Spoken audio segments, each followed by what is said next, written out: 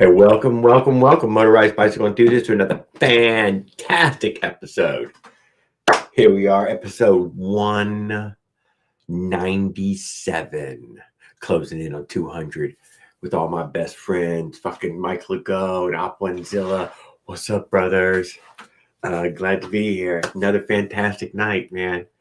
I look forward to these Tuesdays like y'all don't even know. Hey, what's up, Mike's Engine, man? What's up, man? Dave, I think his name was Dave. David. It was David.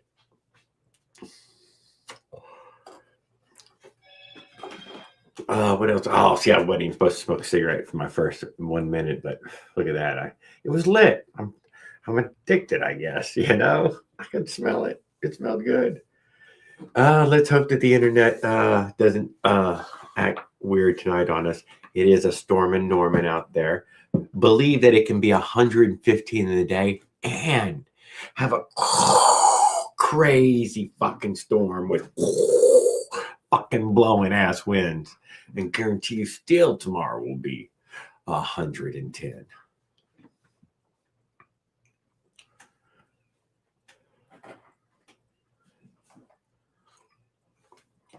What else was there?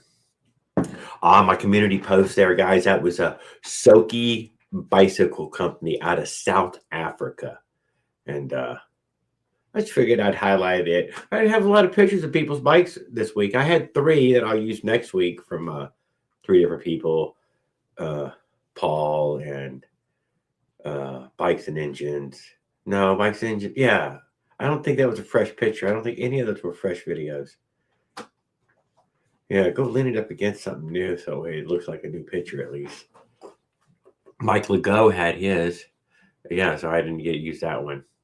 There's one other one. Whatever.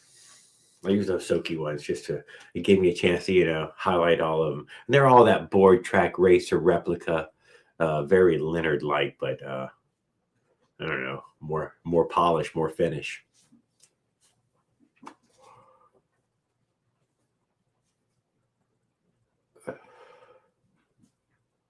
We're supposed to get all cooled down next week. Yeah, well, I just seen somebody like Mike Miller right now is in the grips of 100s and something, like 99 every day or something, 100 degrees. So at least it ain't 100 right now, but it's damn close to 100 each day. But the heat index is fucking just right to the fucking moon. Dude, even if you ride that bike, dude, if you come to a stop, even a pause, even a good slowdown, you're sweating. You're like, man, I can't even slow down. No, man, you got to keep a breeze going. Yeah, it's 87. It just stormed out there right now, dude. I mean, pounded. Chris said it blew some piece of fence over or broke it free in new ways. I'm like, holy shit.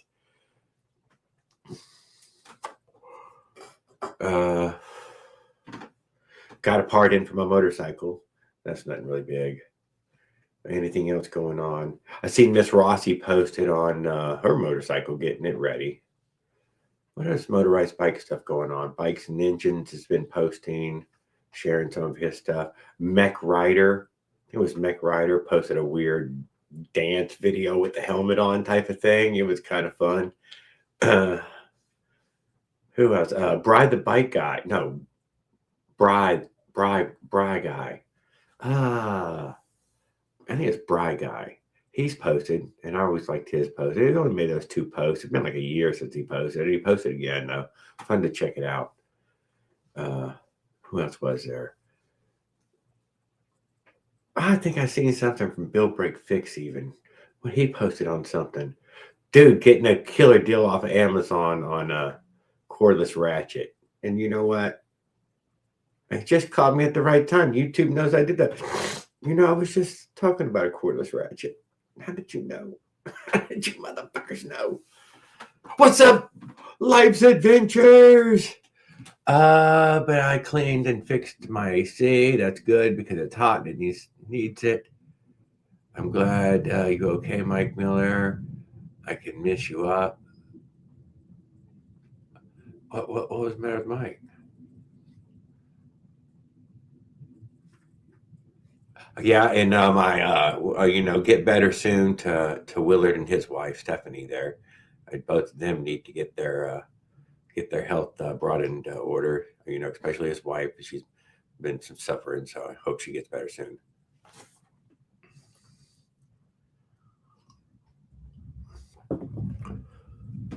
Skip, what's up? Yo, what's happening? Whatever happened to that fucking starving Pakistani family, Skip? Whatever happened to the old pintle pin family out of Pakistan? Anybody keeping up with that family? They must be running real low on rice right now.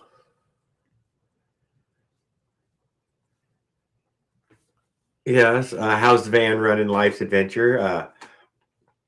I'm subscribed to you, so I see all the stuff you post now. I've been waiting for a little van walkthrough, or at least sitting in the van, a little over the shoulder. I think they starved. What's up, Rahul? What are you up to, freaking Phantom? And then there is Rahul. We were talking about that Pakistani family, Rahul, who you were supposed to be buying pintle pins off of, dude. They were banking on that to come in this year, and what are they gonna do for Christmas, dude? What are they gonna do for whatever Ashana Banawana shit they might celebrate, man? They ain't gonna have no little rice cakes for the little baby bamboozles, bambinos, or whatever the fucking little Pakistani babies are called.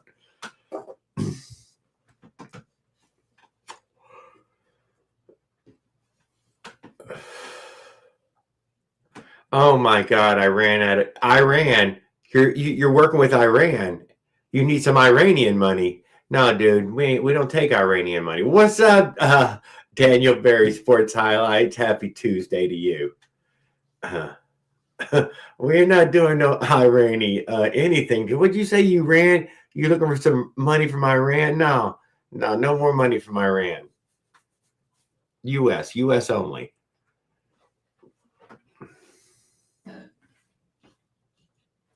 Jesus Christ.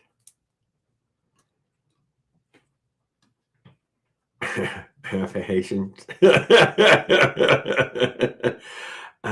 Skip says half assistentations. Yeah, something like that. I don't even know how to pronounce that. But Jared, the stimulus checks.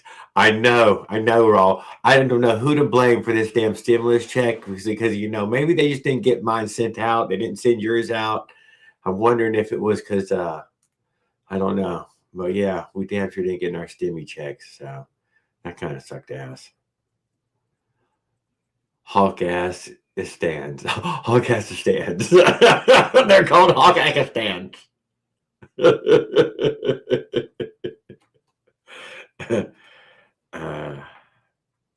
Yeah, but I got better weed for this evening, so I am extra happy. I can't deny.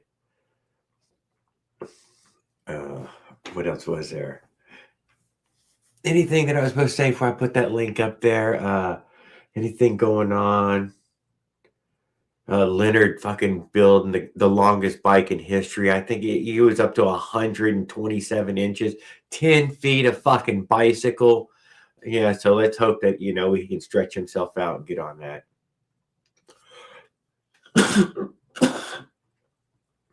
We haven't heard from our racing crew in a long time. The Tan Boy and Kirby and the Trent there. So maybe we don't know much about the racing that might be going on anymore. Also, Jared Raul says, Jared found Bigfoot. He works at Walmart now. Does he really, Raul? I bought an RV. It's been sitting for 10 years, so I've been doing a lot of upgrades on it, giving it some TLC.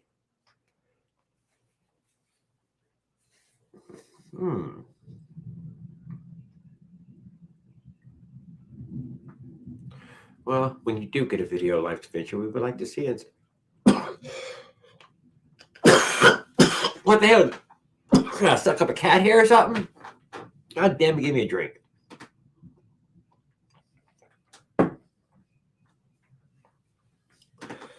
I'll sell my Adventurers of Kirby NES game for $100. Raul might be interested in that. He told me he doesn't want to be on camera. Who doesn't want to be on camera, Raul? What's the deal with Don? Oh, hey, good evening, Kevin Todd. What's the deal with Don Butler? I don't know. I seen that there was a post on that Facebook thing again. I guess he's known as a ranter now. I've only caught him a couple of times, and he's he's a little bit of a ranter. Not that I mind, but maybe you should leave a bunch of it myth and legend, without getting on to everyone. I don't know. Somebody will come through here who does know. Kevin Todd, I see that you keep up with Facebook and all, and I wish I did. But I do not. But I only because I was looking for those used motorcycle. Only because I was looking for a used motorcycle. Was I looking through Marketplace there for a while, and that's what got me on Facebook. Craigslist doesn't do anything anymore. It's pointless. So you're forced over into Facebook Marketplace. And that other phone is my other junk phone in there. Dude, it's still going off Facebook. I hardly use it. The battery's dead again, but guarantee you, as soon as I plugged it in and charged it up, it would have 100 Facebook updates on there. I don't know how to turn all that down. I need to go in there and find out how to turn off all those notifications.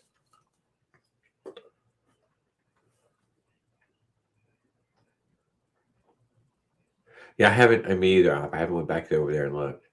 I see all you guys over there, though, most of y'all. So in that way, that I'm sure that y'all got a chance. So somebody tell us what the Don Butler damn thing was. Kevin asked us, dude. One of us got to be able to fucking answer it. Raul, go over there and watch it and find out. Right now, playing Candy Crush. Do not be playing Candy Crush. You need to be playing Fruit Ninja, dude.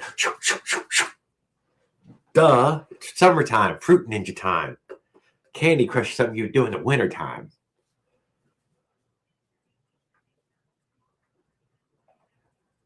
Yeah, exactly. Sometimes, yeah, without turning on an account. Exactly.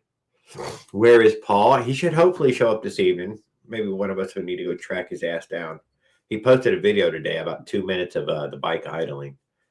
Who did I see? I seen bike engines and so Mike Miller. Both of them left him a comment. I liked all the comments, but I was doing my regular Tuesday hunt and watch all the videos thing.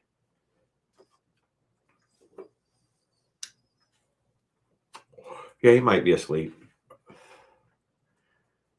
I do have a hard problem. Yeah, I think Discord is how you could ring the bell in his room. Bling, bling, bling. And sending him invites on Discord. He might show up in here. He posted a video today. Yeah, I seen where you told him to take the silencer off. He can't, dude. Dave, dude, he's out there. He's out there in fucking in Canada, dude. He has to have a silencer on there. Or they'll take him straight to jail, dude. They'll put him under the jail, tow his bike away, and then they'll have one of those steamrollers smash it into the ground, dude. That's what they do with them there. They're, what's up, ERT? That's what they've been doing over there.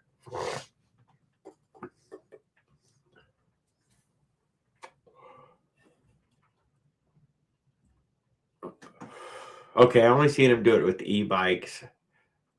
I only seen him do it with the e-bike. And I'm not sure whose city that was. I thought it was Canada, but I don't know whose city it was. But they were running some steamroller over a mountain of fucking scooters and electric bikes. I think it was Willard or somebody shared that video. I don't remember who it was. Jared, you been watching my videos? Yeah, I've been watching your videos. What you been up to?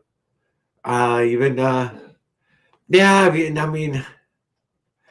I don't actually watch any of the 3D printing stuff. I take a quick look at the airplanes. Skip just fucking launched a few rockets straight into fucking space, dude. What do we seen? One a 4-minute with a parachute landing on a short and full length video, like 4 minutes long of. I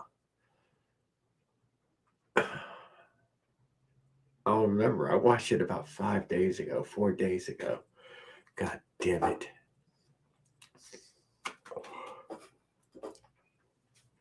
It was probably the getting ready for it.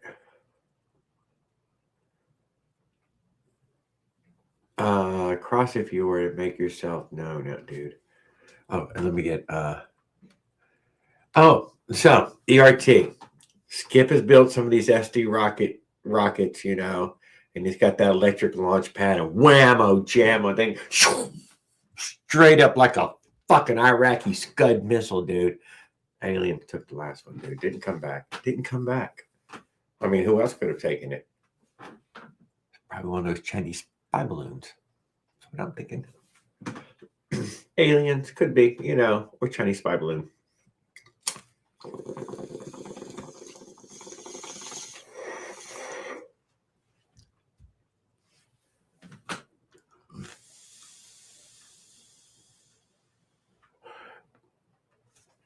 Yeah, we come in peace. Okay, let me get this link up here, guys. I'm sorry. 1 second. Give everybody else a chance.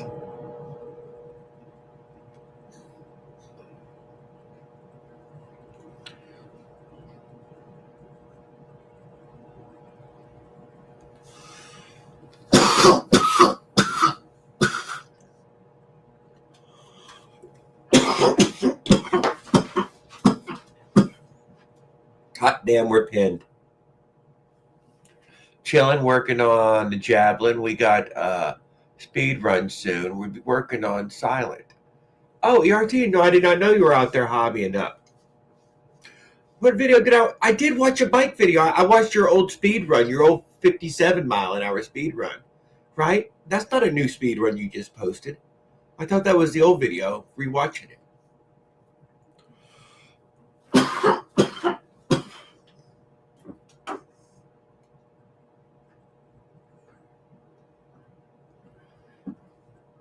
No, I'm saving the charging coil for my trip to the Trace during next year, Ro, when the heat breaks. I don't know. I ain't gone outside in those ways, Ro. I ain't gonna lie, dude. It's fucking 100 degrees out there. I ain't tested shit. I put gas in the 4-stroke bike once now this summer. Well, at the gas station, but the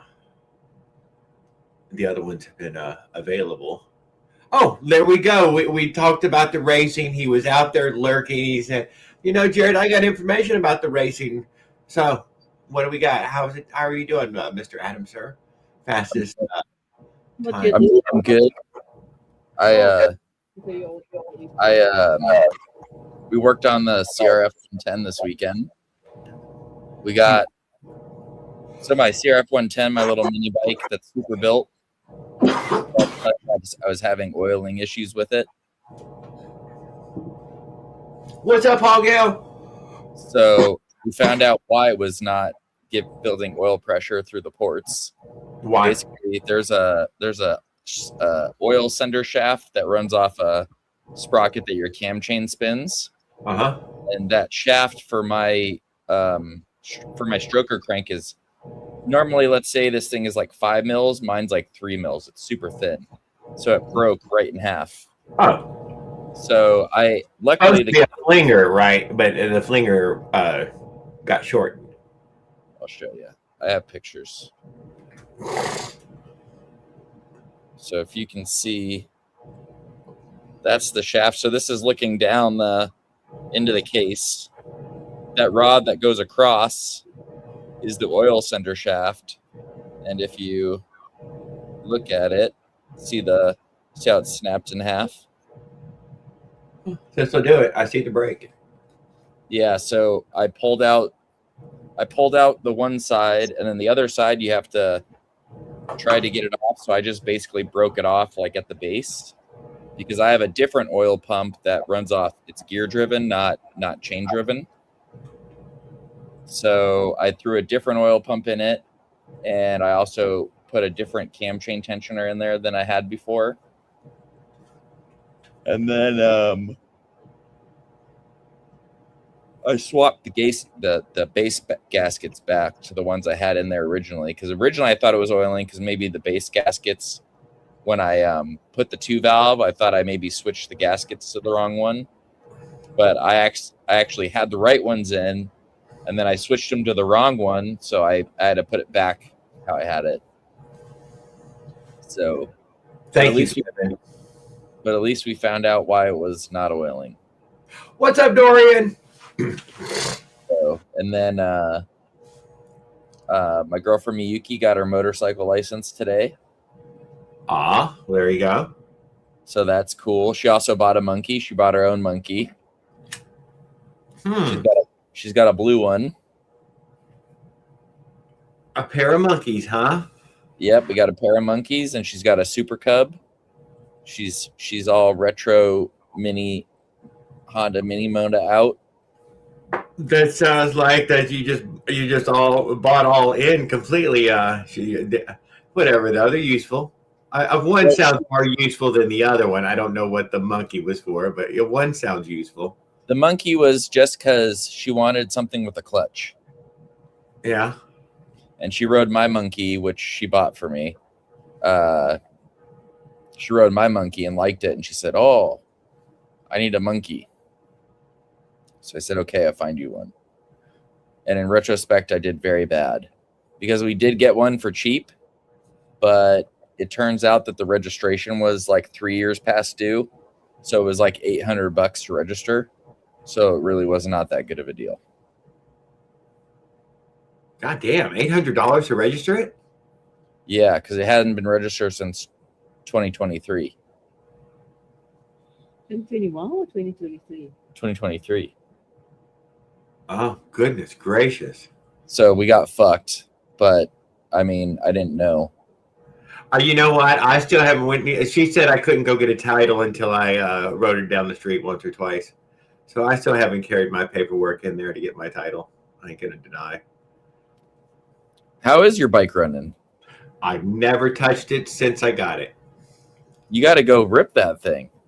No way. It's too hot. It's in the garage and in the shed, and it's never even been assembled yet. I opened the box. I got it to where you could roll it into the shed. I roll it in the shed, and it's been in there ever since. Next week, my monkey gets the ECU from A Racer. So I will have my A Racer with AF3 on the monkey, and then probably next weekend we're gonna do the monkey project, which is high comp piston, cam, exhaust. I did an intake on it, and that's it for now. But I'm also gonna get. Right now, I'm running stock throttle body, stock intake manifold. Eventually, I'm going to go to the 32 millimeter throttle body and manifold because it will help it make just a little bit more power on the Super 125 setup. It should be like maybe 14 or 15 horsepower. Yeah, I think that's what he's saying. He's going to be riding that monkey across America at some point here soon. It's going to be amazing to watch. I'll definitely ride it to the mini track. Oh, yeah? And then around the mini track. Uh-huh.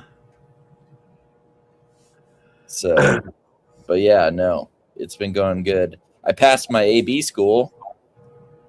Well, that's good. You're a merchant marine?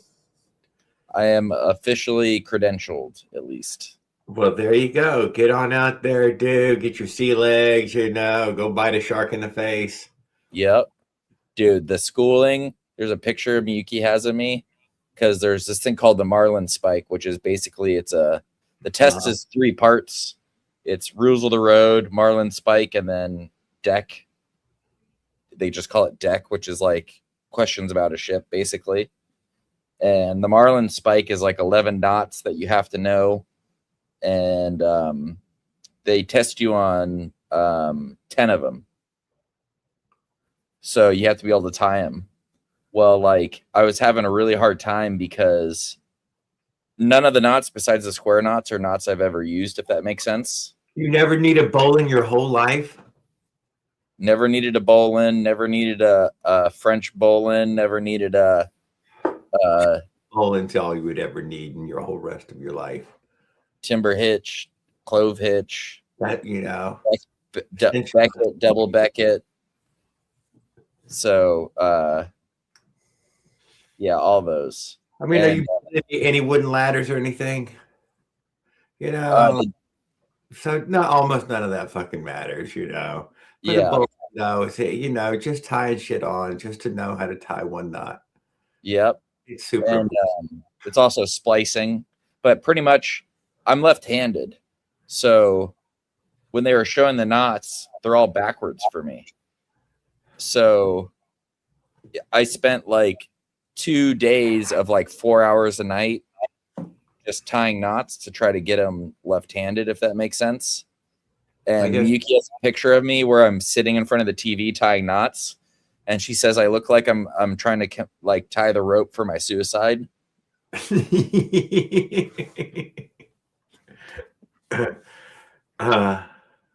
Yeah, that whole week I was damn miserable because like I was studying literally like 4 hours a night, and then I'd wake up at like 2 or 3 in the morning and study for another hour, and then I'd get up at 6 a.m. or like 5:30 a.m. so I could leave at 6 to be at school by 7.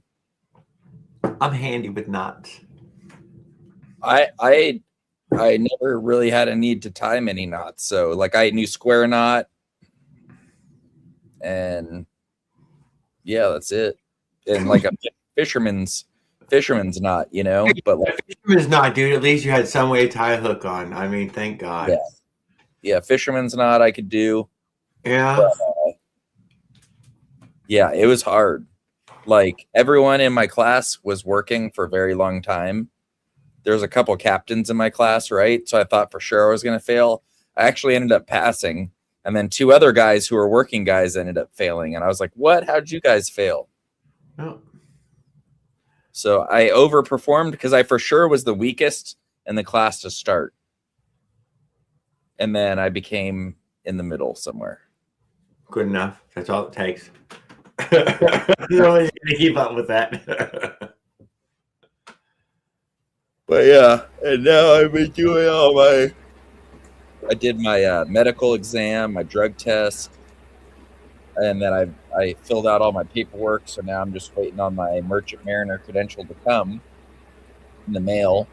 So do you think you're going to be able to cross train, like, you know, hot tub cleaning or something onto one of these vessels, or something that you already know, or you're going to try to do something new? My plan is until I get my AB, because basically I have to go in as an OS. So even though I have my AB cert, you need to have C time to officially get it. So while I'm an OS making less money, my goal is to work my job that I do now when I'm home. And then once I'm an AB, if I don't need to, if I'm making enough money, then I'll just stop doing contracting. Okay. Good idea. I'm just curious. I mean, it's obviously there's got to be something like the hot tub. That's got to be a fucking thing that you know that is that. Well, what I will say is I can work on pumps. There you go. Pumps. There you go. That's electrical and gas. Pumps. So electric pumps. Should be pretty familiar with hydraulic pumps and the water pumps and filters, plumbing. I can plumb really well. I'm a really good plumber. So if anything breaks on the ship, I have a pretty good chance of being able to help fix it. Do you know anything about beavers? Beavers? Yeah, our buddy Outside Things, Dorian, he's been battling at war with some beavers who are trying to flood his road out by building a dam in front of the culvert over and over and over, and he keeps going over there and trying to get the goddamn clay and mud and sticks and bones out of the damn front of the culvert. Yeah, I think you just need to get like a shotgun. That's what I was going to leave a comment on this channel. I thought they were protected, though. Maybe you're just going to have to put it to sleep, you know, and, you know, humanely, but, you know, maybe it's going to have to, you know, go to sleep. I think the beavers are protected, but you can you can break their dams down, but you can't shoot them, I believe. Hey, what's up, J-Rod?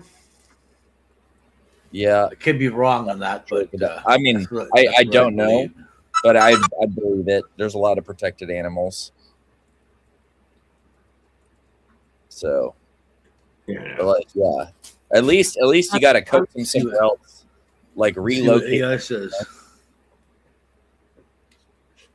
Are beavers protected in the U.S. or can you shoot them if they do damage to You know, your it'd be property? fun way to relocate a beaver. Road. Dude, Dorian, I thought that was your fucking own road, dude. Beavers are protected state I by lived state on a as fur flooded road. bearers It's rather fucked than up. federally endangered species. Laws on shooting them for property damage vary by state. Some allow landowners to shoot nuisance beavers without a permit, while others strictly require a depredation permit, allow only trapping, or restrict firearms under local discharge laws.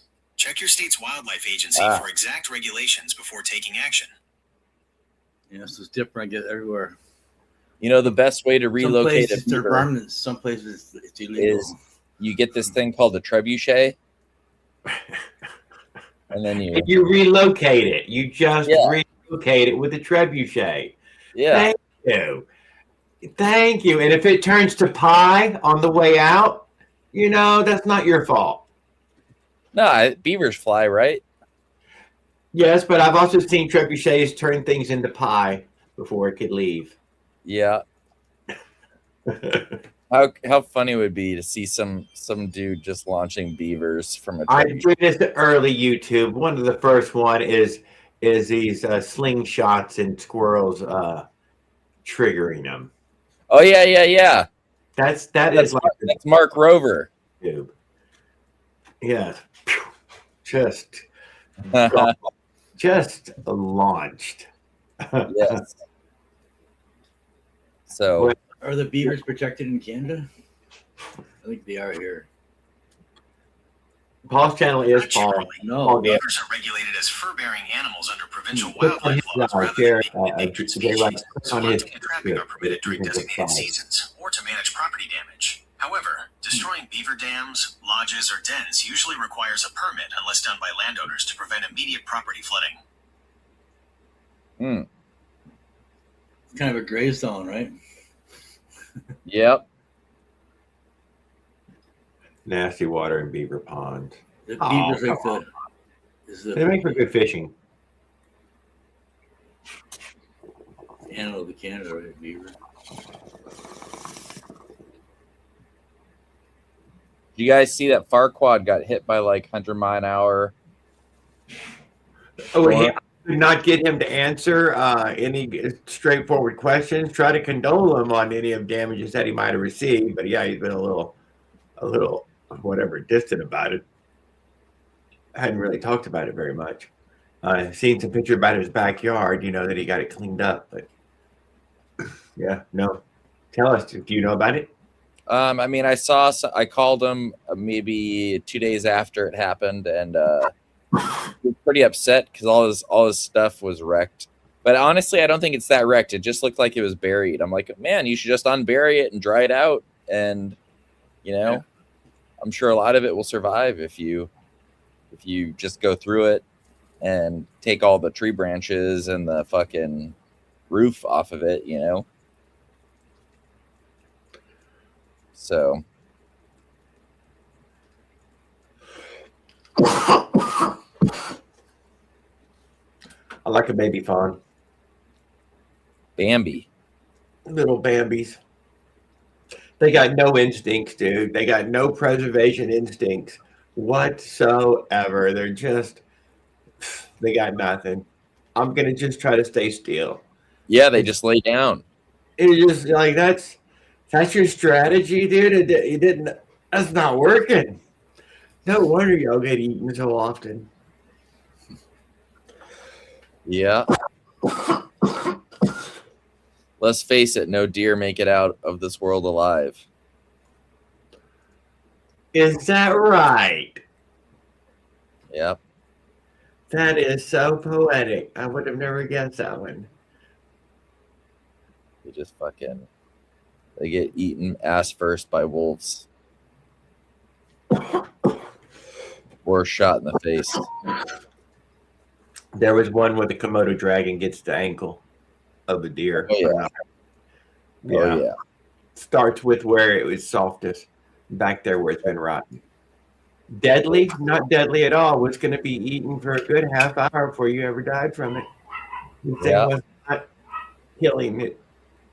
Had no intentions of killing it. It was just started eating.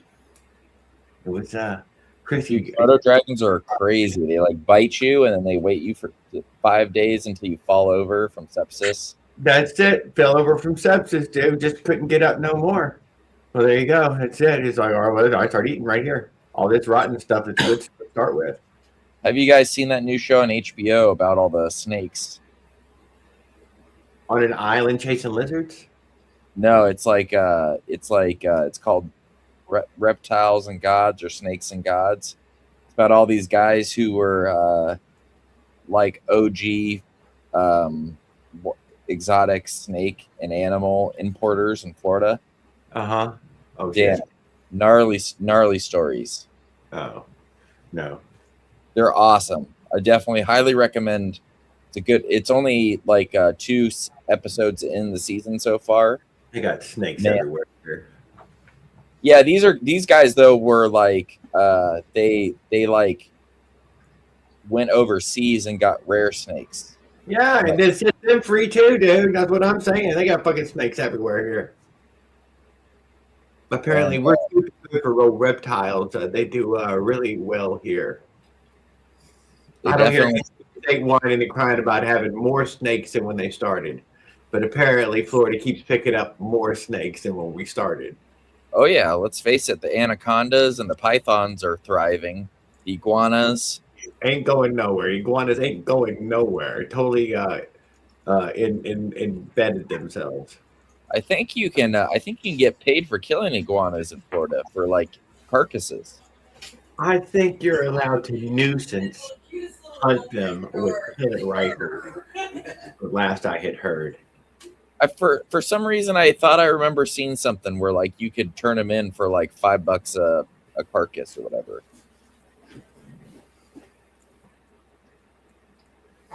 Maybe somebody getting them. Although I don't know that how many. Have you seen an iguana boots? I mean, do you think the hide's worth something? I don't think it's a pretty small hide, unless you got a big one. I would think. Iguanas do get pretty big. They do get pretty big, but yeah. Well, maybe that one does have a good value. That's how that rattlesnake is. If you can get a 6-foot rattlesnake, there are buyers around who would purchase the 6-foot and over snake from you. Basically, the 6 foot, $100 or more. I do know that was the ad they used to run, $100 or more. Turn it into boots or a belt. Well, obviously, yeah. And that's a usable amount. A 6-foot snake, yeah, that's a lot of fucking snakes. So yeah, that's a usable amount of skin. Yeah, I don't fuck with snakes or any of those things. Like I like looking at them, but I'm not like the guy who's like, let me go pick up that thing. I'm like, nah, let's not. Fixed my exhaust leak on my bike today. I had a broken stud on the right side. Oh, that's a bummer. It wasn't too bad. I took it apart and I spun it up by hand, replaced it. Nice. Well, at least it wasn't broken off flush. Yeah, no kidding. Well, it was broken off flush, but the flange is about 3/8 of an inch thick on the Motorized, so or maybe not quite that thick, maybe 5/16. So there's enough sticking out and just grab it and spin it out. I grabbed the pliers and I was like, it's loose, and I spun it out. So I sealed it all up, and it seems to run a lot better. Yeah, 2 strokes. Yeah, it is legal to kill those green iguanas in Florida because they are an invasive. That's what I thought. You're allowed to fucking shoot them as a nuisance. When I epoxied the pinholes in the header, I went from 8,600 to 9,100 RPM. My max RPM. Normally, just went on my ride. And, yeah, because you're not escaping. Yeah, and now that from your tuba. Now that I got the flange leak fixed, it should be back to 10,000 RPM like it was before. It does 44 miles an hour with a 1044/26 at 10,730 RPM or something like that. That's not bad. Yeah, it's ripping. It's definitely revving. It's as soon as you get to $9,000, it's fighting. It fights to get to 10 grand, but it finally gets up there. Yeah. 10 grand ripping. and it slowly picks up from there. But I just run out of space most times.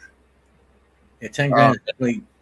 You don't want to be doing that for long in your engine, beating it up. For sure. You get registers over there on the site there, Adam.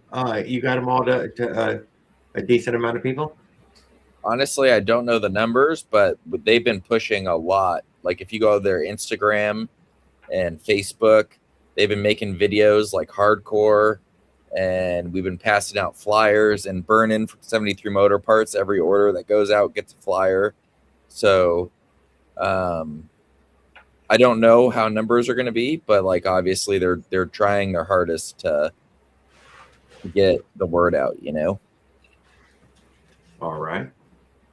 So I plan on racing my my Z125 a little bit since I'm building it. It's very light. Buy something to get the flyer. What year is it? My Z125 is a 2019. Nice. Fuel injection? Fuel injection, yep. Nice. Right now it's a 125, but I do have a big that's on the way for it. And a race head. But they're on back order right now. So I ordered it, but it hasn't been shipped yet. But the Z, I put in an HD clutch and an HD oil pump and the oil cooler. So pretty much it's ready for a big bore kit now. It's got all the supporting mods that it needs. And yeah, I'm honestly more excited about the Monkey though. The Monkey, the Super 125 build, like it may not be as torquey as the big bore kit on the Z, but man, I think it's going to be cool for a little 125, little ripper. 11,000 RPM screamer. Right on. I'm having some issues with my full suspension bike. It doesn't want to start. I rode it for 2 days and then it went pop and it wouldn't start again. I was thinking my ignition was shorting out inside the frame, so I took it out. And then when I was pulling the wiring out, the wiring was pinched in behind the motor mount, but it wasn't really pinched enough to make it effective. So the last time my bike wouldn't run, it was the coil that went bad. I mounted up front, but I didn't check it for. I needed to bring a spark plug out and spin it over the drill, see if it has spark.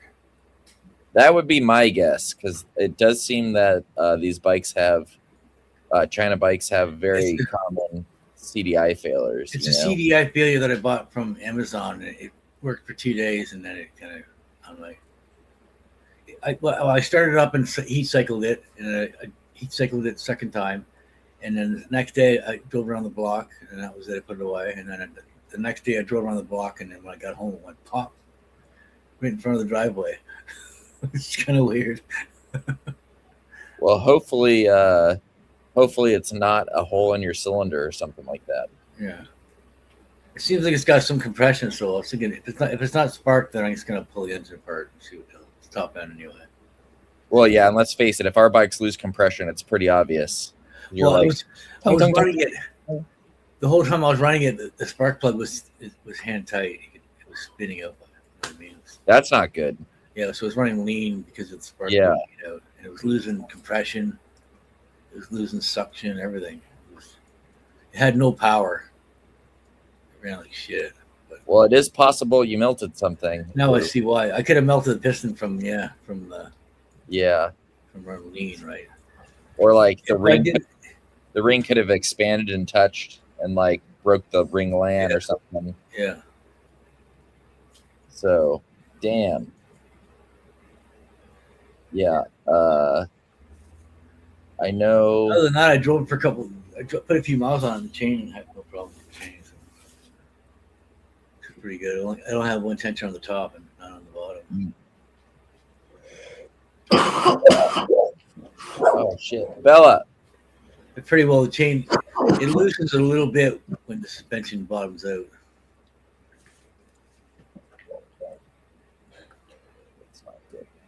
It's not a lot though. It doesn't loosen enough. I could probably just not even run a spring tensioner and just run a direct. You know what I mean? Just tension it. It'll be fine. Yeah. It just loosens a little bit when it drops, when it bottoms out. it tightens back up and the suspension comes up.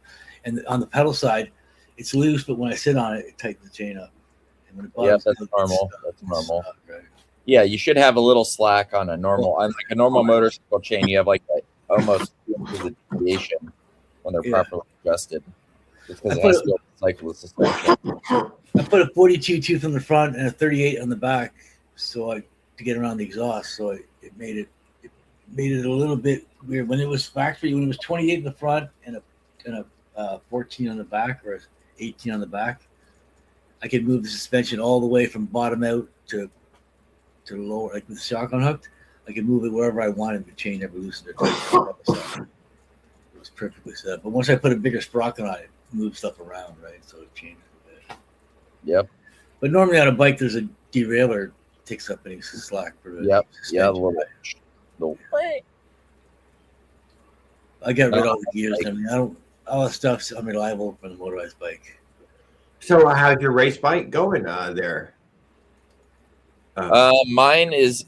I put that big giant gas tank on it. I still need to get a line for it.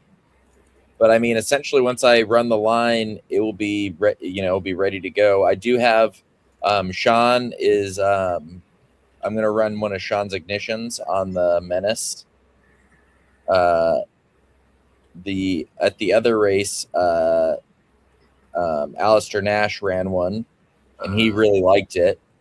So I was like, you know what, I'll give it a try. So I asked Sean and John for one. So they're going to put it on my bike. So it's possible my bike might make a little bit more power on the low end and maybe a little more up top too, which is always nice.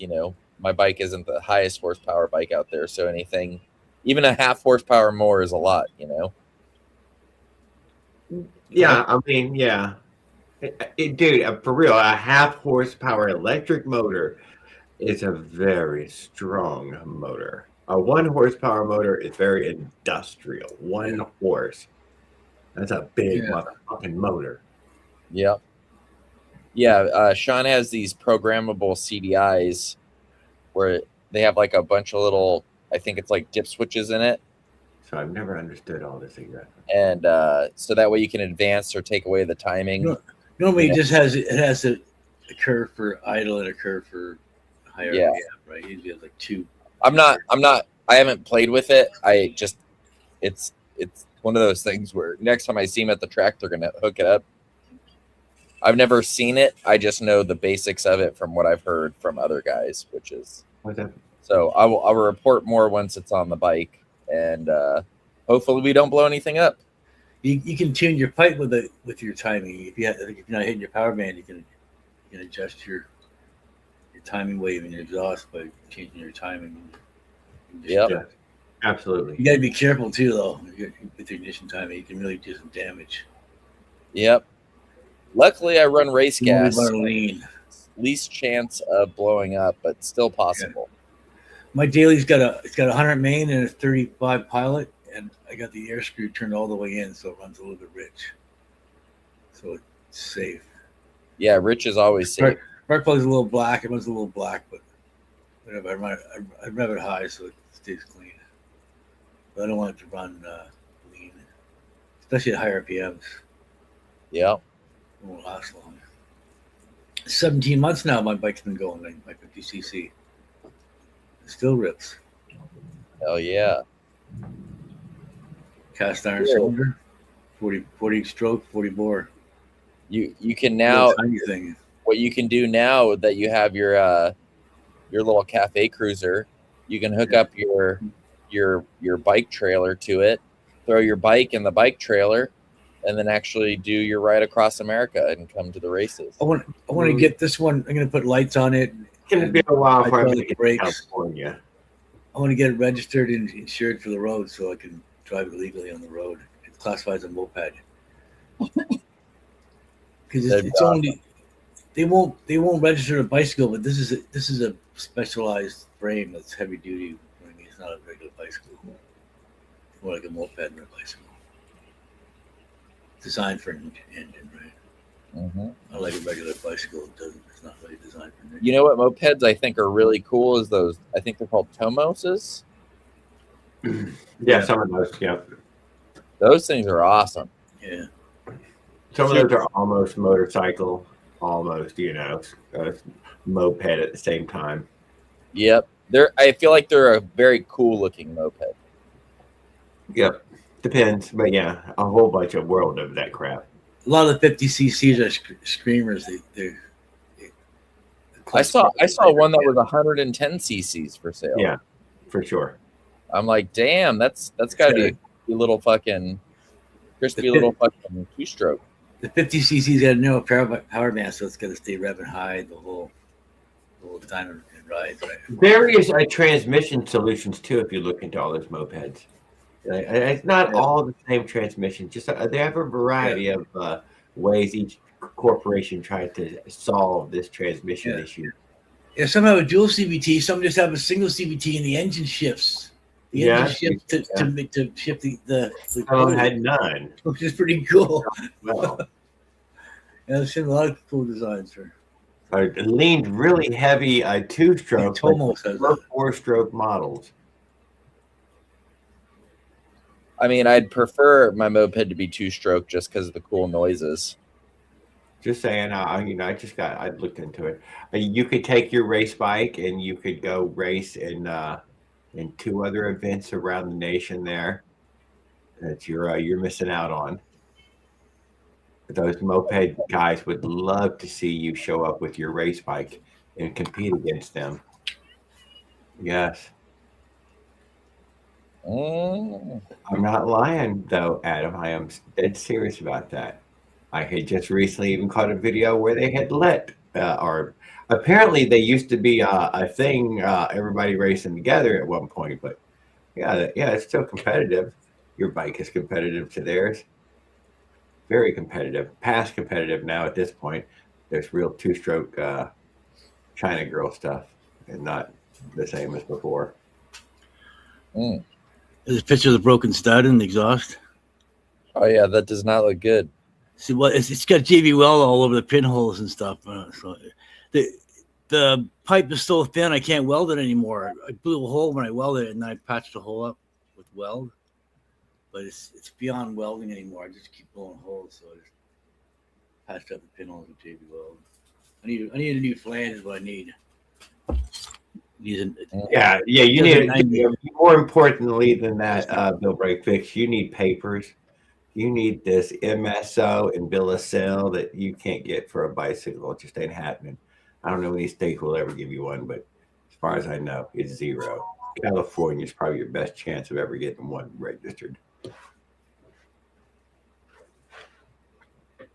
I don't know any state doing it. But yes, mopeds come with titles. They come with paperwork. You can look to Tomos or... I like Motorized. They got through bolts in the exhaust, and you can put a nut in the back to back it up and to lock it. None of my V80 or my V80 cylinder doesn't have any of that. It's all blind holes. Every bolt hole is a blind hole. But yeah, they were having 2 races though, Adam, as a matter of fact. Serious though, full leathers on real courses. Taking it serious. Joining with other people because they can't get enough to show either. Yep, it's true. Yes. So, just telling you that. Yeah, there's 2 others. There's one in Iowa, right? Yeah, one in Iowa, somewhere right there.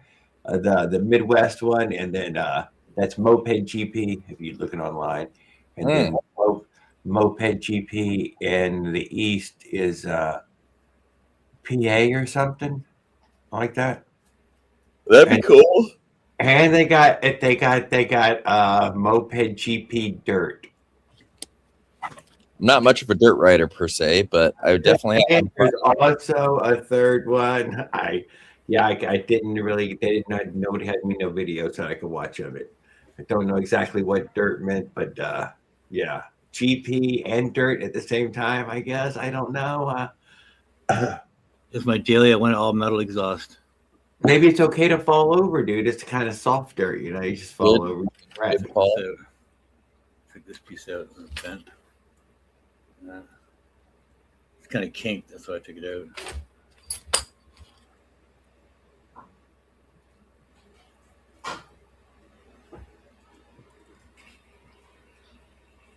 Nice.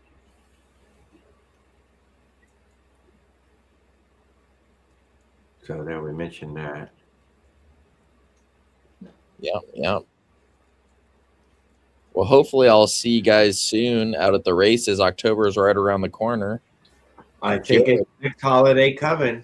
Yeah, Dual disc front brakes. There's single piston pit bike brakes on each side. Nice. Dual single piston. Yeah, this stop's incredible. Scary sometimes. It's like. But I'm sure they'll be sharing it somewhere. I'm not sure where though. Nobody told me where they were. So I guess if you want to see it, guys, you got to show up there to see it. Come show up. That'd be awesome to have an audience.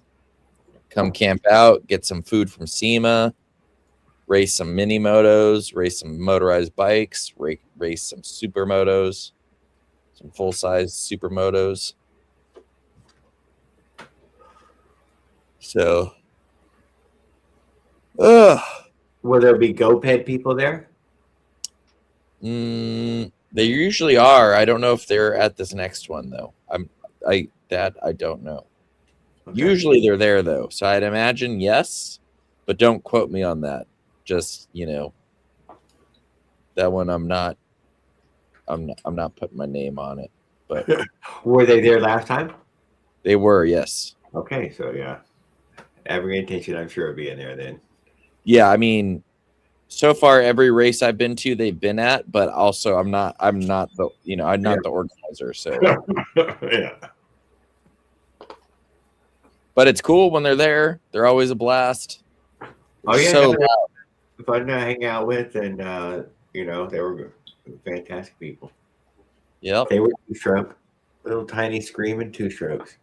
They're so loud for being little 30cc motors or whatever. Extremely loud. Next level kind of loud. Yeah, they're louder than the motorized bikes that are louder, bigger displacement because they have like the smallest, tiniest mufflers. And I think they're revving up to the stupendous. They're under 40 millimeter pistons. So I mean, they hit really high RPM numbers. The MC65 chrome pipe is a 19 millimeter header to 22 millimeter stinger. It's super loud. That's the only thing I can see with that bike. It's so loud. I mean, Sean and John's bikes, every time I've ridden one, when I'm done with it, my ears ring. Yeah. I can't have that loud here because it's strictly illegal in Canada, right? So yeah, if I had my choice of setup, I would always have a muffler just for the old eardrums. When the cops pull me over, my bike gets impounded and I lose it. So that's why I want to put this thing on the road legally. Yeah. It's not going to cost much. I can do all the work myself to make it street legal. All right, guys, I'm going to get going. Okay. Some food. It was good catching up with you guys. Good seeing you as always. Cool. I'll update you guys more when builds progress, and then once we get a little bit closer to race time, I'll maybe shoot some videos of the old Red Bandit burning up and down the neighborhood. That's fine. Yeah, that'd be fantastic. We'd love to hear from it. All right. Well, I'll see you guys. You have a good night. If I don't catch you, I'll see you guys next week. All right. All right. Bye-bye. Nacho made an appearance. There you go. Got a dog. Got the real entertainers here. Known spectacle creators. Mud is no. Yeah, I don't know what that GP dirt was supposed to be, if it was mud. I did get to see some little short video of where they were preparing the track. It looked like some sort of orange clay type of hard dirt, what it looked like to me, but I don't know.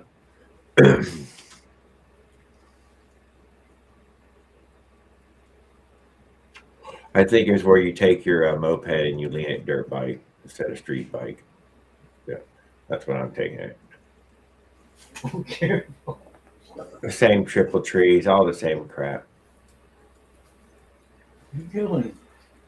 Yeah, Adam, it's great to have him come up here. I try to ask him about a flyer, how you would get a flyer to this race thing, but I guess I'd have to buy something from someone to get a flyer. Maybe one of y'all buy something so we can see what the flyer is Flyer for what? for the race. For the race. Right, that's what he said.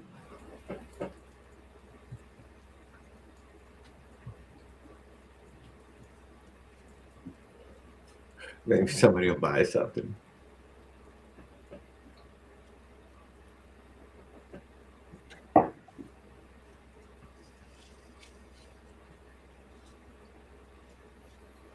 Okay, well, what else was there motorized biking?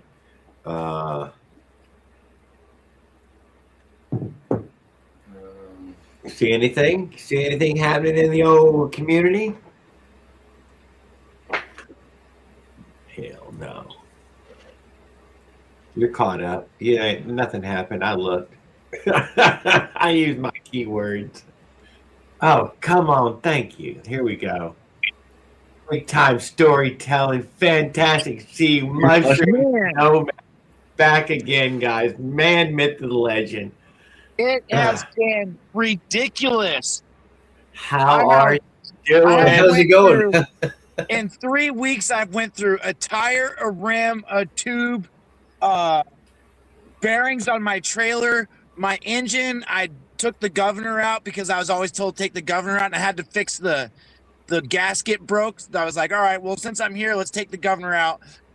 9 fucking miles before I broke the engine. It has been.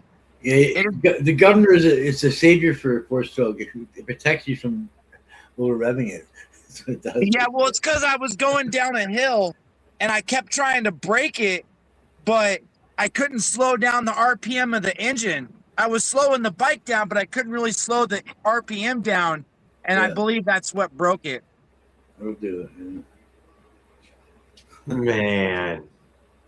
So it's the motor's down again? It does not have a big crack in the case, does it? No, the motor is gone. Oh, it's just gone. All right. Oh, look at that. You cleaned the mess up and everything already. There you go. Motor's gone. I said, all right, I'm like 12 miles from the town I've been stuck in for 3 weeks. I am not going back to that town. I'm 18 miles from the next town. So I ditched the motor, my sewing machine, some tie-dye material, and some extra shirts that I wasn't doing nothing with. I probably dropped about 110 pounds out of the trailer. And then this morning, one of the bearings on my trailer went out. And I know I just caught it because there was little ball bearings still inside of it. Otherwise, they would have came out, if I would have went longer. So I'm like, fuck, dude, can I get out of Oregon? I have been stuck here for... Dude, there was one state. You just couldn't. You can't get out of that. Oh, my God, dude. You're in a black motherfucking hole, dude. I am in a vortex. It all started in Eugene when I got a ticket for putting my trailer like in a park waiting for an Amazon order to fix the bearings on the back of my bike. And then this park guy was like, hey, you can't have your bicycle trailer in a park. I'm like, fuck you. It's a fucking park. You know what I'm saying? I've dealt with this before with Texas cops. And then he was like, I'll call the cops. I said, call the cops. I want to hear a cop tell me I can't park my bike in a trailer. That to me just sounds like you're just prejudiced towards me. So then cop shows up. Cops like, they say hi to my dog. My dog's doing good. He's like, well, I'm going to give you a ticket for a dog off leash. It's $500. What? Then I'm going to give you another piece of paper that says you can't go to a court. You can't go to any park in Eugene for 30 days. And if you do, you get arrested for 90 days. Oh. And I'm like, so you want me to hang out for a month to go to court, but I can't sit in a public park. I can't sit on a sidewalk because I'll be blocking a sidewalk. I can't be sitting in a parking lot because you'll say I'm trespassing. Like, what am I supposed to do? So I left, and I have been like, it's been fucking hell.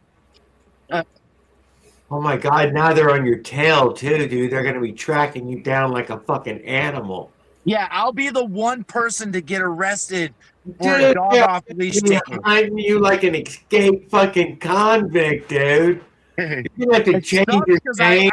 I have this like probably this warrant on my record now, which I don't really want, but I don't know. It's non-extraditable. Hopefully, it has statute of So you're gonna limitations. have to you're gonna start to dress like a cowboy. You're gonna have to make that thing look like an old covered wagon. Oh They're not hell! gonna get me for the like. I'm 2 counties away. They're not gonna extradite me for 2 counties. I did my research. Oh, they'll give you a parking fine. I know. I'm on the side of the highway right now. They'll just say, "Don't come back to this town." Kind of pretty over Yeah, here yeah. though. I got like they cut all these trees down like 20 years ago. They're starting to grow back. But Well, if I get up here to you the also corner, you had a few helpful officers trying to help you up in a coffee shop. Yeah. Maybe they had spilled The your coffee. Starbucks. Yeah, those cops really liked you there at the Starbucks. They They were were like, so friendly.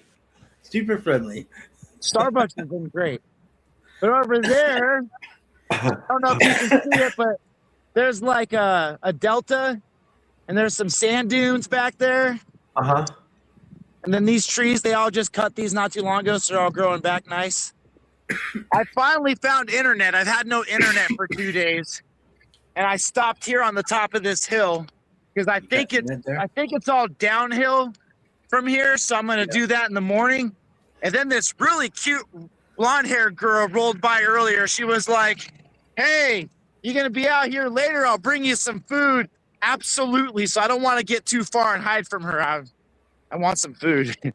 I found $5 on the side of the road. Oh, The road provides, right? Yeah, I was like, hey, I was trying to go pee down here by these trees. And I looked down, I was like, a $5 bill. Fuck yeah.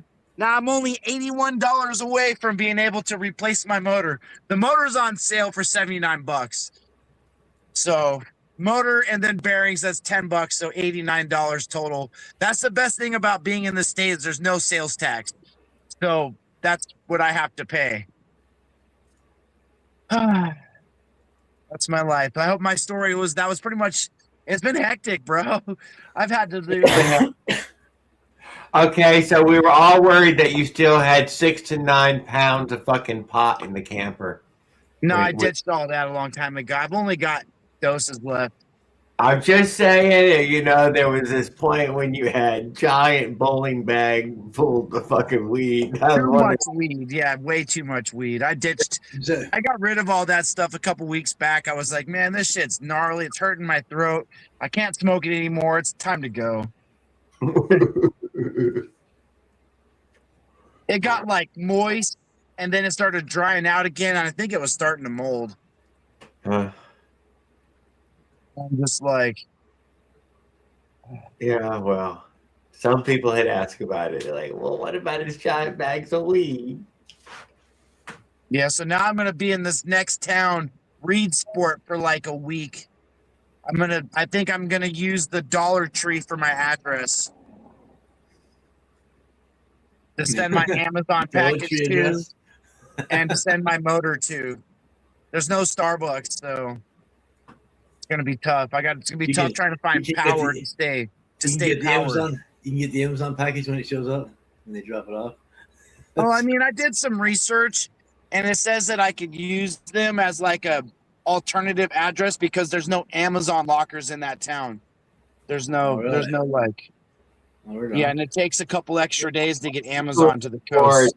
That was on when I was on the road, and that's exactly what it was, dude. I can't remember. It was some fucking weird department store. Yeah, but yeah, you walked over to that fucking counter and you could get your package from that lady. So even if you're on the road, they take care of you. It's pretty good. It was at some shopping mall. I'm just gonna use that address and then sit there and poach it like I do with all the rest of my stuff. I don't know about that. But it didn't cost nothing. It was an odd fucking store to track down. And I mean, in Florence, the mail lady, I think she liked me. She was always flirting with me. But she knows me. She like brings me my stuff. She's like, here you go. Here's your packages. So hopefully it works good like that over here. Because over here on the coast, they don't got no Amazon shipments. It's all United States Postal Services. So it has to get shipped through the USPS. So it makes it a little bit more difficult tracking, and it takes a couple extra days to show up. Usually when you're friendly with someone, it goes a long way. It's like, oh yeah, and I just had to replace the bottom bracket on my bike. The crank arm bolt broke because it kept getting loose, and I went to tighten it, I broke it. So I've had to change. Let's see, I'm going to be a motor, rim, tube, tire, bearings, bottom bracket. Like I've almost did a whole bike rebuild. That's insane. Only thing I haven't done is the frame. I had to change the throttle cable. My throttle cable broke too. My rear wheel's got four wheel bearings, and it's got 12 millimeter pit plug axle. Well, I got the bearings for it. It just they be squeaking, and I don't know why they're always constantly squeaking. But I found these to work pretty good. It's because you're towing a trailer and you're overloading everything. That's why. Yeah, it's because I got load on it. It's not because of anything else. Because you need Harley Davidson. You need Harley Davidson bearings. These are like the size of the hub, and so they fit in where the hub is. But these are 29 millimeter, and this is 30 millimeter. And they don't make a 29 millimeter, so I have to sand out one side of the hub a little bit to make it fit. The other side, it fits perfectly because it would wiggle. The other one would wiggle around so much, it just pops right in. These are 1235. I got a whole 10 pack of them. Yeah, these are 30 millimeter, 32 outside. They're flanged. Oh yeah, they're flanged. Oh yeah, that's what holds them in. Yeah, like their hub is flanged. There should be a center crush sleeve too, though. Yeah. Is there a center crush sleeve? Yeah, the center thing right here. Yeah, no way. The piece to go from that bearing to the other bearing on top of the axle, like this. Like this. You cut this to length, and then when you bolt everything together, it'll crush on the center before it crushes those flanges too tight against your bearings. If you don't have this in the middle and you over tighten your bearings, you'll put preload on your bearing and they'll destroy them in like a week. Yeah, well, I understand that, but I'm saying like sometimes that's probably why they're squeaking. That's probably why they're squeaking. That's probably why they're squeaking. Here's basically an axle with a crush sleeve in the middle. Yeah, that's why they're probably squeaking. It's because there's nothing in between them. You need a little sleeve like this so that and then what you need to do is put both bearings in and then measure the inside measurement between both bearings and make it a millimeter bigger. So when you tighten it all down, it'll squish and then it won't be too tight. It won't be pinching your bearings, right? I'll do that when I get to the next town. I'll try to figure that out. That makes sense. That's why they're always squeaking, because it's like the pressure on them. You can get a tube like this at Amazon, 12 millimeter inside, 15 outside, whatever you need, right? Like, yeah. This is just that 1.5 millimeter stainless steel. I'll probably just go buy JB Weld and just fill it full of JB Weld.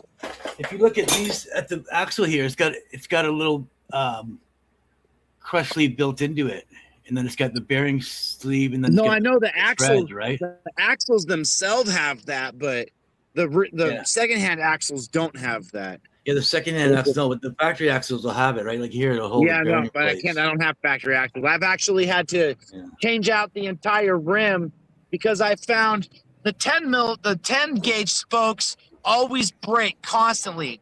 In Portland, I went to a 12 gauge spoke, and I've not broken any spokes. So you know why? I'm like, all right, because the 12 gauge are hardened, and the 10 gauge ones are the Chinese ones that are. Well, the 10 gauge are hard, and the 12 gauge have a little more flexibility. For the amount of, I've got 10 gauge spokes that well, actually they're 11 gauge. They're not quite 10 gauge. They're 3 millimeter. They're not 3.2. So if they're Chinese, they'll be 3 millimeter. If the real 10 gauge, they'll be 3.2 millimeter. Well, I had to relace the hub. Well, so 2.8. The hub I bought was supposed to be 26 by 4, but it was not. It's like 26 by 3. And then for me to go from the 14 gauge that came with the hub I had to put the 12 gauge in, but the 12 gauge would have never worked on that.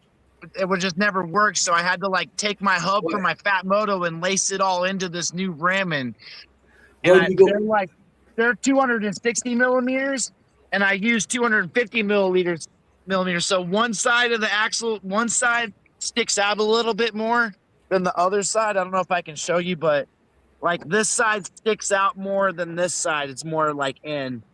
This side sticks out more. Yeah. But I mean, that's not my problem. I'm having bearing issues, and I'm going to do that crush thing. Why don't you get a set of CDH wheels, 26-inch wheels, 2-inch wide. Put your 4-inch tires. No. Put your 4-inch tires on the 2-inch wide. I got a fat bike. Yeah, but it'll still be fat. 2-inch wheels with the weight, you wear through the tire really fast. 2-inch wheels with the 4-inch tires on them. 2-inch rims with 4-inch tires on them. That would never happen. They're really balloon. What do you? That will never happen. That will make it round just like it is. They're already round. I don't want them round. I put these 26x3s on 1-inch rims, and they fit perfect on there. And they're 2 inches smaller, and they're on 2-inch rims now. And they end up being 2 3/4 by 27.5. They end up being taller and skinnier. No. I'm not gonna do that. I already spent $130 on this fucking rim. That'll be a lot stronger because they're double hoop rims, and you'll never have any issues with your fucking. I'm not having any issues with the rim. With your only reason I had issues with the rim is because I had a flat tire. You're having issues with your spokes breaking. You know, 7 miles. These are 48 spokes, and they're 12 gauge, so you get an extra 12 spokes.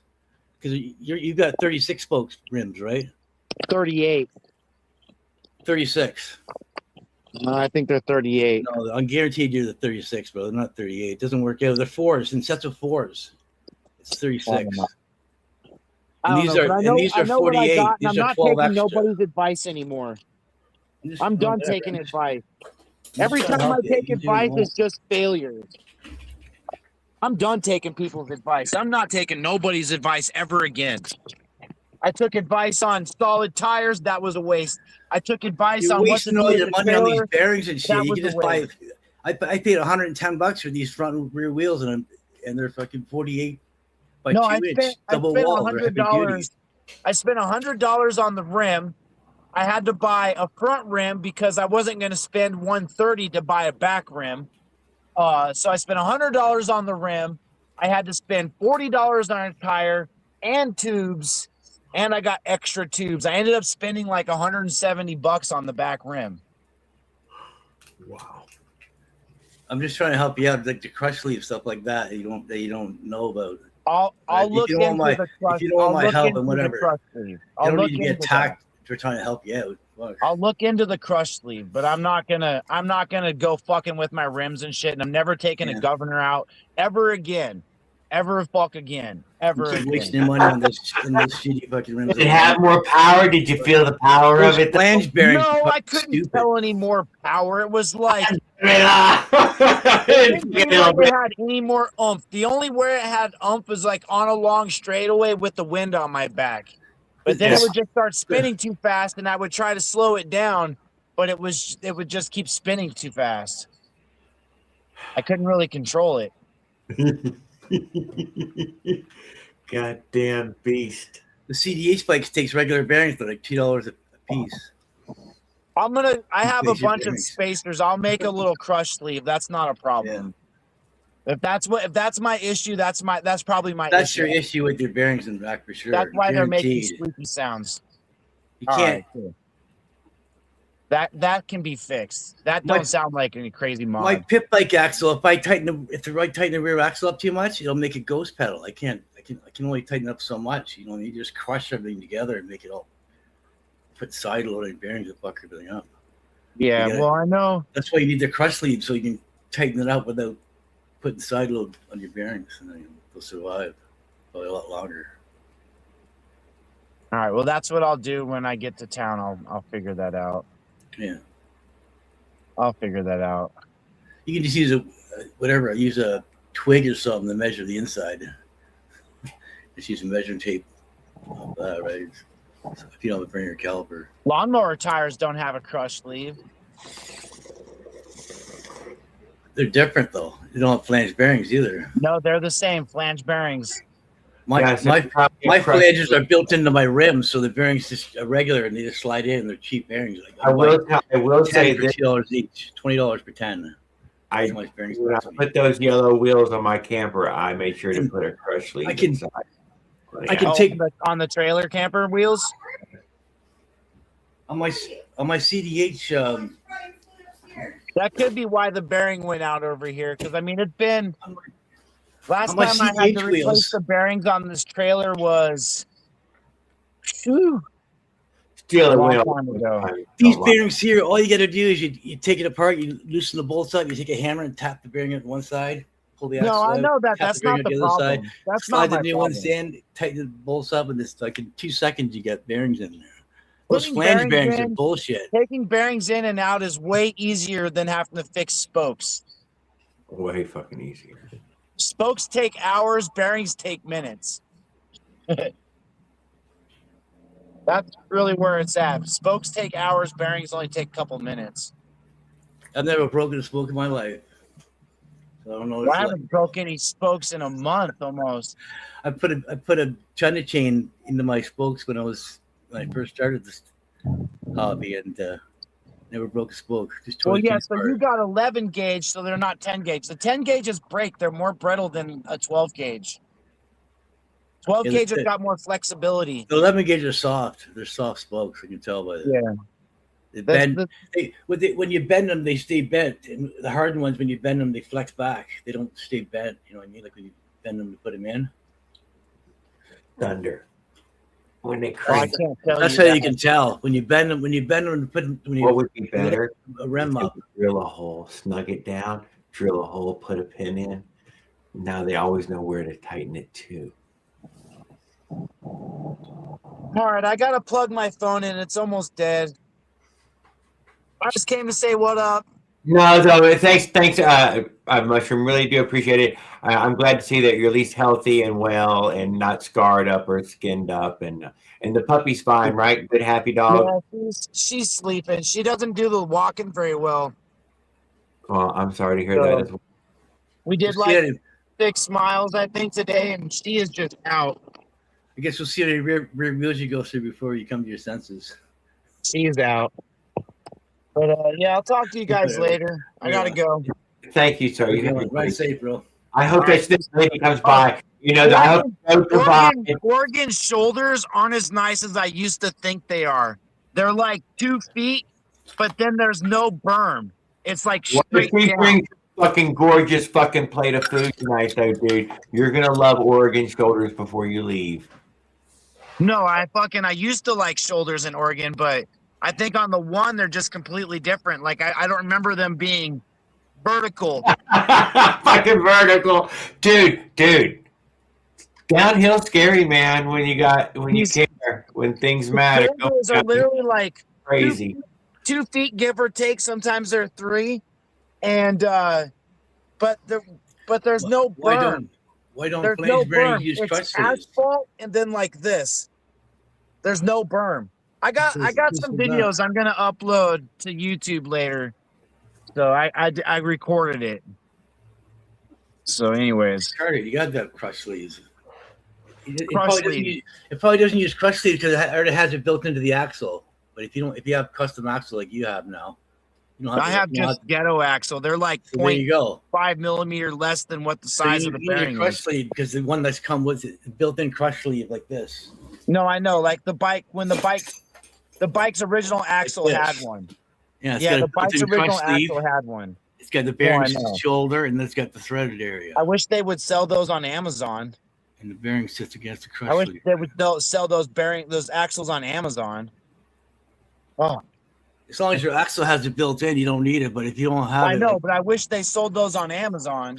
You need something in there to pinch in the middle. You can't be.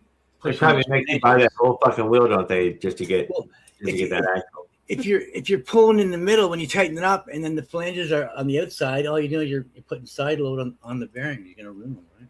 Yeah, you're gonna ruin them. Yeah, that's why my bearings I'm having bearing. But you know what's crazy? I wasn't having no bearing problems for months until I fixed my spokes. Now that I fixed my spokes, I'm having bearing problems. You probably because you had your wheel off and you tightened it too much, and you I don't know. caused I an don't issue.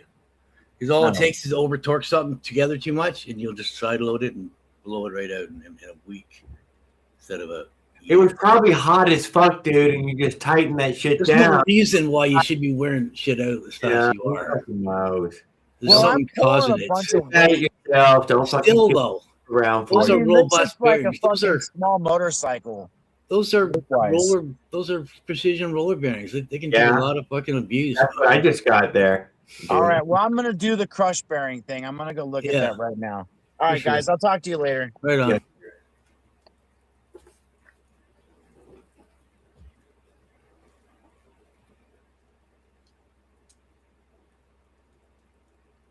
I took the one out of the bag. It's weird having those flanges on the bearing. All that does is it makes the bearing specialty, and now it makes it a pain in the ass to get them. Where the bearings that come in the CDH wheels, they're just standard size bearings that you can buy them for dirt cheap, $1. You can probably get them for like 50 cents each. And if you can buy 12, that's for the 10 millimeter standard size one. You can buy upgraded 12 millimeter ones for same thing, like $2 a bearing, dirt cheap. What would you buy? What would you want rims that have specialty shit in it when you can just have standard bearing shit that you can replace? Especially if you're going through shit a lot, wouldn't you want to have the $2 bearing instead of having those?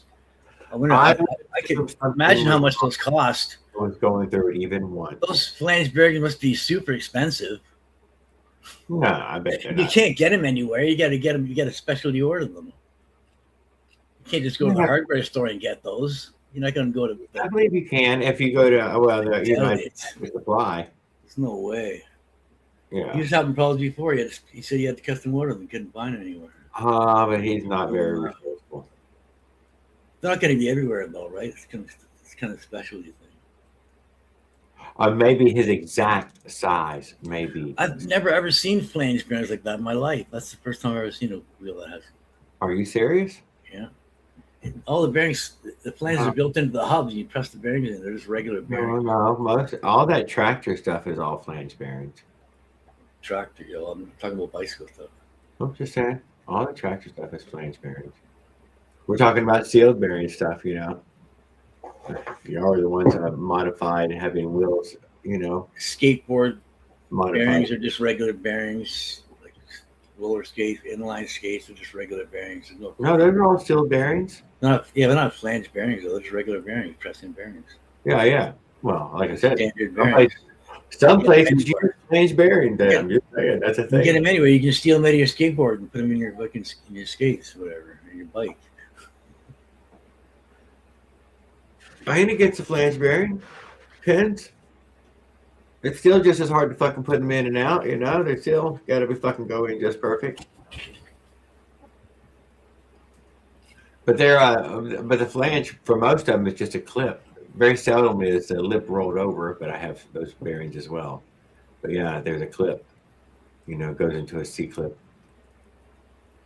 all the way around the edge. Boom, there. That's its flange.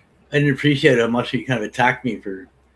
He didn't like my advice, and he doesn't. I told you already. We discussed it before. He liked my anybody's advice on anything. He liked the flange advice, but he didn't. But the 2-inch.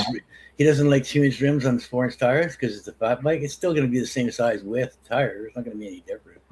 It's going to be a skinnier, stronger rim. It's going to be like 10 times stronger than those little cheap ass 4-inch rims that are on there. I think he'd be better off with a motorcycle fucking wheel on the back there. It's like putting a set of Geminis on there. It's fucking a 17 or an 18-inch motorcycle wheel, and that's all. No pedals. All the money you spend, you could have put a set of Geminis on there. Bike. So he's went back to pedals. No, he's got a lot of breakdowns. I guess he's towing a lot of shit across the country. You got to expect that, but yes. When you got specialty park shit, it makes it a pain in the ass. Oh, he struggles, man. It's fun. This is all brought to you by Fat Moto. Once again, he's going to use the same motor over and over. He has some belief that that he has to use that one motor, but I can't. But we're not here to change his mind. He's, he can enjoy his own. You ride your own ride. That's how I believe it. So he's fine. Is it 79cc? Or the 212 or that 100. They all fit in the same hole. Oh, yeah, same size. For the footprint in the hole that they sit in. When you take the tank off, it gives a little extra room, right, in the bike. Oh yeah. You strip all of them. Have to be stripped down so that way they fucking fit in the hole. But you don't need all that. It's got its own main tank and everything. I've seen some people cut the seat post out and move the seat post back. But, I hadn't seen no way to do that way. I think they're fitting a 4-speed. That is a little extreme. 4-speed 4-stroke. Yeah, I know, it's crazy. Steel frame though. But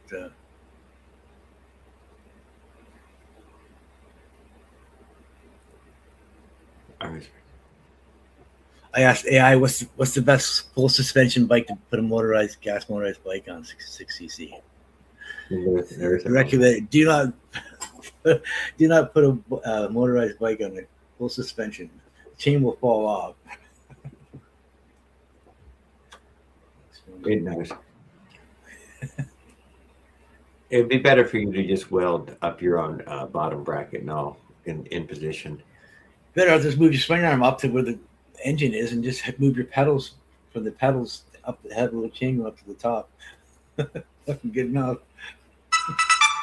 It's a lot easier to fix your pedals than it is to try to fix the swing arm fucking geometry.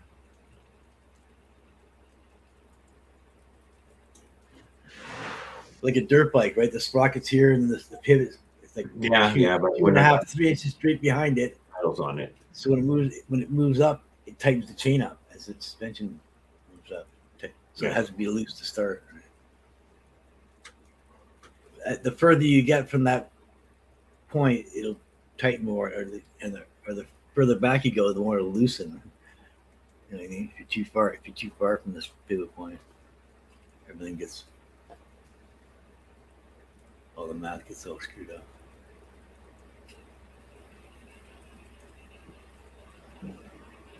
Okay, so what else we got? He covered that. He covered his wheel. We couldn't get him in to get a bigger wheel. I would recommend a motorcycle fucking wheel on there in a 212. He needs a Gemini on there or something. Fuck that. He needs a motorcycle fucking wheel, an actual motorcycle wheel. You're already slipping the axle in there. Well, the Gemini's got eight gauge spokes. Like, look at what would I do? Motorcycle wheel on the fucking front of that thing, dude. I'd be done with the bicycle wheels. 8 gauge or 4 millimeter thick spokes. It'd be easier to work out how to get a 3 millimeter motorcycle wheel to pedal than it would be to fucking get a bicycle wheel to become a motorcycle wheel. Motorcycle wheels are pretty well 4 millimeter spokes, 8 gauge. Yeah, that's what I'm trying to say. You're not breaking spokes. You're bending rims and blowing tires, breaking forks. You got into an accident. He could also put a front wheel on there that had camber, enough to, not camber, but rake enough to, it steers the weight, and that way he's not destroying everything back there as well. There's a variety of ways to solve a problem. Well, hear what he said? He never had a problem with his axle until he broke his spoke. And then he had to take his wheel off and he fixed the spoke, and he over tightened everything back together and fucked it up. Caused an issue, right? It's so easy to do that, right? Especially if it doesn't have crush sleeve. Oh, he'd over tighten it many times. I think he broke the axle. So he needed to replace the axle, and that's why he didn't have the crush sleeve axle that comes with it.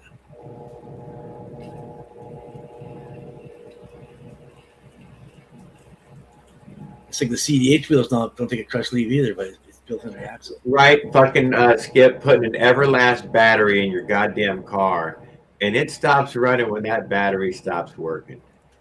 That had to suck, dude. It had to be expensive in some weird way of keep having to replace this fucking battery.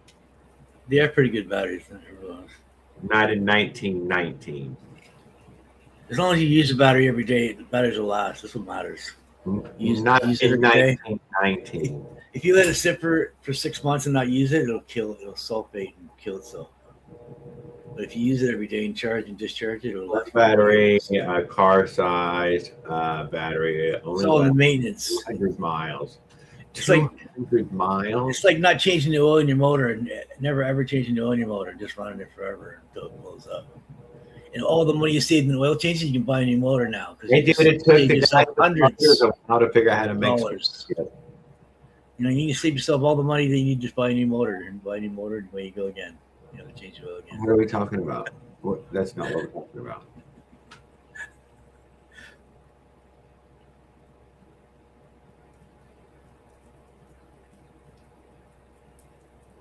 That's the problem with two-stroke. You got to keep adding oil to the gas.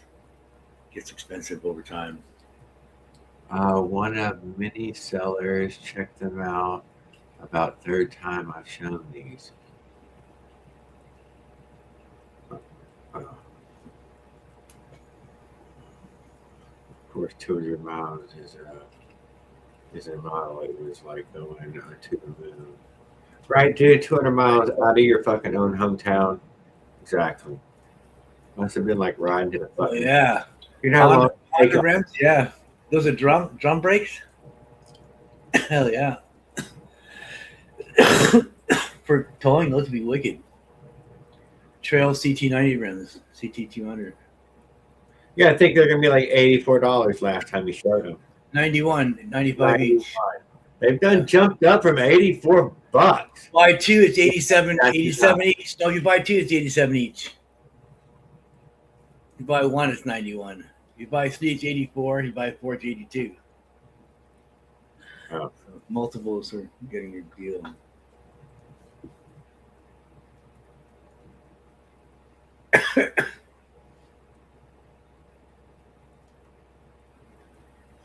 Yeah, well, you can't tell anybody anything, dude. You lead them to water and those. I know those. I don't like those 4-inch single wall. he could also get, a motorcycle tire, a little more flat resistant, but hardly.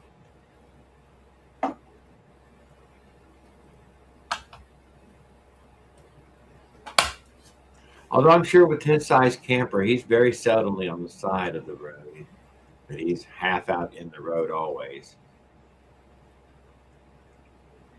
I've got 26 by 3-inch tires, and they're on 2-inch rims, and they're only a 1/4 inch skinnier because of the 1-inch skinnier rim that they're supposed to be. Damn, I want to rub my dirty hands. And I put them on 1-inch rims, and they were 28 by 2.5, 28 tall, 2.5 wide on 1-inch rims. Those 26 by 3s. So those 26 by 3s will fit on any bike as long as you have 1-inch rims to put them on. You can squeeze them in there. Well, a lot of bikes. Yeah, it depends on your dropout, your chainstay clearance. It's not going to be a 3-inch wide. It's going to be a 2.5 inches wide, like a regular fucking. What's up, my brother Jeff? How are you doing?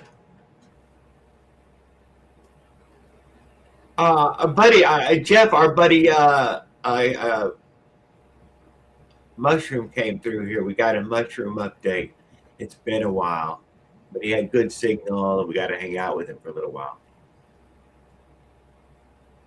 Until Paul started pushing his damn bearing, whatever, he just couldn't let it go. Just couldn't let it go. The bearing was okay with the wheel thing. He didn't like. So we could hang out longer. He didn't like the stress over it. He didn't like to. I had some advice on the wheels. Get rid of those fucking money pit wheels and buy some fucking cheap CDH wheels with $2 bearings to replace. It takes 5 minutes to replace the bearings, and you're on the road. They fail on you. That's all I was saying, right? Yeah. I was trying to help him out, whatever. He doesn't want to take my advice. He can do what he wants. I know. I wanted to help him too, dude. I did. But yeah.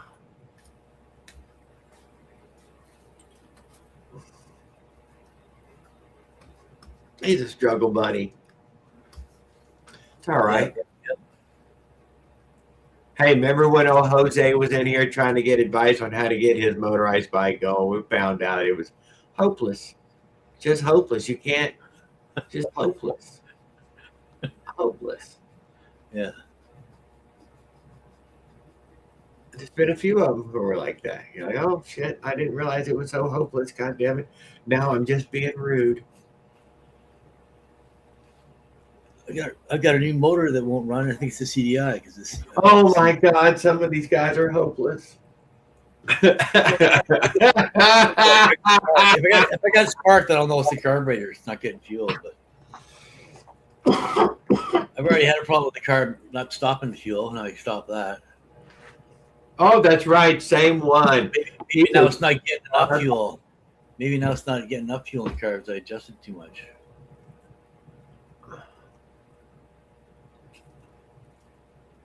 I know, no, because if it has even a bowl full, which means you can just loosen that under thing. If it even dribbles a little, then I know if it has a bowl full, then it should spitter sputter run for some microseconds before it runs out.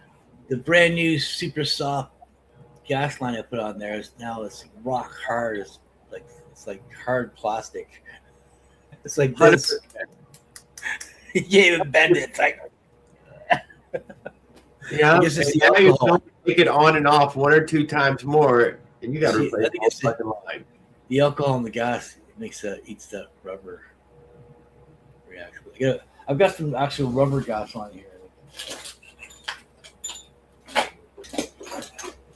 Yeah, I know. That's what Mushroom was saying, Brian, my guy. Yeah, he spent his money on all that fucking shit already. He was fucking stone broke because of all that stupid fixing he did it, and then it didn't even fucking go very far afterwards. Although he went after that governor, man. I did not know he had that need for speed. I felt like just it having yeah, if he would have just put a torque converter on there at this point. You know, it's the one answer he hasn't tried yet. He'd find a lot of use out of it. But what are you going to do? How are you going to explain that? Although it would probably break even more wheels on him. But like Paul said, just get a smaller, stronger wheel. Yeah, double wall, 2-inch wide, put your 4-inch wide tires on them. Whatever. Still be wide. Go. They'll be more balloon-like. They'll be more meaty looking because you got a 2-inch wide heavy duty rim, and that rim's not going nowhere. The 4-inch single wall rims, that's a piece of shit. And the spokes are all staggered. They're junk. Of course, it's gonna flex all over the place when you're towing shit. You need dual wall rims. It's the standard. It's the standard of today. You can't buy a bike today with a dual wall rim. Even at Walmart, bikes have dual wall rims. They're only skinny, but they're dual wall. You know what I mean? I say all of them. Not all of them. A lot of them are. A lot of the aluminum ones are. Right. They're certainly on the shelf there as part of the bikes. Some of the bikes you buy will come that way. Steel ones, you can get a cheaper budget bike. Yeah. If they're steel, they'll be heavier steel. You're spending $500 or more, you're getting an aluminum rim, dual wall aluminum rim. No doubt. Thank you. If you walk out there for $100, you're probably getting the shit steel rim. You're just getting who knows what shit she's getting. Yeah. You get what you pay for, right?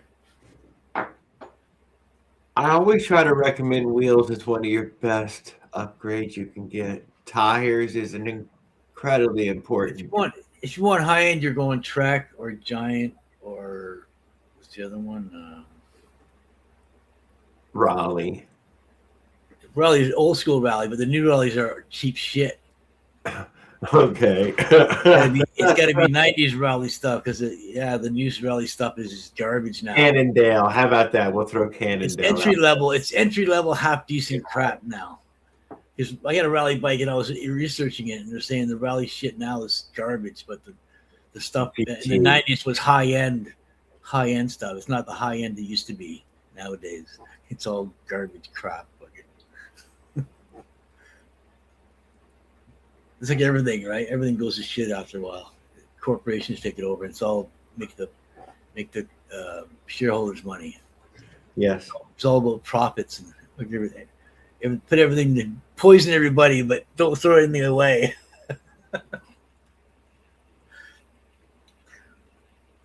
I watched a mountain bike frame getting made, and it was definitely not China. It was maybe Pakistan or something or India, and I was not impressed, dude. I was damn that. Oh, this guy's bubblegumming all over the place with his fucking half-witted welding system, and like, well, I guess some of these bikes are just cheaper than cheap. I can't deny.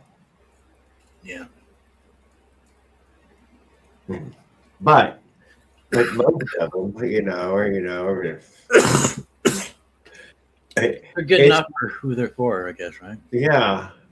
Thank you. Good enough. Putting a motor. As long as you're not putting a motor on it.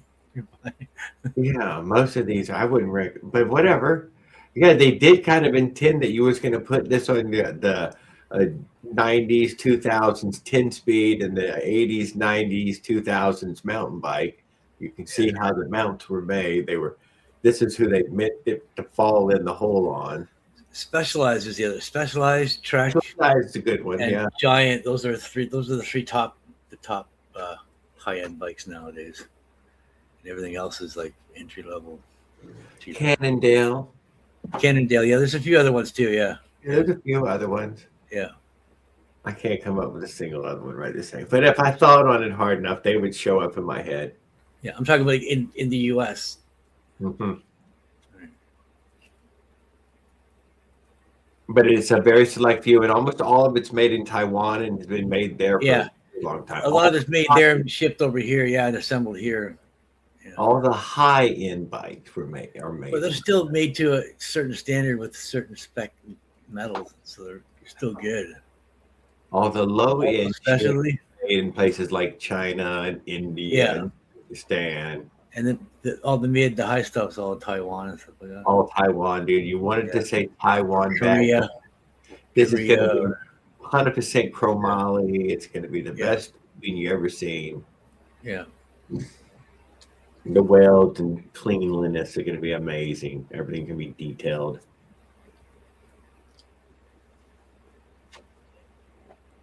Yeah, chromoly's pretty. Yeah, brazing. Thank you. All that hand brazing. Yeah, brazing.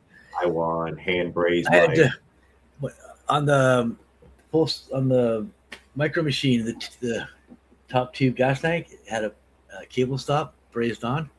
I wanted to get it off there, and I grabbed the vice grips and trying to get it off there, and I basically destroyed the tube edge, the cable stop, and tore it off the brazing, but it was on there really, really well. It was hundreds of pounds of pressure to tear that off there, and then I filed down the brazing. Had a big blob of brazing left on there. Still a little bit of brazing on there, but if you braze something, it's strong. It can take like 3,500, 4,000 pounds of tensile strength before it breaks, right? It's not weak or nothing because it's made of, it's got brass brazing in there. Like Kevin Shop, where I did the one video showing that you could weld up all this muffler. Most of this muffler stuff or exhaust stuff with brazing. That this is plenty good enough to weld all these holes and cracks and breaks. Yeah, back in the day, my snowmobile frame was all busted, and I brazed it all back together, and it's solid. It never moved. Never had a problem after that. I've never brazed before. Put it all back together. Just the torch. Heat up and up. Never brazed. I haven't had flux at the same time. Bit of flux, and then your flux melts. It gets red hot, and then you add your brazing. It's simple. It's like soldering. If you've soldered, hot soldering basically.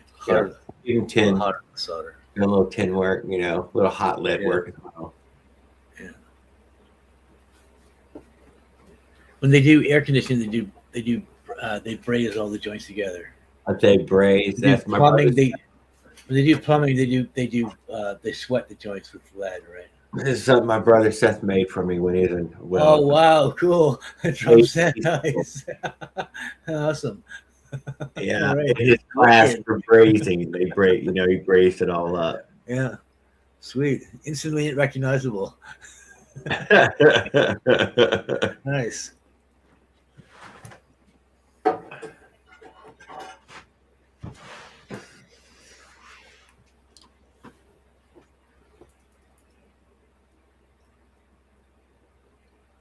It is more than just soldering. He did say it was, he said it's low temp, Yeah. lower temps. Low temps. Yeah. Welding is, It's more. red hot. Yeah. Yeah, white hot. Yeah. Where the metal's almost dripping. If you're not careful, right? That's what I did with my. Skilled craftsman to do it well. Absolutely, Skip. Did you remember those fucking Aluma Weld fucking infomercials? That guy was an amazing. Dude, you'd see he'd do bridge work with it across a hole in an aluminum can, and you're like, Yeah. that's not regular, dude. Most folks cannot do it that well. Even most people who are trained at it can't do that shit. It's probably not penetrating. It's probably just on the surface. Look good. What, dude? It's like In a pinch, that guy could save your life. Make things magic happen with hot metal. I guarantee it. you see those aluminum welders that you can weld with a lighter. Weld the aluminum. Oh, I am. It's harder. You can slam it with a hammer. It's probably one of those scam commercials like the rest of them, right? It's But all I mean, scams. Everything's all scams nowadays. Doing You keep- aluminum brazing, that's not very tough. That's just a gas model. It's a real answer, for fucking around with aluminum. You can braze to aluminum. Yeah. Oh yeah, you can. I've seen them braze with aluminum torch Yeah, and a rod. depends on what you're making, what you're building. Depends, but yeah, it's doable. You need some kind of shielding though to keep the oxygen from adding porosity to the weld. Aluminum's kind of dirty anyway. It's kind of a dirty weld. Dirty metal. You have to clean that. You do need to clean the aluminum excessively. Some cast metal, you have to weld it and then you have to grind it back and weld it. Do like 3 or 4 times before you can actually have something that you can attach to you firmly enough. It's so dirty. Hold it for down for that. Let me go grab some tea. Yeah. I got dry mouth.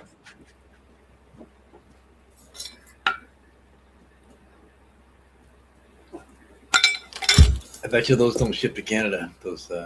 It does not ship to Canada. Located in New Jersey.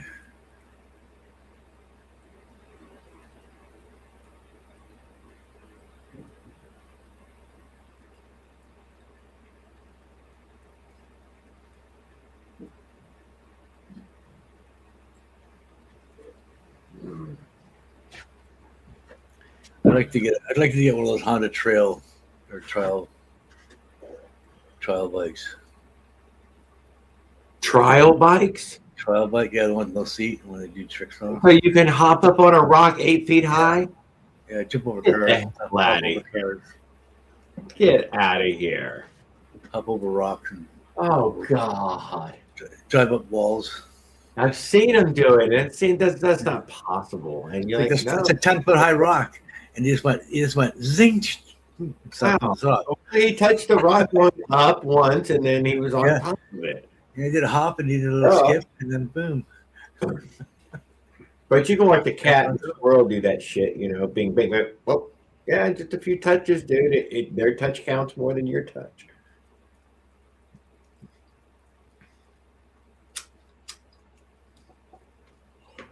You're really explosive. I think they're road legal bikes too, right? They have like headlights on and stuff and taillights. Or no? I saw some racing mopeds look like regular motorcycles almost. You used to get something that's street legal, so Well, you can drive on the road and the trailer. I think that was those Tomos he was talking about, where they got the top tank and everything going on, because they just didn't want to make a. I'm not sure where those come in at, but you notice that most of them are all step through. All those mopeds are step through. Yeah. But then there's a few of them. I think wear a it's dress. Has a top bar. Oh my God, it's a boy's bike. A lot of them you can easily wear a dress on and ride. Yeah, thank you. My daily you couldn't because it's like It's a huge frame. Ain't got no room for adjusting. You put your pants on, your shorts on. It's 6 inches higher than my full suspension bike. When they sit beside each other, the seat is sitting 6 inches higher. Even the top seat is 6 inches higher. These like little cafe racers. I know, Skip. I'm perfectly happy with my hobby in that way. I love it. I got a feel like pedal bike and a motorized bike at the same time. I did not ruin that part of it. So I feel like I got to lift the seat and the handlebars up on the full suspension. of course you do. But I see on your daily though, you put the seat up where you fucking normally ride a bike. So you're never riding on your ass. Yeah. Yeah. So you can hit all kinds of bumps. You don't care. You fucking riding on your feet when you get there. It only takes 2 pedals now with the exhaust leak fixed to take off from the start. I might even be able to take off without pedaling. I don't know how to try it. Okay, what you do is you put your left foot on the fucking pedal first, and you give the big caveman push with your right foot, and then fling it over and pop the clutch all at the same time when you're driving off. And now you look cool doing it. That's how Tony and Colby both always use theirs. I uploaded a start video of my 50cc today. If it's running good, it should fire right the fuck up when you give it just a tiny push. I kicked it 2 or 3 times and then I turned the choke on it, fired up. Watch the video, yeah. Oh, you seen it? Yeah. I was, but it ran nice, good enough. Yeah, it runs good. When it warms up, it runs perfect, but it runs get cold. Yeah. Perfectly tuned.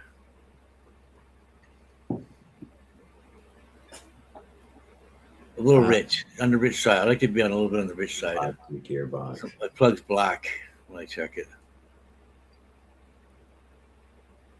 I don't want to have a white plug. I could probably see that on the shifter, the suicide shifter. I'll put on these motorized bicycles, dude. I can't deny I'm ready for it, dude. Someone needs to grab those regular 4-strokes. They either need to make the shifter happen on the handle right here, all 4 like Vespa and them did, click, click, click, or you make the suicide shifter, boom, boom. You can look like fucking Aquaman on the fucking motorcycle. Yeah, spare reeds for the Minerali. Where that guy is. I seen him riding one of them the other day. You ever run a suicide shifter, Paul? Suicide shifter? No. No. Would you recommend it?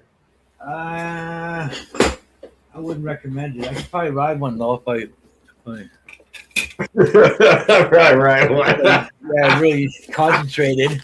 It take a lot of concentration. I haven't ridden one either. You definitely want to be concentrating on what you're doing when you're doing it. Yeah. Well, here's my my GT reed. Brand new, no leaks. The vid said they had foot shifters and pedals. There is a line of what they call no peds. They have no peds, right? And mopeds. That the Honda Cub falls in there as the moped father of all, but still no pedals. But yeah, then there was some little big push from the 50s on, just after the World War II, a big push for the apparently there were some countries that were broke at the moment again. 8-pedal reed. 8-pedal reed. That's what I got in this one. Yeah, I got 8 pedals in there. 8-pedal case reed. 8-pedal case reed. I did a bunch of port work to the V80 Minerali. It's going to have the power of the war god Ares in it. It's got the KTM 65 exhaust pipe. Yeah. Is that the Greek? I think that's a Greek god. It's got this spring flange at the exhaust, 30 millimeter. It starts at 30 millimeter and just keeps getting bigger. It ends up at 18 millimeter stinger. It's actually got Zeus in a bottle in there. It gives a spark unlike all others. And PWK 21 carburetor. Yeah. With the rubber. I know what PWK stands for. People with kids. Is that what it stands for? Yeah. Right. Makes sense. What's the OKO stand for?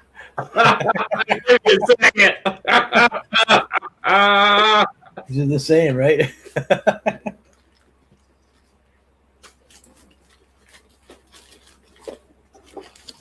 I should have one more set of regular beads.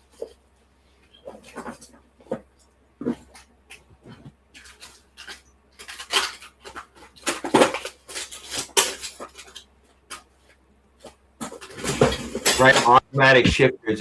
Skip. Think about that. The Honda Covenant have those automatic shifters. The Monkey and the rest of them all had these automatic 3 and 4 speed boxes. I think a lot of them were just 3 speed though. Here's my old. This is the only damage I had on my 50cc after 17 months. I replaced the carbon reeds with stainless steel. The only difference I've noticed is it doesn't rev up to 10,700 RPMs anymore. Now it's only at like 9,600 or something, 9,700. From reed flutter. Reed flutter, yeah. Reed flutter. Yeah, the carbon reeds are a lot lighter and a lot stiffer. So they don't flutter at higher RPMs. So you can get 14, 15K for a little while until they start shouting. But even when you shout, they don't really hurt your engine. Like if the stainless steel piece goes through your engine, it's probably going to seize the piston out. But a little piece of this will go through, and it's just going to chew it out and spit it out. Oh no! I do now. It's just going to be little pieces. It's not going to be our brother Pedals, dude, who we're missing real big time. I hope we'll get to hear from him soon. Him sucking in those reed pedals, dude, eventually seized up those bearings. And I mean ate them to complete. It turns out you can't put a bunch of graphite down in there without something happening. This been okay with these reeds like this. I just noticed something was wrong and changed them and checked it out. Once the motor was taken apart, this is what we learned happened to that V100, is it? Oh no, those reeds found they just got caked up in there and just destroyed the bearings. The V100 is like the V80, it needs port work. Oh. The port timing is good, but the internals need a little bit of work, a little bit of massaging to get the flow going. But they're definitely got potential. They're definitely good. It's a good head. I'm not saying anything bad about it. It's definitely bolt-on power compared to a China doll. Oh, for sure. His was, quite a motor. I can't tell. Bigger and better. You need an adapter to make it fit because it's so much bigger. Yeah, the V100. What he said, 50 millimeter piston. 50 millimeter, yeah, 50 by 40, which is 70.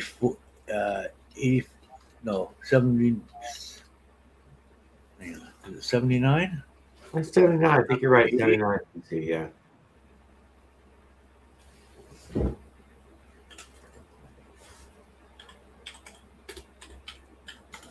Yeah, he killed his lower. Dude, he killed all ends. Thank God we got him a nice little China girl to finish the whole trip out with, dude. His uncle. Dude, you don't even know how happy I was when I seen the Crane Brook with the China girl on it. I'm like, oh, like angels came down, sunshine come pouring through. It was, it was. I'm like, oh, this is a real trip saver right here. Yes, we're getting rid of your bike and we're taking that bike. 78.54. The 50 by 40 is 78.54 cc's. Yeah. Not even 80. Pretty good though. Pretty powerful. Cannot deny. So He had, 50, got a lot of RPM all bundled up in it.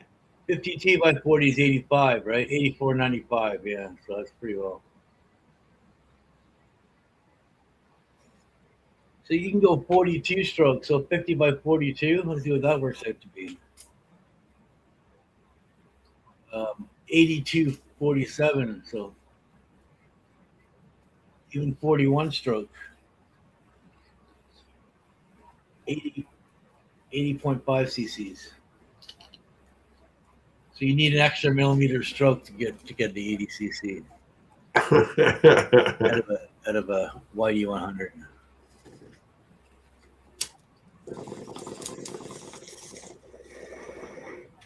They're calling it 100. It's not even an 80. No, what is it? It is, yeah, it's 49 or something like that. B100. 100 cc. 49 by 40. Like the YD 100 is only 84.5 cc.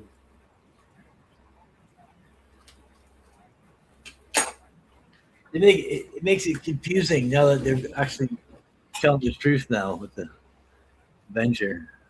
Avenger and the Phantom are the only ones, yeah, that have this correct marketing. And you're like, you should have just lied. You should just said 85. Yeah, well, I got an 80. You only got 5 more cc's. You can't do nothing about it. You're done. You're just cooked. You might as well just leave it alone. I'd recommend the Avenger or the Avengers, yeah, Phantom. because it's already balanced.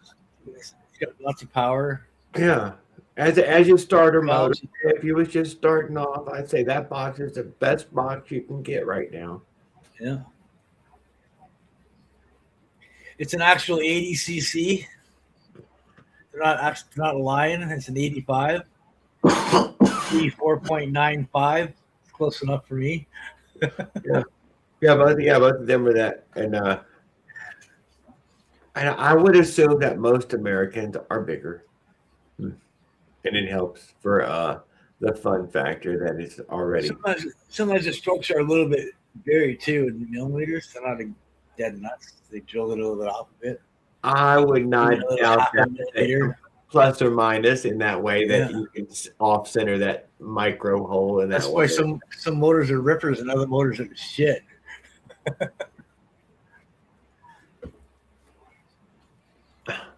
You can make sure when you're putting it together that these gaskets make sure that it lines up correctly, that the timing's correct. I see that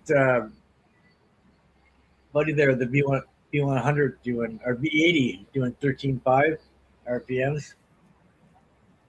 13.5? Yeah. That's pretty extreme, dude. He's got a dirt bike pipe on there, and he's got an ignition system on it too. I can't remember. AC Welding, I think is what it was. Yeah. And it's a welding guy, yeah. He's got a few toys. Instead of having a nice clear video, you can see all this weird graphics all over it. I mean, it's just anything bicycle or motorized. I'm interested in it.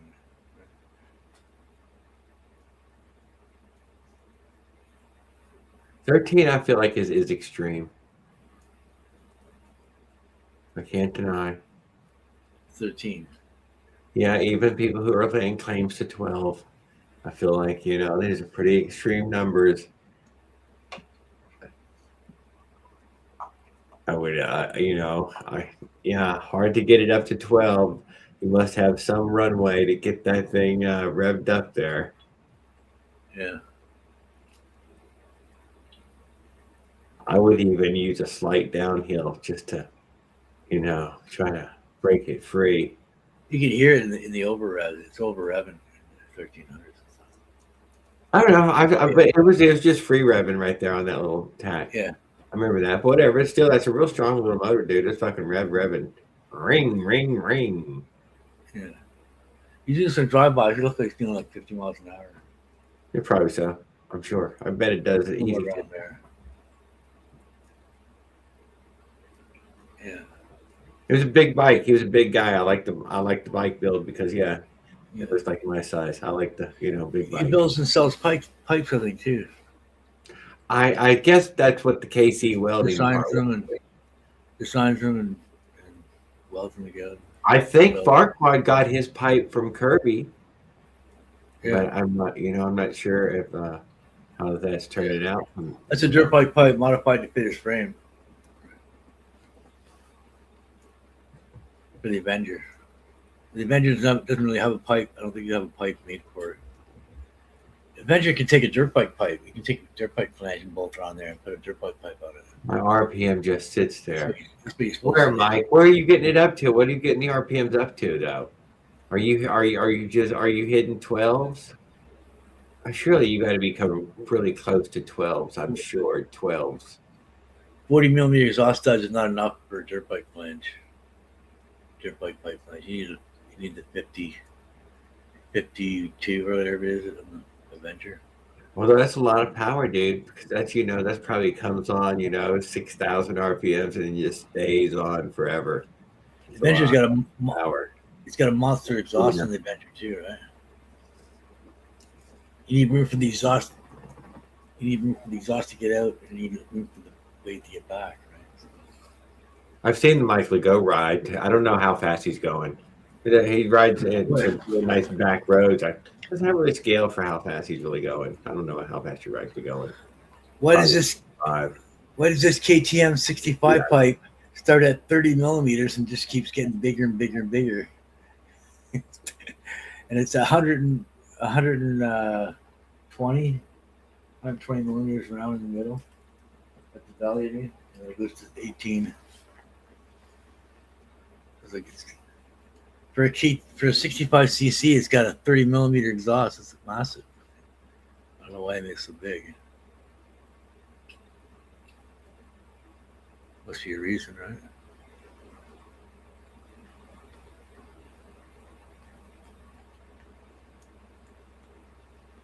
I feel like mine hits 45, maybe 50. KTM's pretty well high performance anyway, right? They're pretty high end.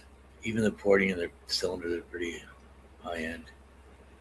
It's pretty well all holes all the way around, little tiny bridges between the holes.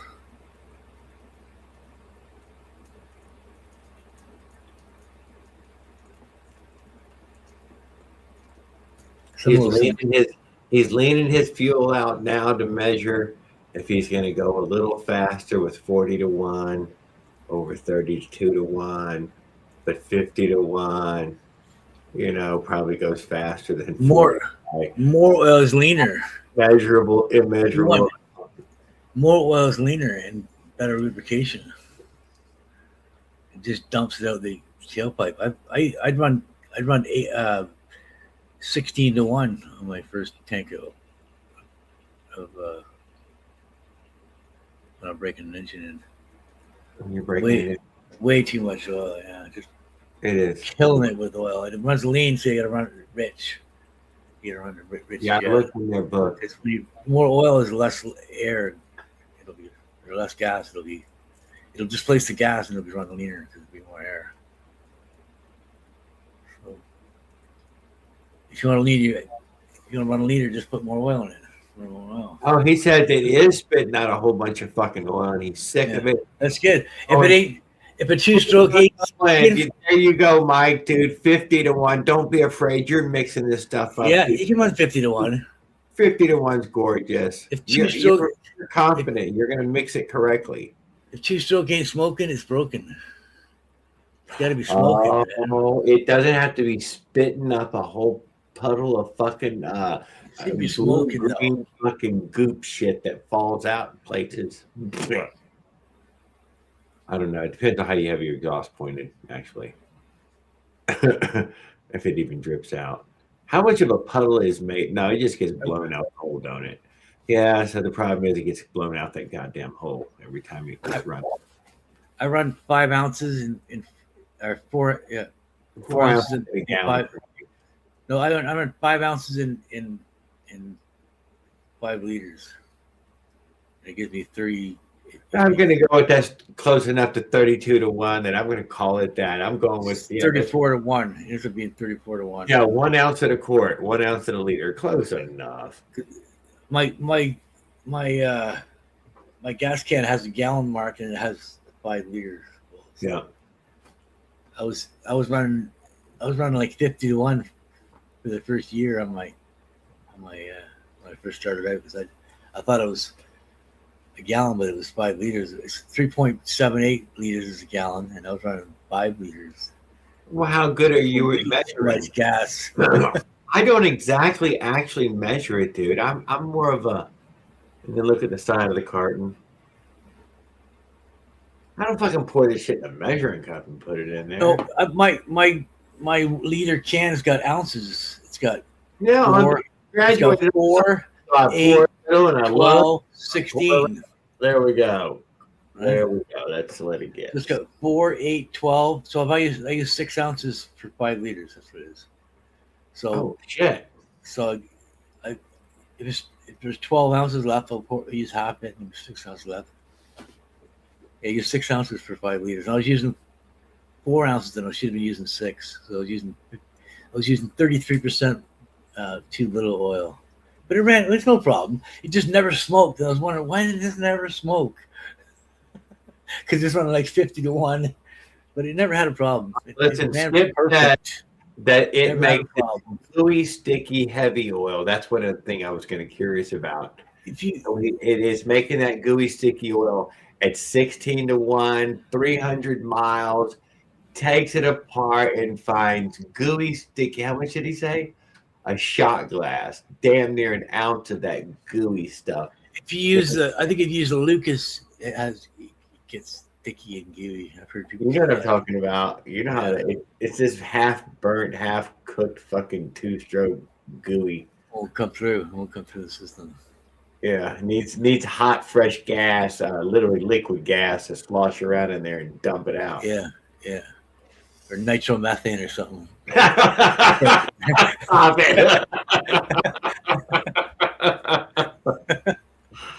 That's a 2-stroke stuffing zone, right? Nitromethane. The nitromethane. Top fuel. Blow it up. Oh, that's right. We got to talk about a 2-stroke. 2-stroke went to the flats, guys. He's going to try to 2-stroke stuff it all the way down. Yeah. An open salt flat. I forgot. He already fucked up. He can't do it back this year. No, he didn't fuck up, dude. He's going back to do it on some side road, some army road. He can't do that. The salt flats. Oh, he got run off for what? Being foreign or something? No, because he kept screwing up because his ignition system was 20 degrees retarded, and he thought it was advanced 20 degrees, but it was 20 degrees retarded from where it was. So instead of being advanced, he was at 0 degrees this whole time. Dude, I was stunned. No power. Who weren't ready to race when it was time to race. When he kept playing to race it, they were. You're not ready. How could you not be ready, dude? You've had a year to be ready. No, man, I'm not ready. He kept playing with his jets. He started playing with his jets, and he burned up a piston, and then he. At the end of it, he realized it was a ignition system. Put all that money up, and they take it, and that was what that old man told me. He said, "Dude, they take everybody's money, and it's all non-refundable." Nah, fuck that. You sign all this stuff up, you better come up, and you got a time limit, dude. You don't got your time; you got their time limit. I think the ignition system was missing a trigger to tell it to kick into the higher. Man. And he was like so pissed off that he spent a lot of time and money and went over there. Like he's over in Europe, right? So he had to fly over. Yeah. Somewhere deep Europe, whatever. He probably fucking had to fly over Ukrainian fucking death drones and shit. You know, barely made it here. Probably got shot at. You even bring what do you do? He just let the thing sitting there, right? It's just a fucking piece of trash. He just couldn't get it going. You get to play on time. It don't matter anymore. I think it would only have up to 14,000 RPMs. It wasn't going up to the 18, 19,000 where it normally go. Yeah. 14,000 wasn't enough, I guess. 14,000 is not enough, and everybody knows that's not enough. No. It should have went to a 1921. It's going to be something where 2021 before you're competitive. Yeah. And the clutch starts driving.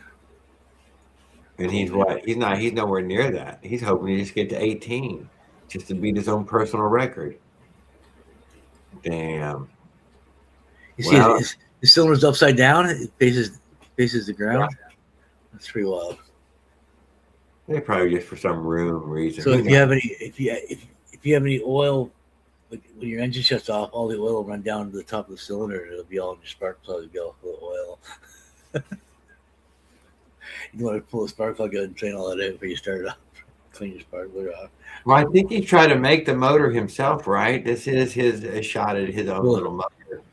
The gas evaporates out and the oil stays, and then the oil runs down. Like I went into the shed and my gas tank was upside down in the garbage can. So I had a big puddle of gas on there. So I wiped up some of it and I put it outside in the sun to let it evaporate away, but all the oil stayed. I don't know why Trent gas evaporated. He was up to 16,000 RPMs on a fucking motorized bike. I mean, hell, get on out there, son. But I didn't want to say nothing. But maybe that's what happened. When my gas tank was upside down, all the oil dripped out, and then when I put it back on the bike, all the oil just had gas in it. It ran straight gas, burned it up. No, that's not how it works. It had a lot of oil in the top of the gas can after all the gas evaporated away.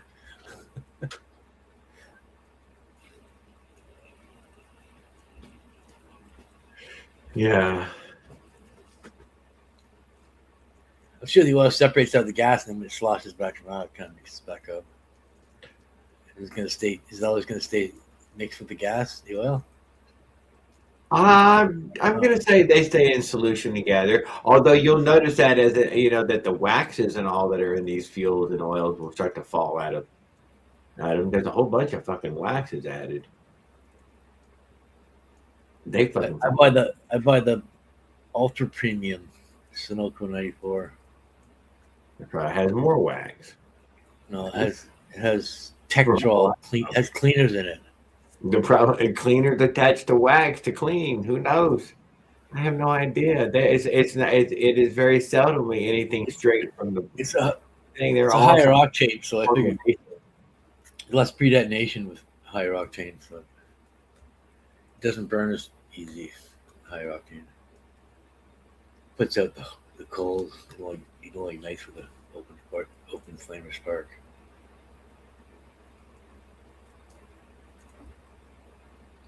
Hot coals won't ignite it. Won't pre-ignite. Oh no, you're right, Skip. It's got to be 20 grand under load. And that's free spinning. Yeah, I know. Even when Honda's saying it, they're giving you free spin numbers. What they see on the track, what did they see on the track is what mattered. 104. my 50cc only free rev like 8,000. It hits a wall. And then what did they see at Bonneville? 133. So in that way, that's it. That's squeezing it for every last 50cc ounce you can get. I'm racing this doing 10,730 RPMs. It takes a while to get there, but I'm not against it. I'm glad for him. It's good if you can get some of the free route really high. That's one accomplishment. Get it to do that when you're driving is another story, because it could be a little lump there you can never get over, right? When you're riding. Yeah, under load. This it's a different story under load. Yeah, never gonna do it. God damn you. Yeah. And free revving is really hard on the engine too. It's hard on the bearings. It's hard. It's not so bad. It's not so bad on the piston and rings and everything. It's pretty damn harsh. You're right. It's hard on the definitely on the bottom end of the bearings, the crank. It's pretty robust though. It is pretty good for what it is.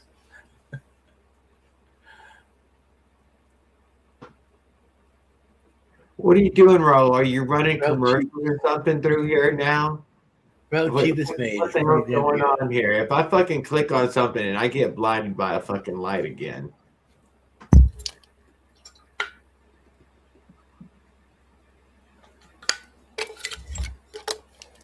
Be a little fucking be a little demon. Some engineer the goddamn commercial. He's like, Jared, the doc told me to do it.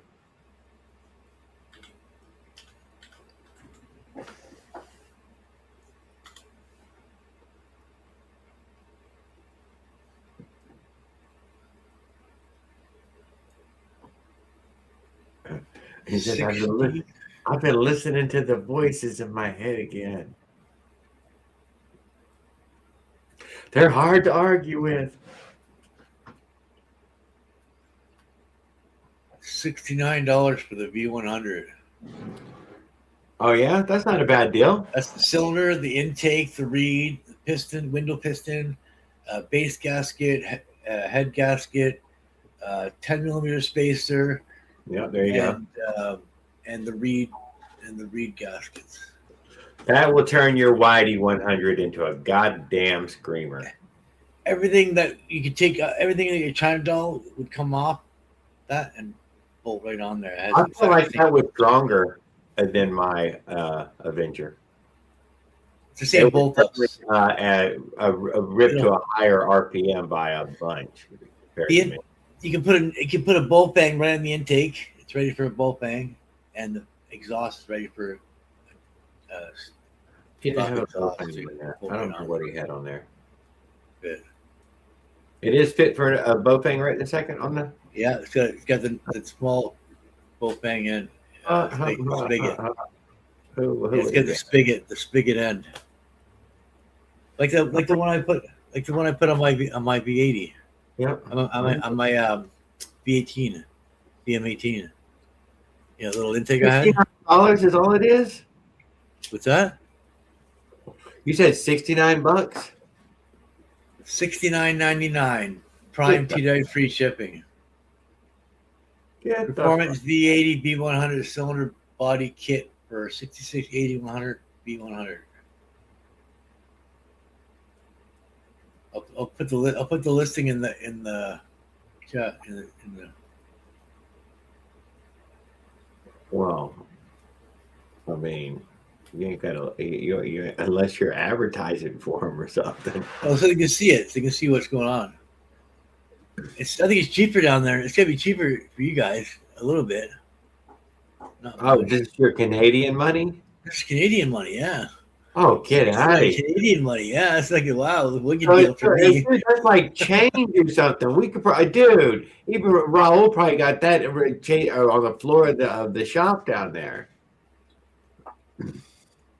But I think he does have the V100 or something already, or the V80, one of the two.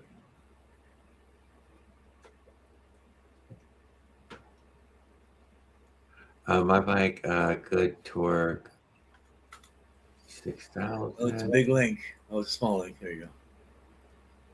Dawn SP 1986. Which is CDH. It's $69.99 for the V80 and $68.99 for the V100. It's cheaper for the V100. That's what I feel. Sorry, it's $1 more for the V100. It's somewhere between less. 2,000 RPM. It gives you everything you need. Probably gives you more like for now. Gives you a bigger needle for the carburetor. Gives you more gas. Needle. Shorter, thinner needle gives you more gas. Because minerals usually like a lot of gas. Every carb I put on there, on my 50cc, I put the biggest jet I've had on there. Still needs more. Still needs more? Still needs more, yeah. Oh, God. It's like $25 for 2 more jets because they're like 105, 110. I just want to chill it out. Yeah, the whole trying to get a decent there. Cost of the whole carburetor for GTS. A little bit. Yeah. And then by the time you order jets and they send you the wrong ones, and then you order more, and then who knows if they're going to send you the right ones or not? Who knows if you're putting the right ones in there? The one that they send you, it might be 5 millimeter, but they might be the wrong length, or it might be the wrong part sticking out. It's too far. I've had it where the 5mm thread fit, but the bowl wouldn't fit back on because the end was sticking out too far. Supposed to have a long 5mm thread with a short part sticking out. It was the opposite.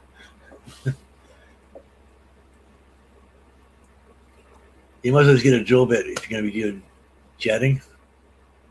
Get a jeweler's drill bit set and solder if you screw up. You don't take a couple of your fingers, dude, and boom, the drill bit pops through to the other side. Yeah. Literally just a few little turds. Exactly. And it's probably more precision than who knows what that number is right. Who knows what that actual number sent you was? Is it a 67? Is that really a 7? Eyeballing it and slamming a number on there and throwing it in the bucket. I don't know, but I'm skeptical that it's accurate. That's all I'm saying. Yeah. It probably varies, right? Even a broke clock's right twice a day.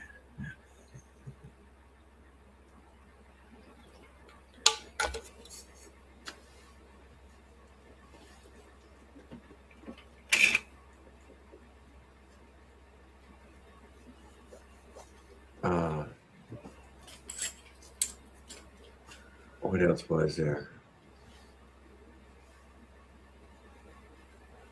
I seen that Glenn Small Engines took a ride on the Phantom.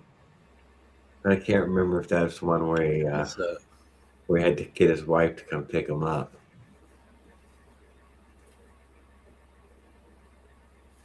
I missed it there. I was helping my brother do basement. What else was there? No, I think yeah,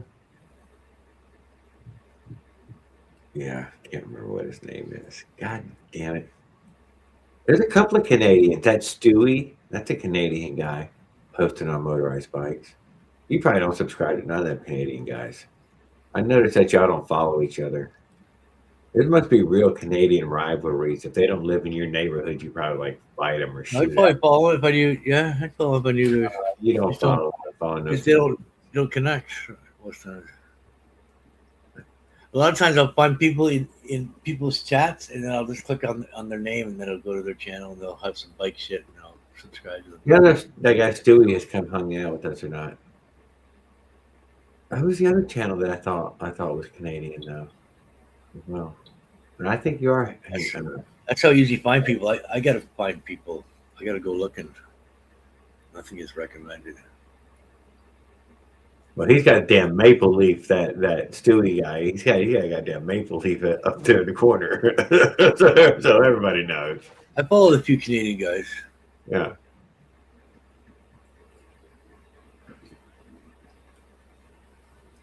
Most of my friends are American. All my friends. Yeah, you like to keep them over the fence. It's like, oh yeah, guys, I'd have real friends, but it's better if you have friends over the fence, you know. A lot was from gaming. Come on, Paul, come out to dinner. Oh, you know, I'm gaming all the order and everybody ended up being from the U.S. And then y'all got that food colored and everything in your food. But there's a lot more. There's only 40 million people in Canada. His brother from Australia, man. Oh, what is it? It's daytime and it's cold there, dude. Shiver me timbers. How are you doing, Trevor? Watch out, dude. Them motherfuckers will take you down if you're on a motorized bike, dude, in Australia, man. I mean, you better be looking bucket on both sides, dude. You need to keep your head on a swivel. You need eyes on the back of your head, dude. They are hunting you down, dude. We already had other Australians come through here, dude, and tell us it was bad, man. They are fucking out to get people. What, the kangaroos? Yeah, dude. They're fucking. I'm sure they can. They're like they probably do like 35, 40 miles an hour. You built a fast one, dude. I hope you built a fast. They can probably sustain it for your time too. Over some rough terrain. Run, Trevor, run, motherfucker, run. I'd love to go to Australia. That'd be awesome. Right? Remember what was his name? What's his name? he was coming in and hanging out with us, and he was, yeah, no, dude, they're fucking with me. They're looking, they're fucking guys over all the time, and they're giving him a $500 fucking fine to start with, or and $700 or $1,000 your second time. They're taking it. Yeah. Same as Canada. You hear it's strictly prohibited. They Yeah, same it, as Canada. and then by the time you get it back, it costs so much for impound fees. It's not worth it anymore to get your bike back. Just let it go. It's the same as the States. They're impounding people's bikes all left and right in the center with the e-bikes. Those Surons and the pedals, they're impounding those things. It's got to be class 2 or class 3. I think it's got to be certain limits, right? Or it's off-road only. It's like a dirt bike, strictly on private property. Oh, it's come back, Trevor. Come back, Trevor. Bam! I felt my 100cc. Oh, we were talking 100cc all night, Trevor. Fucking, it was, we were, you know, you can thank for that, right? We were glad you got an 80cc out of, almost an 80cc out of the deal. You know, it's more power. It was worth it a little bit, but dude, you're gonna need some fucking cop running stuff, dude. You're gonna need a fucking Avenger. Yeah, dude, the fight on the good side, dude. Ride the Avenger, dude. You know, get yourself a Phantom Wraith. You know, stay undercover, live in the shadows. You know, if you want to ride in this light, you know, with the heroes, get an Avenger. You got the 100cc top end now. You know, you just ditch that fucking thing. Get an Avenger top end when you can. Pop, be done. I went the other way. I went from 66cc to 50cc. Yeah, that's what he did. See, that's how they do it in Canada, dude. You're fucking Australian, dude. At 51 miles an hour. You don't go up. You don't go down like Canadians. You're going up. Avenger killer. No, these things are not Avenger killers. Yeah, 50 cc's Avenger killer. There we go. Back from the grave. Yep. Hey, From the grave. well, I feel like it, Jared. Well, I'm glad to see you. I spent another 3 days in the hospital. Oh, you should not visit them so often. Hey, I like the nurses. What can I say? Oh, well, they could. You get the number? One. They got your number, though, I'm sure.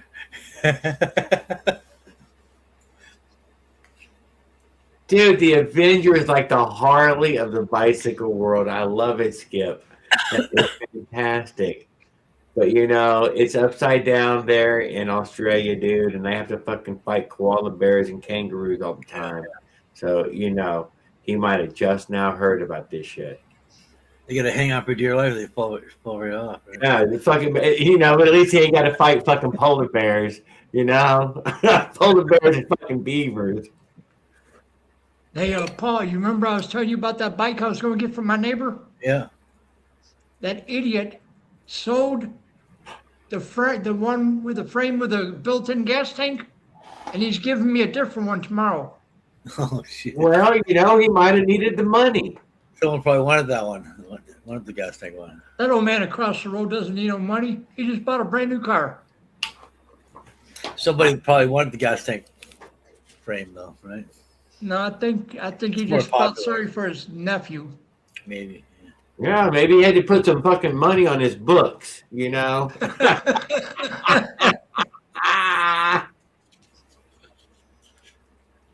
Maybe. What's up, my brother Tan? How are you doing? Tan Boy Industries. It'd be cool to put a gas frame on an e-bike, because e-bike's pretty heavy duty. Put a gas frame on it and have both. Well, what would you carry in the gas tank? You just use the electric to start, and then kick into the gas to maintain a high speed. You can't hold electric full speed; it'll kill your battery too fast. So you use electric to take off really fast, and then kick into your gas, and then Give Hey, a shit on your gas. a few of those sports cars do it with the BMW in them. That's all electric for that first 1 or 2 seconds. You know that. Oh my God! Start and then Yeah. boom. That's where the fucking Yeah, the electrics are crazy off the line. They're like powerful. crazy off the line. This thing launches, and then the fucking gas engine starts to take over. Where this is where batteries get eaten up. That way, your range anxiety kind of goes away because you extend your range and you have both. Yeah, I think they're mostly just running off the gas engine now. It'd be cool to have regenerative brakes too, where the power goes back into your batteries when you slam your brakes on. Well, you've already paid a lot for this car. You don't care about how long the battery lasts. You want it to sport. No, you can get battery life. Right? You're braking, get braking out of your power. What's up, Tan? Non-friction braking.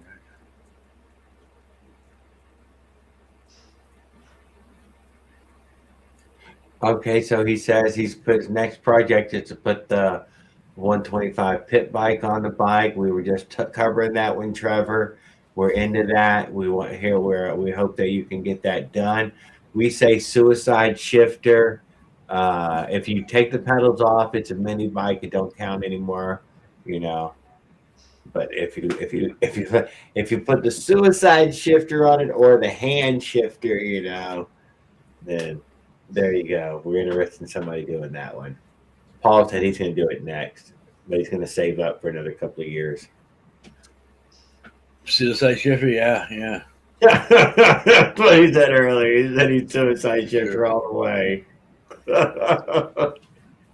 I've seen guys' bikes that have them on there. It's pretty intense. Usually a great big ass fucking bike too. Yeah. Big 8 handlebars. Yeah, fucking huge. Fucking huge. Thank you. Big chopper size fucking bike. Massive engine on it. Yeah.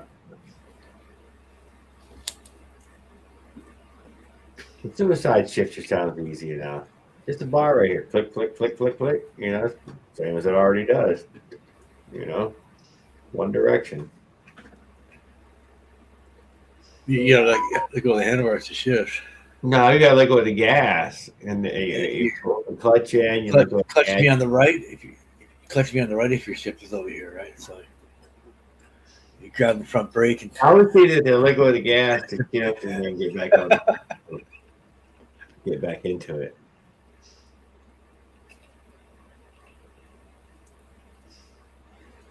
I always have the front and rear brake on the right on one lever, both cables going into one, and then clutch on the left. I have a chopper push bike frame. I knew it. I knew it. They always do. Push bike frame, yeah. That way, there's no pedals on it, so it's. Oh, it's got pedals. That's what we call a regular bike. Just a regular push bike, you know, pedal. Analog, maybe you might know it by. Analog bicycle. Pedal power. Although they do have push bikes for little kids, little tiny bikes that have no pedals. Called push bikes for little kids. Yeah, I've seen those. I've seen those. And you know what? That's a damn good trainer. I bet they never need training wheels. That bam, push bike was enough. Put pedals on it, they're off and running. You've never seen one of these kids around here with one of them things. They fell over right out here in front of my house the other day. Whatever, they get up and ride it and get up and ride it until boom. Oh no, that little boy cried his eyes out till his mom would come up and got him. Didn't even have a scratch on him. He was just mad at the bike. He said, I hate that bike.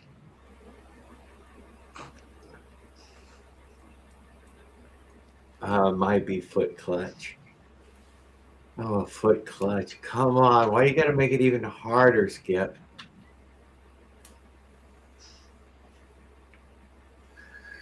Foot clutch? Oh, shit. I'm jumping out of here.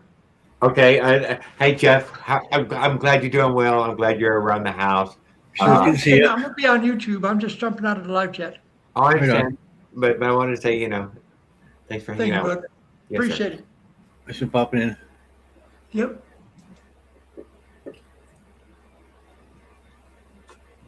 Give him a moment to get there, because I meant to tell him I got my rear rack for my little motorcycle came in.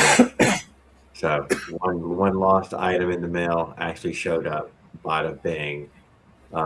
Next item did not show up today like it was supposed to, so maybe it's just as lost and will be here tomorrow. That would be amazing. My 10 pairs of jeans for 20 or for $50 is here now, but it should be any day now. Should be getting it. Are you serious? It resets it again. Yeah. It resets it again. Dude, I go with called at some point. I called my bank and asked them. Like I thought it was a scam. I called my bank and asked them, and they said that to contact them and see if they'll resend it. Right. So I contacted them, and they're resending it. So and they said my bank said I got 90 days before anything. The rack came in. Before I'm straight, nothing can be done. Right. So it's almost 60 days at the end of this month. Yeah, at the end of this month. 60 days.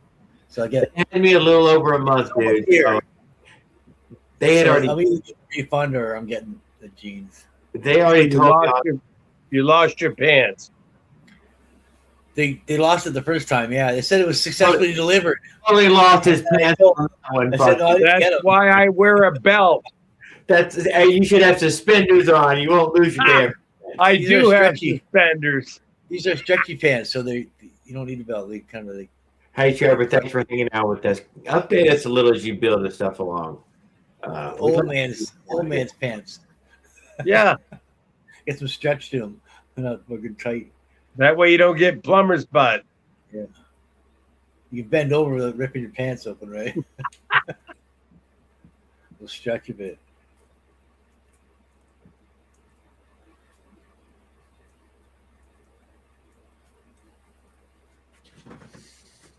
It was from an infomercial, so I don't know. We'll see how it goes, right? Every other time I've ordered from one of those infomercials, I've always got my credit card to give me a refund because they lose communication with me. They're not talking with me. So. If if this hot chick's wearing very few clothing, you probably shouldn't buy from them. I'm used to Amazon treatment for shipping. You can't keep to their level, then I'm disappointed. So Mushroom learned what governors are all about, huh? At some point there, it sounds like this governor. Although I somehow I started to understand it as he couldn't get the throttle to back off; it would just keep going. No, it was revving. Yeah, it was all revving because the governor was letting it rev up higher. That linkage is pretty well balanced, so you gotta be real careful. It's all spring loaded. I know, dude. Can't even think how he it actually revs it up too. It'll rev it up. If it needs power, it'll rev it up too. Luckily, a flywheel didn't fly off. Oh no! I'll tell you why. Because the whole time when the governor's on, it has the most powerful spring ever. The spring action of the goddamn governor spinning in circles. Is the faster it goes. Yeah, if you yank on the spring. He took that out. And he did not re-rig the throttle with the spring, a return spring. That is what killed it. He had no return spring on the engine. I diagnosed that. I win. Fucking give me my money. No return spring. It was running really good for a little bit. Oh my God. It'll kick an over rev. It'll be stuck in over rev. I couldn't get it to slow down. Oh, I get it now. Oh.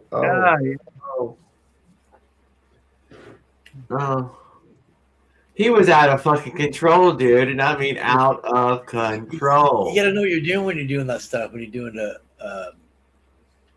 anything like that. Governor delete. Oh. At least ask somebody if you don't know what you're doing. That's a poor guy. Well, I hope. Well, he probably. Oh, I don't like four strokes for that reason. Because of the governor and the fucking carburetors. He's being held back in the school of hard knocks forever. Forever, dude. I feel bad for him. Man. My buddy was pissed off that my motorized bike ran so good and his bike wouldn't run. He would start up and stall. I can fix it for him. God damn. It's four stroke. I don't know four stroke. It's like that movie, The Edge of Time. It just keeps repeating. It's got all those fucking springs and levers, all this fucking yeah. It's all connections and everything, right? It's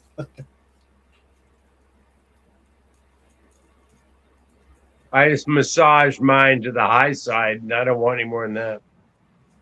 you can bend the spring and rev it up higher. I just adjusted the spring hole position and took out the throttle stop. Works good. I don't want any more. It's all that engine's got.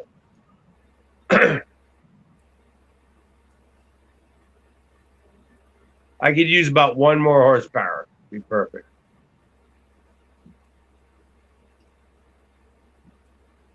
But I got it geared real tall. My brother's got an 8 horsepower rototiller in the backyard. It's upright. So I guess it's side shaft, right? Be perfect for a bike. Jared's design is hard to beat. I'll give up the horsepower. In the frame. I always do in the frame. I'll tell you, man, it's as long as it's not wet, you're good to go. As long as it fits in the frame, I'm happy. And Jared, now that I made that solid steel roller, it's pretty much bulletproof. Pretty much bulletproof. Can't go anywhere. Do anything. You And you can go a lot of times before you wear the steel away. You can put adhesive sandpaper on there, on that steel barrel. Don't need it. And have like for wet locations or something. A wet location moment, you know. It's hard to when you need find. it. Yeah. When you I have have slip, that fucking very thing, dude. have a little bit I have that on me. in your tool bag, right? Yeah, it is. It's a fact. A skateboard But grip. yeah, you normally don't need it. Yeah, normally it's perfectly got tons of grip. Right? Yeah. Have rubber on the It steel. rains. Oh, yeah. Imagine. But I've never used it because I just don't. I refuse to get out into the rain at all. Period. Yeah, it's not worth it. Yeah. You don't ride in the rain anyway, right? I Yeah, just- that's true. Good point. Yeah. I got caught in sprinkles today, but no biggie. No big.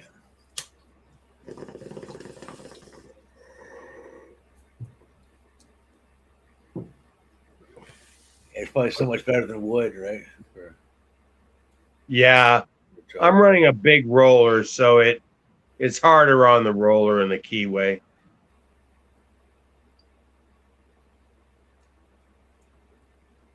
Gives me a great. It's easier to attach steel to than wood. Well, it took a fucking lot of welding. I mean, it took a lot of rigging. It's all going to be perfect to have Oh yeah, it's got to be dead keyways, nuts. line, and Yeah, all steel. it's got to be. It's gonna be bouncing all over the place. It was not dead nuts, right? It's It's got to be true. Yeah. That all shows up when you spin it, though. You can line it up when you spin it. When I blew up like 3 of the wood ones, and at the end, man, you'd be surprised. It will fucking turn right till the end, and then everything goes to shit. Yeah. It gets a little rough at the end. You're like, that's a lot of vibration. But you're like, I got to get home.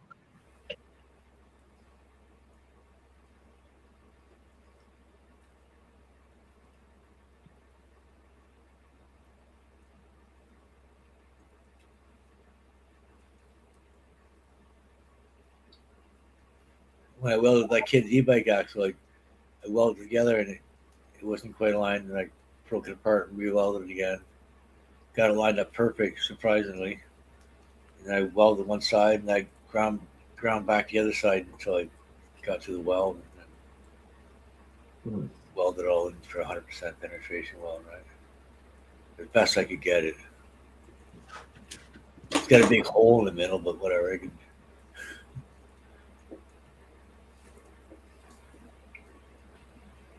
surprised it worked as good as it did.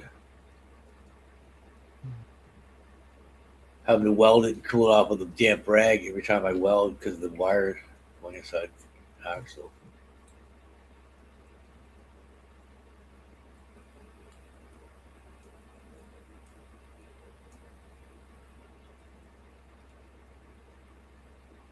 You think it would make the weld brittle, but it made it pretty good.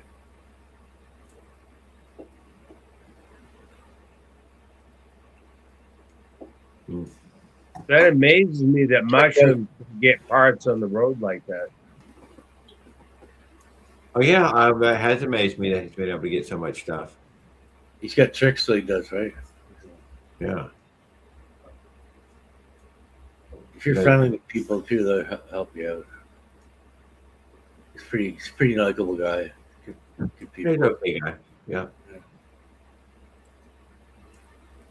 Let's cop When the cops aren't beating him down. Oh yeah, the cops are all over him. No. See how popular he was? Yeah, he didn't want to He's tell not in us jail. at all. He was I having felt fun. that was a more important story, but he They're didn't just want to. beating the safety into him, They got to keep him safe. I think he understood that he wasn't welcome at that particular Starbucks establishment, and that maybe there was another one that he could go hang out at down the road. I wouldn't want to go to Starbucks anyway. They're too expensive. Well, he's one of those yuppies. He's a hipster. I don't really like their coffee. Yeah. I think he just wants their charging port. Or maybe you just need the charging port too. He needs a solar panel. Yeah. Yeah, solar panel. I think he would be a good candidate for all kinds of things. I think he's a good candidate for a slow-moving electric motor. You just skip. And only every now and then needs to be moved, like with the solar. You're waiting for it to charge. Oh, there you go. Yeah, when it's charged up, I'm gonna leave even. It might take all day.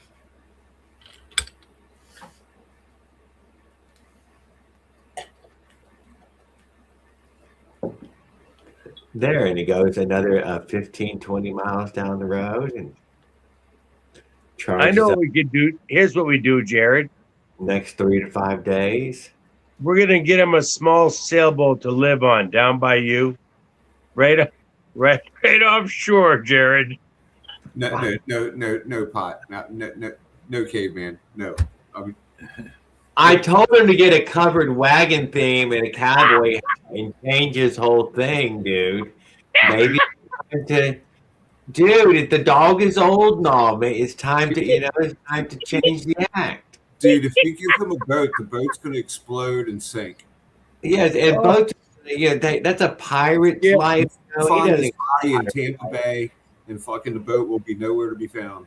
He doesn't even know any knots.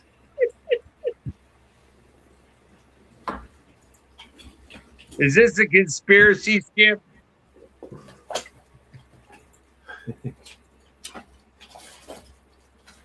And he said he was going home, dude. He's getting back to California where he belongs.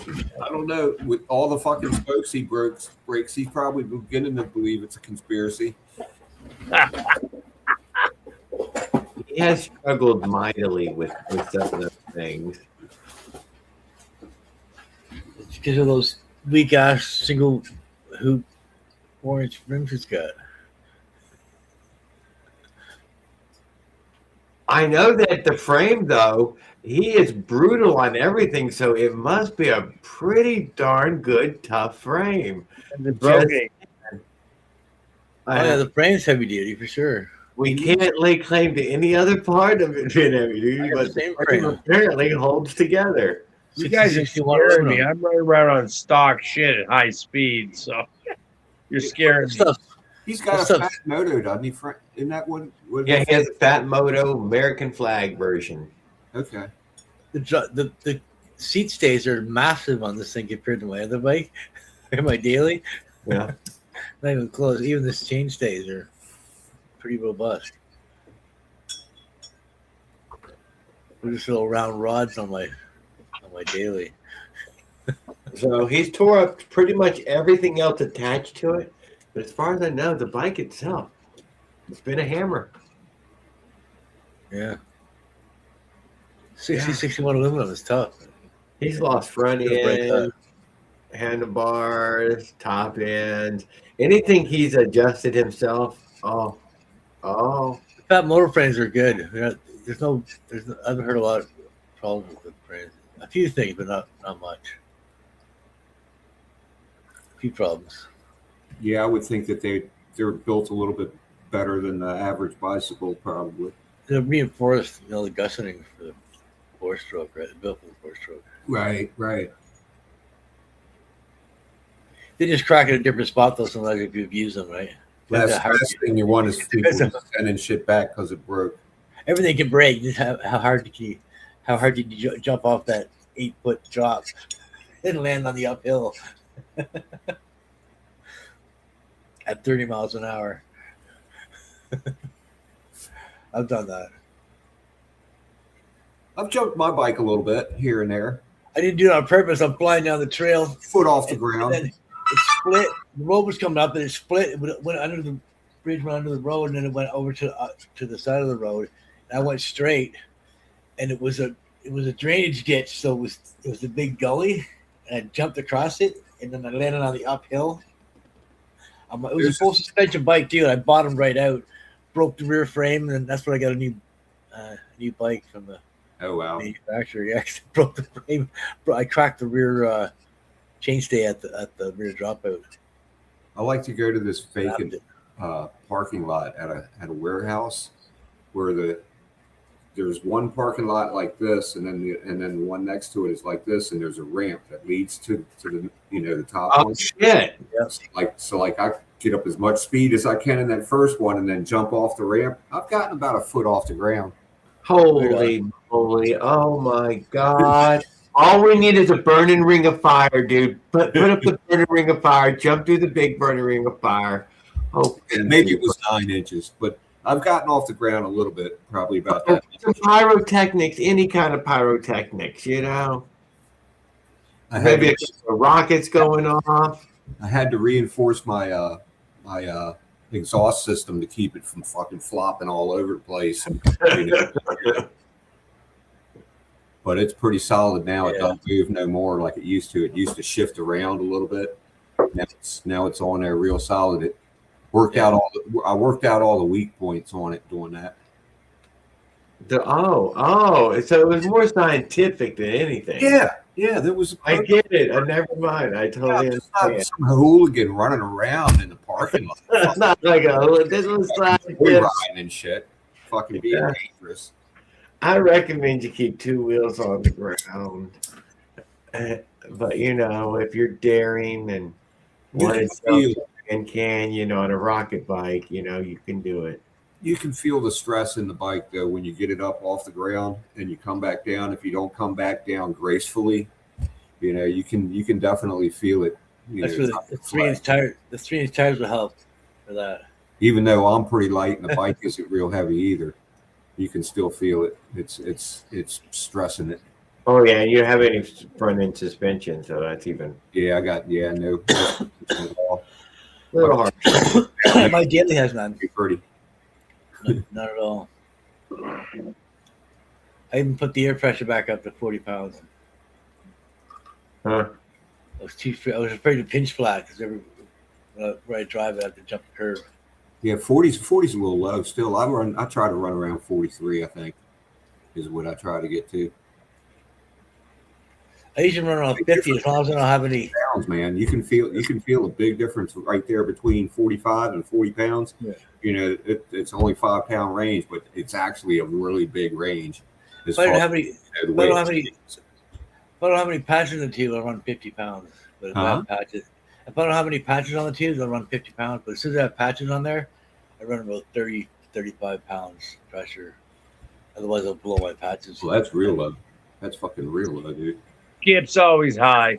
I guess it depends on what your tires are and everything are. I like them at 35. I can't. But 40 if I'm a pedal bike, I'm a 40 pound. But if it's motorized, 35 is more than enough. I'm 30, 36. These ones are 20 to 36 for these 26x3. That's what it says, 36 miles. I mean, it says on the side of the tire you're supposed to inflate it to 55 on my tires. Oh, I know it does. I did. We don't read instructions. The tire is men. The tire is what you're supposed to do. The car isn't right. I'm guessing at these numbers because I use the The squeeze. was never right. It's always the tire. I don't have a pressure gauge. It's just a squeeze test. Yeah, squeeze. I hear you. Feels good. It's probably higher than you think it is. Then. Oh, yeah, 40 pounds is nearly you can't squeeze your thumb in hardly. You can barely, you can't hardly push it down on it. 50 pounds, you're absolutely solid as rock. Your fucking finger ain't moving that motherfucker. I don't know. I think you need one of them hand things, Jared. If you think 50 pounds is, I don't know, man. Yeah, 50 pounds. I don't notice my tires get rock hard till after 55. This isn't pornography, Skip. It depends on the size. It depends on the size of the tire too, because the big fat tires take less pressure, and the little skinny 10-speed tires take 100 pounds. 100 pounds in a 10-speed tire. No, Paul. There's no square inch. It's pounds per square. And even on those 18, 100 pounds per square inch. 100 pounds per square inch in a 10-speed tire, and there's 35 pounds or 45 pounds in a BMX tire. This is a bigger tire, and like a ATV tire will take 10 pounds of air pressure because there's so much air. You don't need a lot. You don't need a lot of pressure. Yeah, that 100 pounds is like a very specialized tire. All my 10 speeds all took 60. Yeah, mine were 100 pounds. Everyone I think Continentals. Those tires are pretty high. I was saying Continentals and I don't know. And they were like slicks with a little quarter-inch bead on the end. 90 to 110. I know what you're saying. Yeah, they probably were. We didn't have that back in my day, though. The hottest tires we had back then were 60 or 70 pounds. Yeah. A big tractor tire is going to take 10 pounds in it because it's huge. It's got lots of volume of air. And you know what I mean? So the bigger the tire, the more pressure it's going to take. Less pressure. The smaller tire is going to need more pressure to stop the pressure inside the tire is the same either way. It's the surface area on the outside of the tire that supports the vehicle. That's why you can get away with 10 pounds in a big fat tire because there's it's more surface area, exactly. Yeah. For the pressure. The pressure inside the tire is still 10 pounds. The pressure is like a spring. Air pressure is like a spring, basically. Yeah, that's why I was going to say I use 35 because I am taking advantage of some of this pneumatic air shock that's available in the tire. Spring, yeah. And it does best around 35 psi. You get some mush and push, and Yeah, it still gets nice to be comfortable. You don't get pinch flats, and it gets soft enough. I tend to run my tires a little. You don't get pinch flats, and you get some shock absorber out of it. But when you get up into higher speeds, that floppiness is. Yeah, you don't want that for high speeds. Yeah, you don't. For normal driving, it's okay, but for high speeds, you want your tires up there. For if you're driving around drinking a beer, it's great.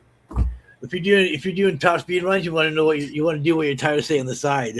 Right. Maximum 44. You want to have them at 44. Flopping around and shit. Yeah, because that's where they're safe, right? They're safe at the. You know what they used to do? You know what they used to do in NASCAR in the early days? When they were using stamped rims, right? And the stamped rims were too fucking floppy at high speed, so they took they took the center out of another rim and welded it in there to make it stiffer. Sure. Yeah. Yeah, it's kind of a similar thing. Yeah. Floppy.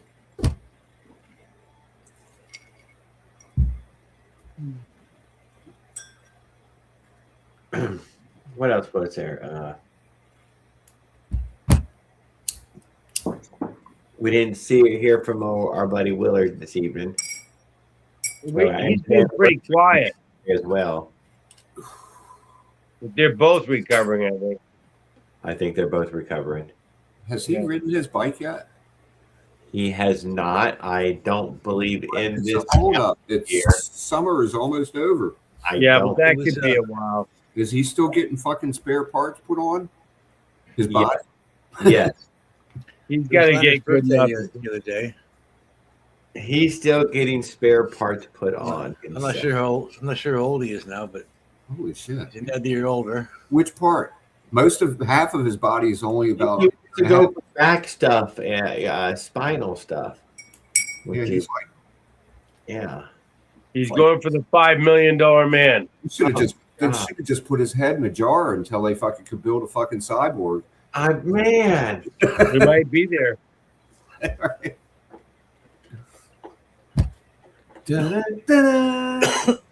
Robo biker. Dun, dun, dun, dun, dun, dun.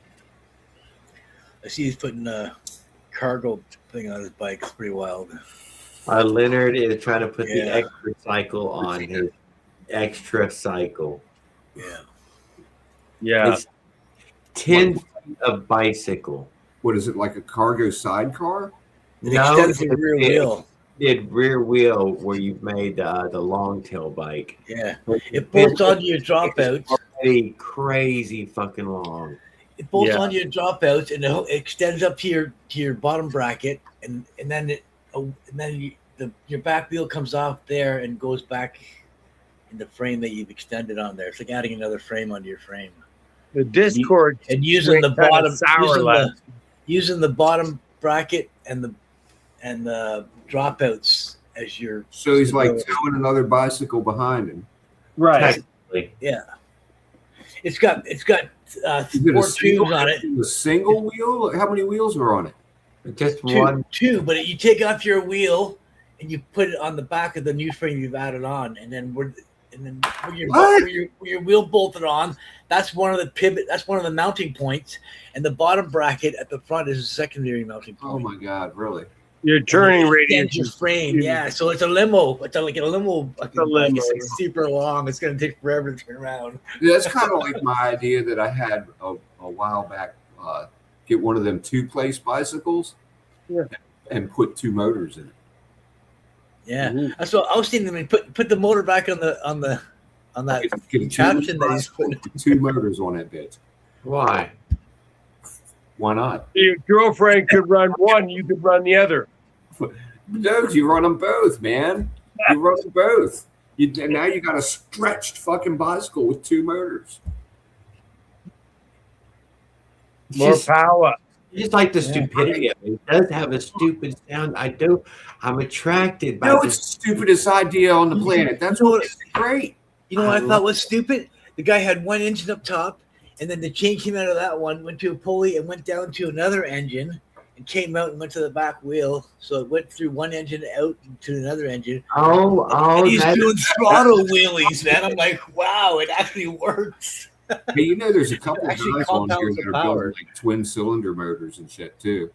Yeah, I know. I like the inline like that. There you go. Inline thing threw me away. I thought there's no way that's gonna work, and he's doing throttle wheelies with it. Like, no, I've seen a couple guys that have been successful. I've seen the videos of them riding it and shit, man. It's like they're building fucking complete motorcycle engines, you know? Yeah.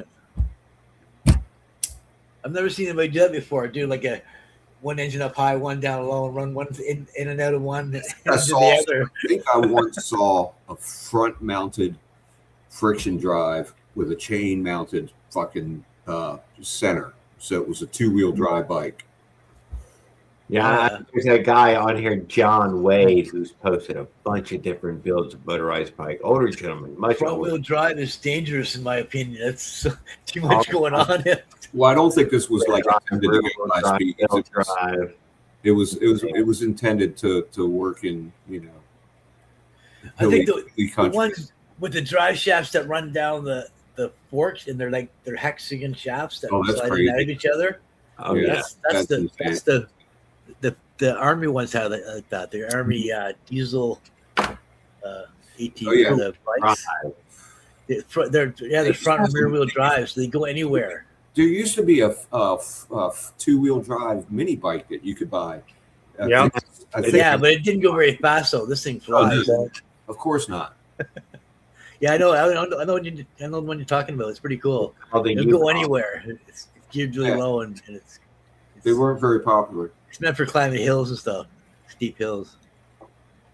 And the rims were hollow so that way you could fill them full of fuel or water. Yeah, Jared, we were talking about those once. I knew a guy that had one. Yeah, that's an interesting idea. Never Yeah, thought it's a of that. billy goat, built like a billy goat, built for I don't know, timber. Timber is about the only thing I could think. Maybe if you was working timber, or let's say you really were hunting a mountain goat. There you go. How are you What gonna was he get called? What was he called again, Jared? the Yukon, right? Yukon, I forget. I knew a guy that had one, but Yukon. and I'm trying to remember the front drive mechanism. How did that work? Hydraulic. It's running hydraulic. Okay. Pump. That's what's driving the thing. It's a motor driving Just hydraulic. hydraulic. Pump. Yeah. So Was it chain? Was it chain rear?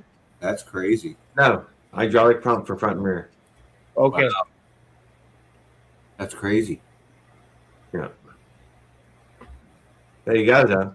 Two-wheel drive and synchronized, can be easily synchronized. Right. This guy, Jared. This guy's might have been older than that. This was in the Yeah. 80.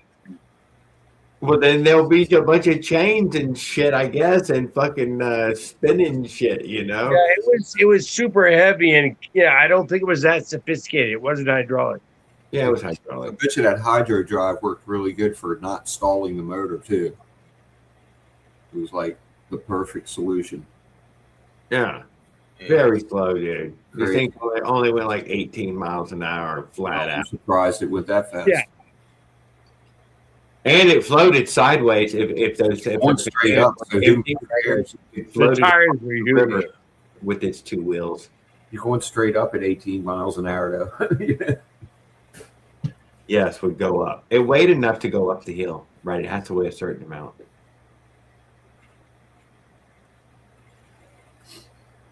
Well, this was a hangar, Queen. It sat in the hangar. Sure. Didn't see any action.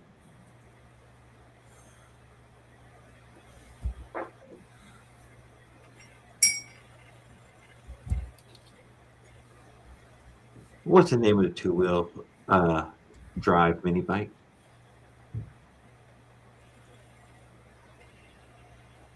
Rokon, not Yukon. Rokon. Rokon. That's right. Rokon. That sounds more familiar. Yeah, it's the Rokon. Yeah. Expensive, It's dude. like 67 Right. miles an hour or something. When you Sounds look like into it, you're From like, Yugoslavia. fuck that. It wasn't very fast, but it was powerful. It was You could pull a house with it. what was that Yugoslavian car? The fucking Yugo. Yeah, it was made Yeah, in the Yugo. Yugo country. Never got a ride a Yugo. I seen them on the road for that little short time that they were out, but I never got a hop in one.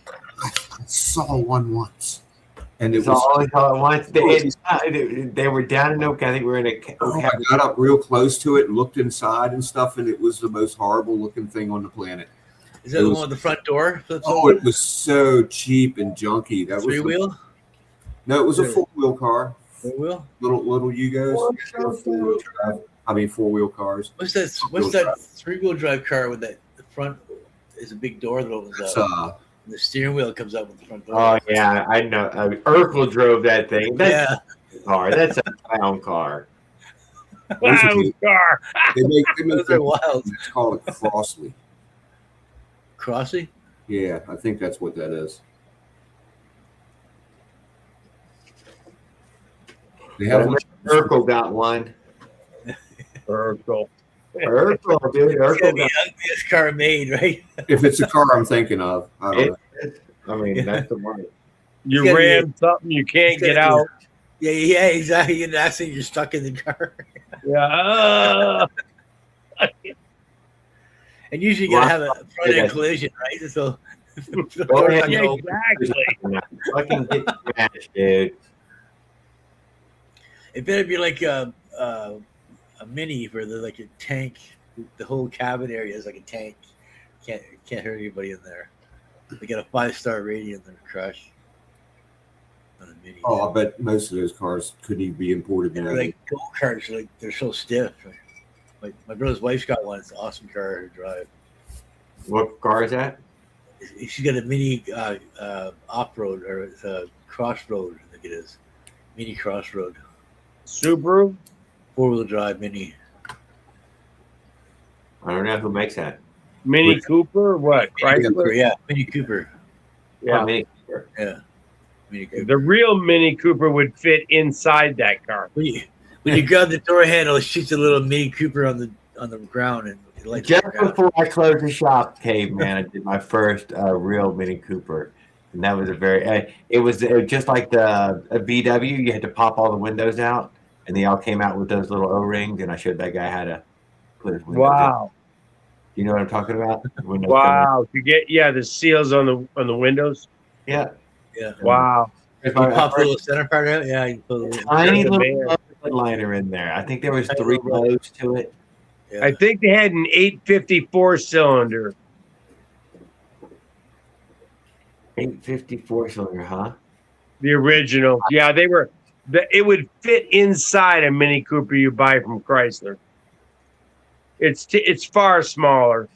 Yeah. And when I watched them race on enclosed racetracks, they tore everything up. No one could touch them. It's compact, dude. It's a go-kart with the car shell over it. Yeah, it's like go-kart shit. Yeah. It's the size of my kitchen table. That's what he was into. Him and his wife had modern Mini Coopers with turbos, and they there's clubs that they ride with, these Mini Cooper clubs, and I don't think it's a very impressive car. I mean, the original one is unique and everything, and I worked on English shit and not real impressive. But the Mini Cooper is the Chrysler version. It's nothing to brag about. They look cool, but they're not that sound. I hear they're kind of like as far as mechanicals go. They're kind of like a Dodge Neon, or or even he's a BMW mechanic. He probably loves that stupid crap. Yeah. Lucas, the Lord of Darkness. I've heard they don't last long. Dude, that guy Eric, dude. I mean, he saved me so many times. How about the Fiat 500 guys? What about that car? Oh, they suck. Yeah, I did quite a few of those. I think at the time. Fiat suck in general. Not impressed. Renault, Fiat, and the French make great aerospace stuff. I've been to France, but their cars not impressed. Yes, there were quite a few of them around here for a while, and then they just all disappeared. You didn't see them after about a year. I still see them around here, but I haven't seen one in a good while. I've seen smart cars that stayed on the road longer, it seems. Also, did that picture of the Morgan. Do you know what those Morgans are? That English car, the Morgan. Well, that's what I'm talking about. The Morgan is a kit car, though. I guess ultimately a handmade car. Where is it? Some of those Morgans had V8s. Yeah. I had a friend come by with one. Let me tell you, that's a fucking wild machine. Yes. They make. I think that's the car that uses like they sell a car that sells for like a couple $1 million or some shit. No. Right? The car I'm thinking, if it's this company I'm thinking of, it's not Morgan. Oh no, it may be the originals, but these are more of a kit. Yeah. Okay, I'm thinking of a modern. There's a modern car company over there. That might be like the real Morgan. They had a belt strap over the hood. Yeah, well, they make modern cars by hand, and they're top end cars, but the fucking chassis are fucking wood still. They still use wood for the fucking chassis. Back in the day, we called it carriage work. Yep. Yeah, carriage work. Thank you. These are like modern cars. Like when you look at a modern car, getting in your face. But it's got a wooden fucking chassis to it. My filter broke on me.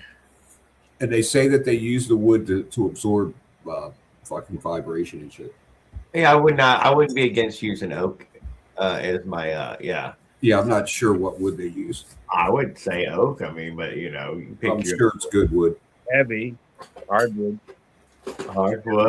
Airplanes are all spruce. Oak's expensive. That might be exactly what it is, Kate. A piece of 1x4 by 2 feet long is like $20. Strength to weight. It's fucking ridiculous price. Shipbuilding, live oak, man, twisted live oak, man. It's like strong as steel, though. Fuck, oak is tough. Yeah.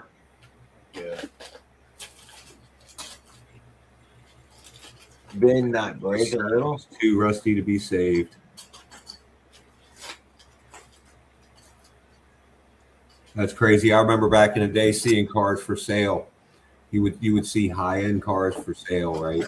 And then you would look at the ad, and it would be a box of parts. Yeah.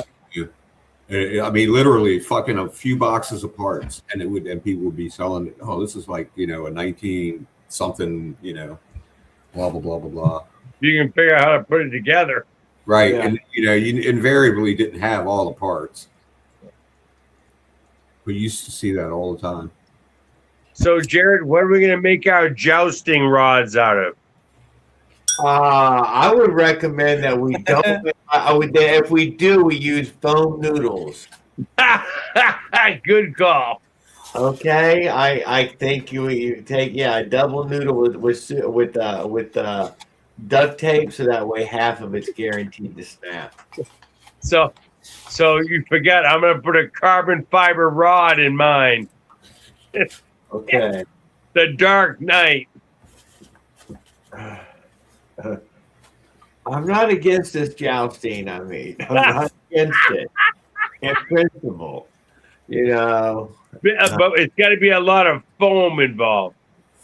Well, I mean, then I'm gonna need my own jockey. I'd like to, have my own sponsor at night type of thing. I nominate Farquaad. Tried to make my own pipe. Yeah. Raul. Could have welded together with some tape. I'll even donate a couple bikes. I think we need a roller derby type event. Yeah. Roller derby. Oh, where you fight for a ball in some way. Oh, I love it. With a broom. Oh, weapons. I love it. What was that James Caan movie? Fucking roller. Yeah, roller derby. You're right with that one. No, it was Roller derby? rollerball. Rollerball. Rollerball. Bag track. We're in. We're right behind you, Skip. I have seen people play on bicycles, fixed gears, polo, with bicycles and sticks. Holy shit. But they're very talented people. Yeah. Well, that counts all of us out. Yeah. And, Yeah, we can't do that. That's too dangerous for us. yeah, they can pedal forwards and backwards. And they didn't fall over. That's crazy. Yeah. I don't really have any of that. Really, I fall too easy. Those fixies, fuck that. That's sudden death. Thank you. Just gonna break my shin, dude. It's coming around. Dude. Oh yeah. Whack me good. We can get hurt without trying. I mean, fuck.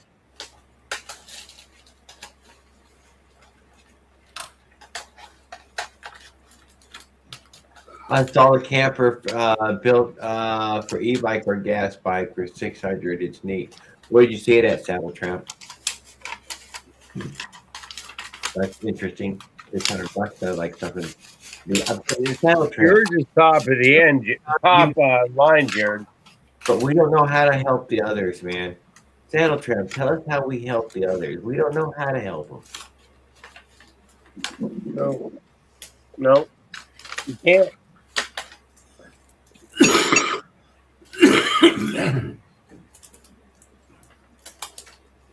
Nice little jousting, you see. Huh.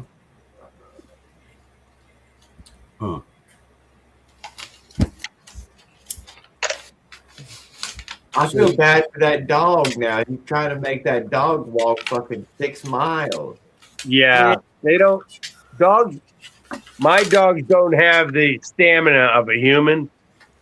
Thank you, dude. I can walk a dog to death, dude. They can. Yeah. No, my dogs can't handle long walks.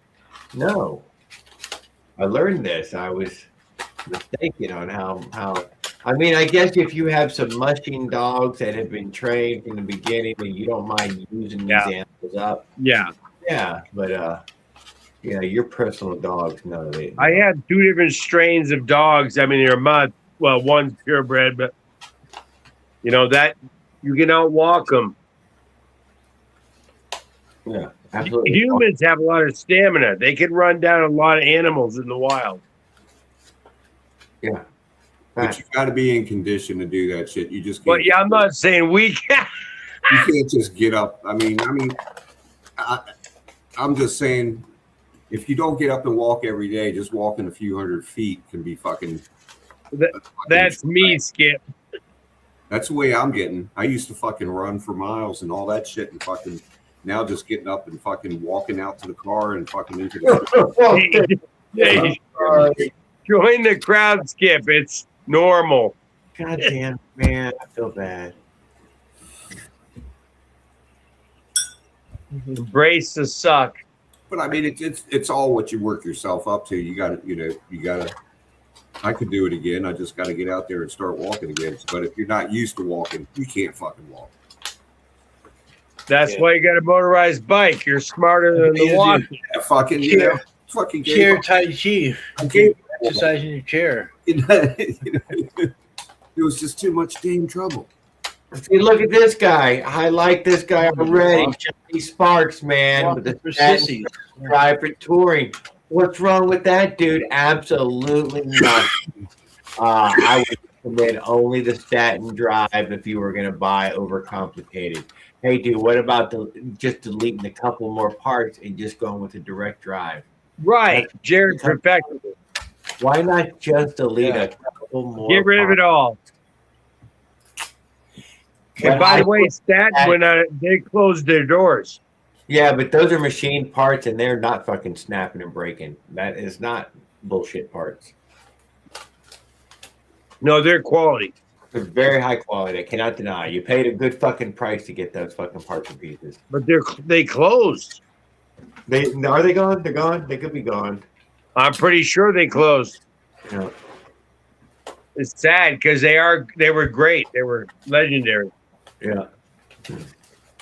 I think they were selling Honda and Tanaka was there, so they were selling a high-end engine with the deal. What engine you have? Your design passes all of it.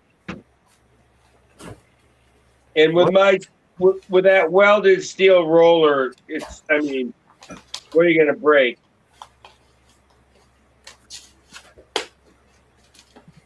Yeah, well, their damn roller had a clutch in it, a one-way clutch.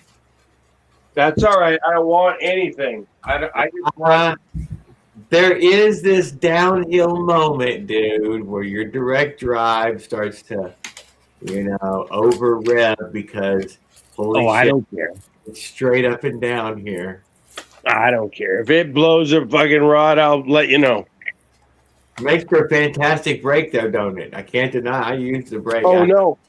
Jared, it is a better brake than all my brakes. I'm not kidding. I realized that today. I hit it again today. And I'm like, this is better than my V-brakes or even my disc brake. Yeah. I like the static parts and pieces, though. It was very high quality. They were machining all that stuff in America. Yeah. Oh, great. Pretty good. Don't you have good pads? V-brakes. Great supplier. You can stop pretty fast with V-brakes. Primitive site to order from, though. Really primitive if you ever been over there. Like, man, they never did put nothing into their site.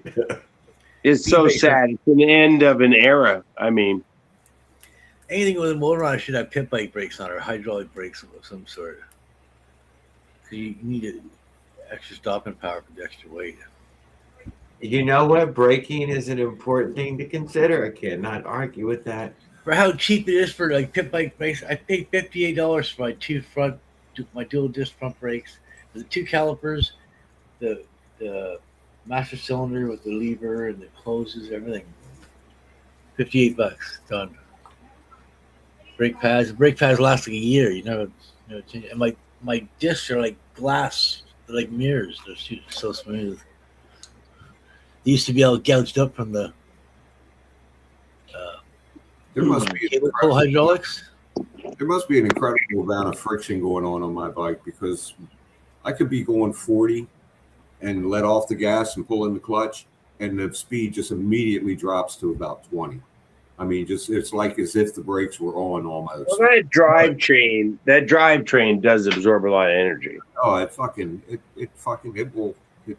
It's like I don't even need to use brakes until I get down below about 20. Make sure you got grease in the wheels. Yeah. I grease my wheels every season. Oh, you're good. You're way above everybody else. In the back? Is it a coaster brake in the back? No, it's Never mind. Brake. Yeah, it's a handbrake in the back. 5-speed cassette. Yeah, then you'd notice what it was if you could find it. Yeah, I've looked. The rear wheel is not the freest spinning set of bearings on the planet, but it's certain. I don't know. Maybe it does. I don't know. I haven't taken the trouble to figure out if it's the rear wheel by itself or if it's just the chain and everything that it's dragging with it. I put the 28 tooth on the micro machine, so now I don't need a chain. I don't need a chain tensioner. Couldn't chain missed the change tooth. It should be like a 10-36-26. Close to the same kind of ratio. Yeah, 28's fucking small. Yeah. Should fly.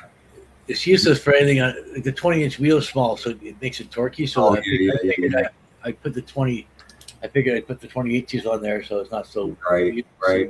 wheelie prone kind of thing. Yeah, you might wind up in the right spot. It sounds like it, dude, doesn't it? That it would be a 28 or a 30, something like that. It's going to be the equal to, it's 36. Go to 36-26. Yeah, go to the Smolik website. Close. It's not the same, but it's close. Paul, go to the Smolik website. They got the fucking calculator, man. You just punch your numbers. I use that. It'll tell you what your top speed is at every RPM. Yeah, I use it all the time. Yeah, for sure. I use my rental gear. I saw before I had this speedometer, I'd use my run leader and I use my speedometer and figure out my RPMs, the gear ratio, right? Right. You can work it the other way too. Yep. Now I got a run leader. It tells me exactly. I remember when I first started doing this to calculate my speed, I measured a mile out on Google Earth.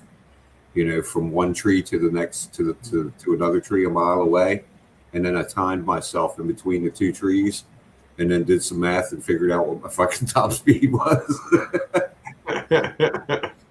I can say 99% of the time I don't even look at my tachometer. I just look at it when I've done my ride to see what my top RPM was. Right. Skip, are you keeping up with two-stroke stuffing? No, I'm not. I gave up two-stroke stuffing.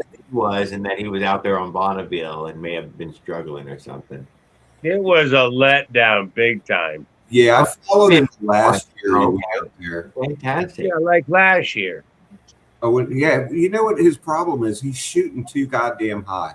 Just fucking go for something mediocre and fucking you'll have the record. It's a run. People's out there. I know. When you did 51 miles an hour, it's like that's what I do on my bike. Jared could take his friction drive bike out there and win the fucking world speed record for fastest bike. DNF doesn't count, I bet not, dude. I bet they've already got a record for every way you can possibly drive it. There is. I think different ways. The record for like the record is like 50 miles an hour, dude. I bet it's fucking the official record on Bonneville for like a seated motorized bike is like 50 miles an hour or some stupid shit like that. I think there's like seat friction. There's different categories. Yeah, there's a ton of categories. Is the one. Jared, I'll build you the bike. You run it. Yeah, I seen a guy out there with a little belt drive, and there is, but it's incredibly low. Anybody could beat it. Anybody could go out there and win. I'll even throw in a used helmet, Jared. I bet a millionaire has already played this game. Already got. They all keep going out there fucking with all these fancy fucking machines that fucking are gonna blow up every fucking time they run them, and they fucking never get a run in. We'll get Trent to donate the engine, Jared. I'm 17 months. We're gonna need some sort of a Trent 16K. I think they're only going out. I think the major reason they're going out in that desert is just to get drunk. Well, Jared's gonna drive it. No Okay, Jim. So I'm in. Let's go. Jared's not a big drinker, so he's the driver. Around. Still going strong. Huh? We can get drunk together. Yeah. You can drive us out, and then you can do the test run. We'll bring Opie with us. We'll just take Opie with us and bring designated driver. Does 44 miles an hour. His bikes with a 1044, and he'll get the record. I'm not sure if Opie's black magic works once he leaves Louisiana. Oh shit! Okay with dirt as long as it wasn't mud. He's got to be near his own home swamp, right? For the power. For the power. As long as it's not mud, he's cool. You can only get so far from Hattie Shack. The 44 cheese gives you that power. Right. Our only other alternative is to fucking smuggle Paul over the border. Eventually, I'll be able to go over the border, but it's not so hostile. Get us now. You should have came while it was World Cup. They were letting you in. Don't tell anybody you're Canadian, okay? Just don't talk. What was that? Canadian bacon or something? You'll never know you're Canadian. That movie? Yep. John Candy and yeah. Hilarious. John Candy.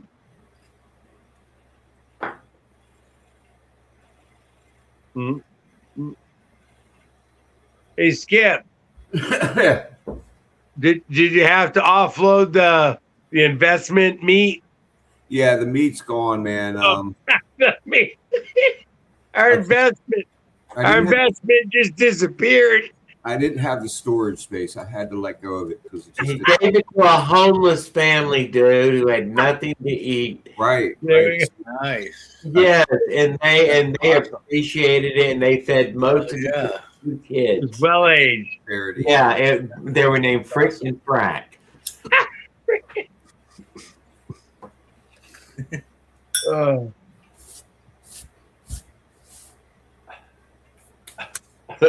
Don't give a frick. Do you remember that radio show? There was a radio show, Frickin' Frack. I know. Yeah, those guys were hilarious until Frack died or something.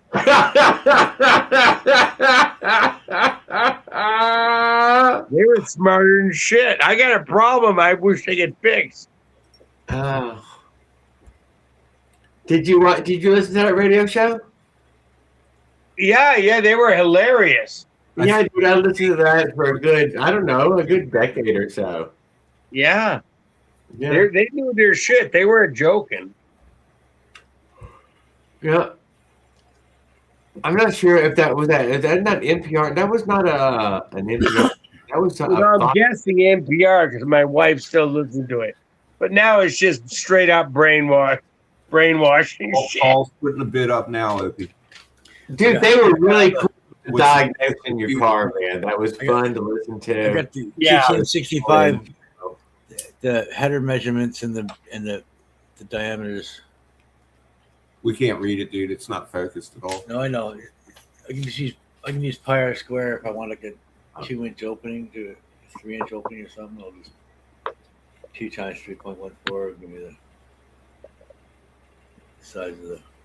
Luckily, I can say my pursuit of power has ended on motorized bikes. I don't need any more power. We're good. Op says that he's selling futures on a lump of hamburger meat he's had in a Ziploc bag for the last 3 weeks. Oh, shit. We got to age it more up. It needs more aging. In early before the brown stuff sets in, dude. And He doesn't understand. he doesn't understand that this is a long-term investment. Dude, he's thinking about putting it in the freezer if he gets enough investors. Well, if you get in early, it's cheaper. You don't sell the meat. You sell shares of the meat. Right. Talking about, dude. Yeah. What, like those NPTs or whatever, you know? You can sell futures and all kinds of shit. You can have the non-fungible tokens that don't exist. NFTs, NFTs, motherfucker. Right, yeah. They don't really exist, but you can invest. 3 inches of meat here.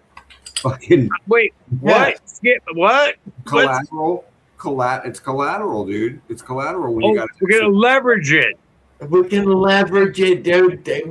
Thank you. Right. God damn, I like Kate, man. Exactly. And skips the bank. Skips the bank. I don't know if I want to do that shit, man. I don't know. We're gonna need your address. It's very long term and it's high risk. Very long term and it's high risk. He's got a deep freezer.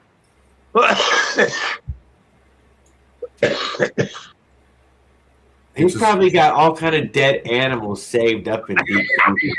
It's a small investment now, but that Louisiana with deep freezers. There could be like alligators and muskrats and nutria. He had crabs from 4 years ago. He got who knows? All kinds of turtles too. Turtles, dude. Snappers.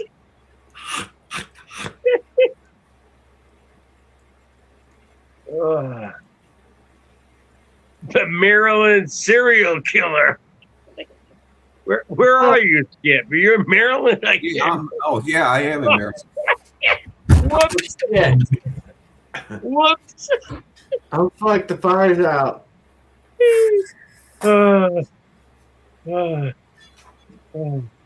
Mad Max on his motorized bike. Here he comes.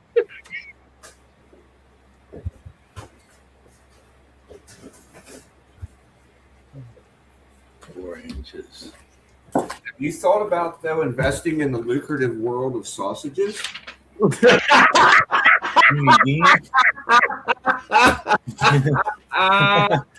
they wrapped? Oh my God! What is your problem? He sounds like a trained salesman. Well, obviously he is a consumer of the sausage patty here. Wait a minute. We gotta be careful. No, it's fine. Nothing. It can't hurt him. It's preserving him, if anything. Makes him live longer. Oh no, that's not what I meant.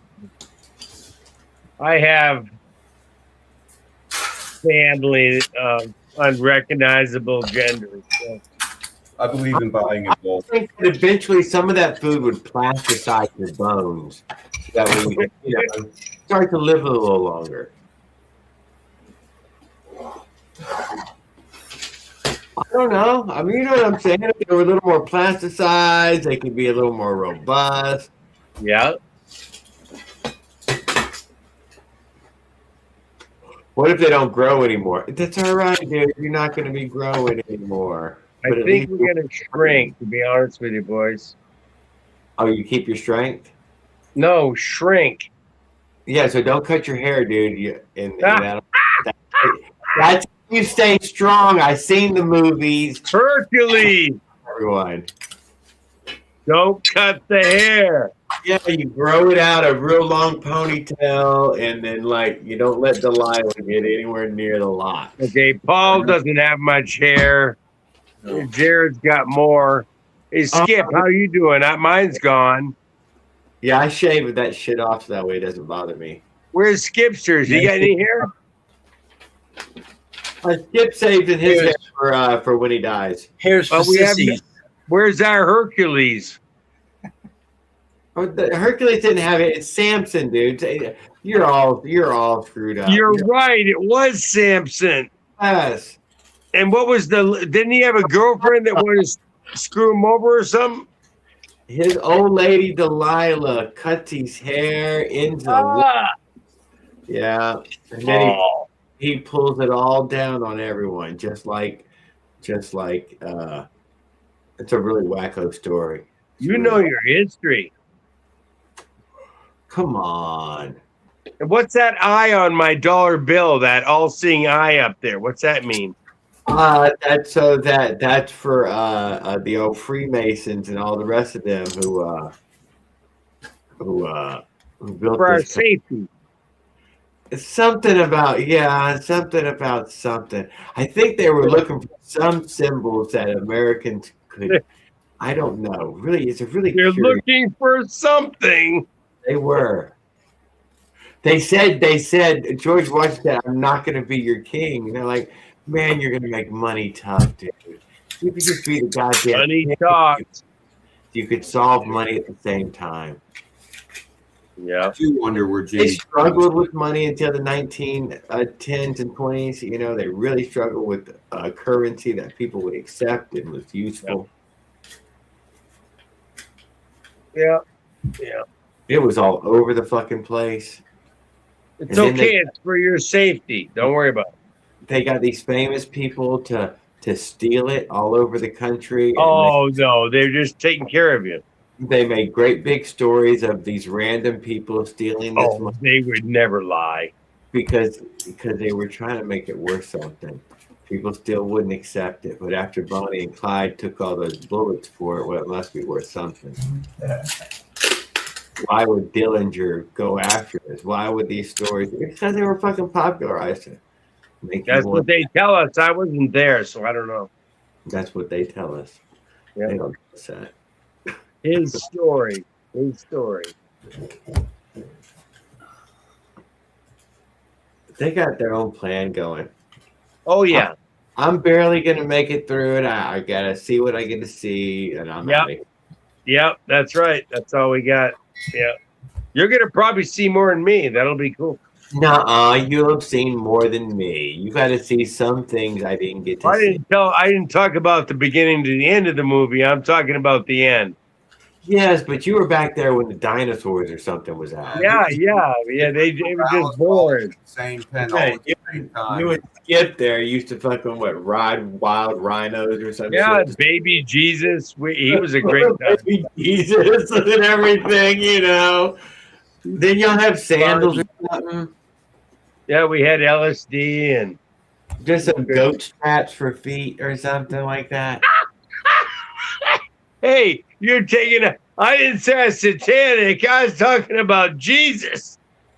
I don't know which way y'all was leaning. Fucking, don't give me that goat shit. My sister used to have some goats, and if you'd be out there fucking with them, you turn around, they'll fucking ram your ass, man. Get those, Jared. Sausage, honey biscuits till they got too expensive. Yeah, I noticed he had a hoard there. You noticed he had a whole hoard of the biscuits. They finally went on sale again, and he fucking filled his whole freezer full of them. Taste the biscuit. Yeah, he had the sausage, the egg, and cheese. Maybe, I don't know. It had sausage and egg though, and a croissant. I think that was a croissant. Not croissant, but English muffin. But I'll eat any of them, dude. It doesn't matter. All of them are fine with me. I'm kicking It's up. got In sausage on it, dude. Yeah. I I like like some form of meat on it. sandwich. Think about it. Corn dogs is literally ground pigs on a stick. Oh, I great. love fucking corn dogs, dude. Man, I like a corn dog. Oh, you guys are so- What's in corn dog? I don't care. The good stuff. Fuck those, man. Jared, I saw you. I saw you on the road, Jared, at like a gas station or something. Eat some. I Oh, was like, "Holy, you're a fucking machine." oh, stop it. I'll eat roller dogs too. Everybody can God, I stop. know, man. If I ate the way you did on that trip, I would fucking die on day like 4. Me too. I wouldn't have made it first way through the half of the day. Take me to the emergency room, man. Yeah. Oh, Help. Oh my God. it's not human, Raul. It costs too much to put humans in there yet. Give it Yeah. time. Hey, you know, Raul may not be as crazy as you think. They can't afford to put humans in there yet. They can afford it. They can afford not to. Eventually, but not yet. Hey, tell them to come on. What, Raul, what are you doing? I like how that movie Soylent Green ends with those people just continuing to eat the chips, even after you just told them. Yeah. They're like, yeah, well, I suppose. No one believes them. No, they believe them sure as fine as good, but what are you going to do? Yeah, we're still going to eat the fucking chips. That Yeah. fucking matter. Yeah. You got some hot sauce? Got some Got some sauce? yeah, The salsa? Donner Party. Sauce? I watched the Donner Party this week, right? The show about the Donner Party. You know how they fucking had to eat humans because they were stuck on the fucking mountain in the middle of the winter, right? Hey, yeah, people pick their own paths, man. They pick their own path. They went their own way. They were killing each other. They were killing each other and eating each other. Like Sorry, it wasn't, Skip. they were Someone's gotta go. Oh, the fucking it was fucking crazy, dude. I was horrified listening to this fucking show. Did you sleep? Oh yeah, I slept fine that night, but fucking I had no idea. I thought they were like, okay, so they ate the people that died. Okay. All right. They were fucking like these two people, they tried to walk out and they took two Indians with them as guides, right? And fucking like a week into the trip, they killed them both and ate them. I'm just trying to help.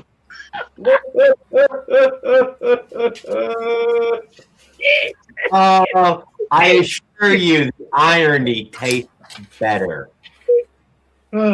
So where do the motorized bikes come into this again? It's not necessary. It's the Donner Party. It's an important topic. Everybody should talk about it.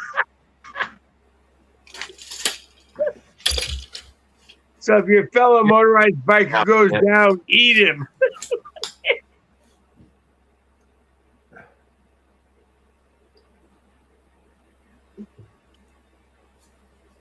Yeah, I think they were. Yeah, it was their own, and they whatever. I believe it was a small Mormon cult, trying to, break away, make their own way.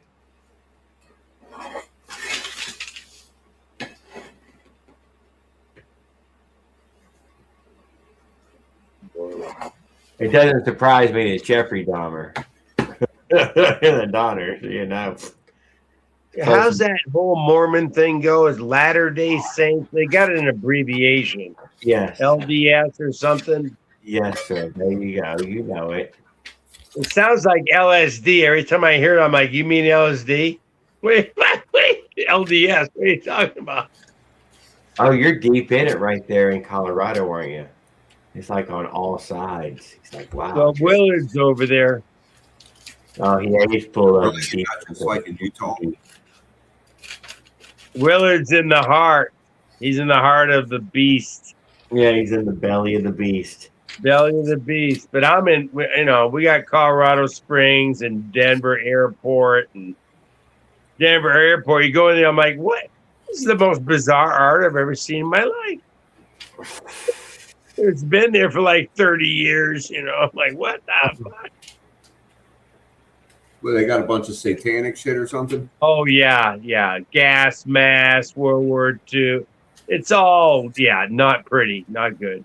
They tell their own stories. Yeah, and there's like, what they call those gremlin demon things they put on roofs. Oh. Gargoyles. Gargoyles. Yeah, they got those. And when you pull in, it's called Lucifer. It's a white stallion with blue eyes, like demons. And you had to get this song. I'm not kidding. Yeah. And the guy that made it fell over and killed him. Said, I didn't even bring a virgin this time. Wow. Yeah. Is Yeah, that a if you go to sign? the airport, bring a virgin. Is that a sign? Yeah, it's on the sign. It matter blood sacrifice. Sick. Crazy. Don't mock the Lord. Obey. Ah. Rose hanging out with us. Worship Moloch. Second piece of pipe.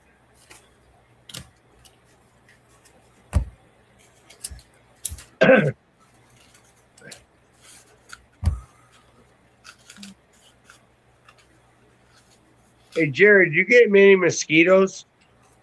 We have a good truck who comes around 11, 12 or so. And he's making sure nobody's flying around. Nobody's flying around. Yeah, dude, I can't deny it. Good county maintenance there. He's all squirt, squirt, squirt. Bow, through the neighborhood. Hey, Yeah. what is in that shit? I can't tell you, man. Yeah, it's, is it, but does it lead to peace? Think about all the peace it brings. That has to outweigh all the cancer it causes. I'm here to help. Can you see that shit? What is this, mosquito bites? Fucking chigger bites. Oh my God. Shit. How did you get down in the chiggers? Where'd you get those? Ground. Fucking in the woods. I was gonna say you must have been in the woods. Yeah, fucking went looking for that fucking rocket and fucking the chiggers fucking damn near killed me. That quick Yup. with shorts. No, I was wearing long pants. How the fuck they get into your leg? They just Yeah, and it should have been on the inside of your thing in the bend in the soft white stuff. Oh, it's all over me, dude. God damn. They go up your leg pants? Yeah. Oh fuck. In my pants. Holy fuck. Yup. Tore me up. Shit.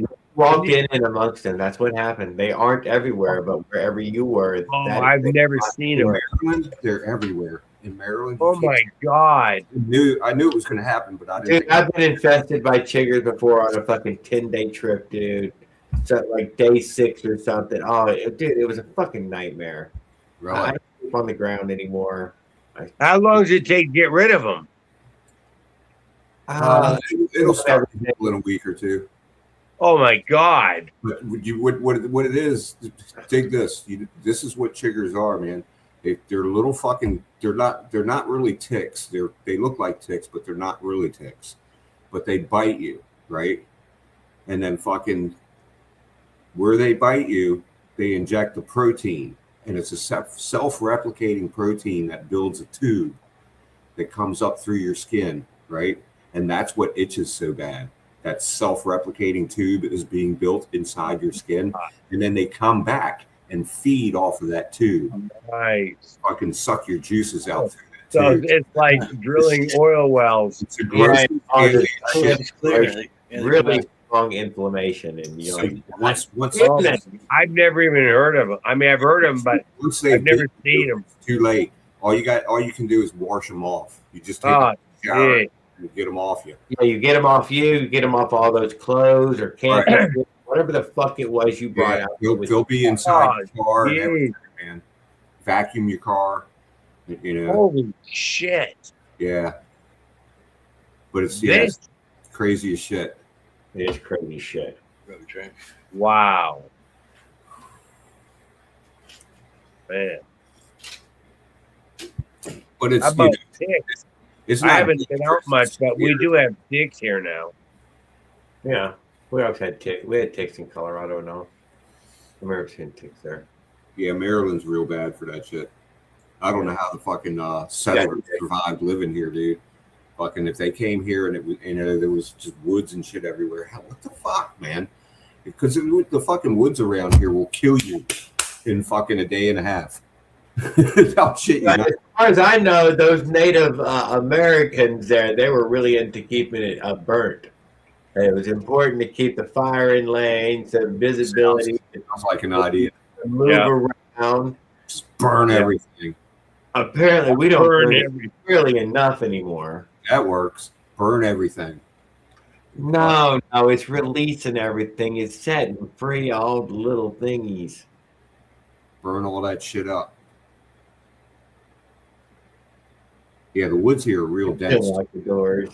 They're incredibly dense. It's fucking unbelievably how dense the forest here can get. I know that's how it is here.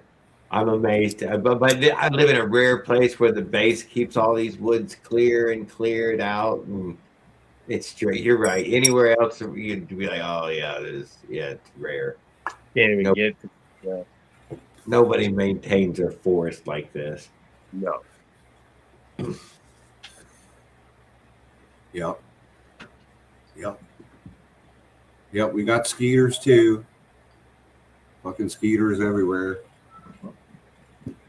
Yeah, I'm really lucky that way, guys. I don't have screens or anything. Just I want to fucking. Oh, I want to live where you live so bad. bugs come through and eat all the cat food and make your damn dog starve to death. Damn coyotes. no, fucking there's all the time. nothing. There's no bug. There is nothing up there, is there? Y'all got coyotes, caveman? Yeah, coyotes. Yeah, and mountain lion and bear. Ooh, Nice.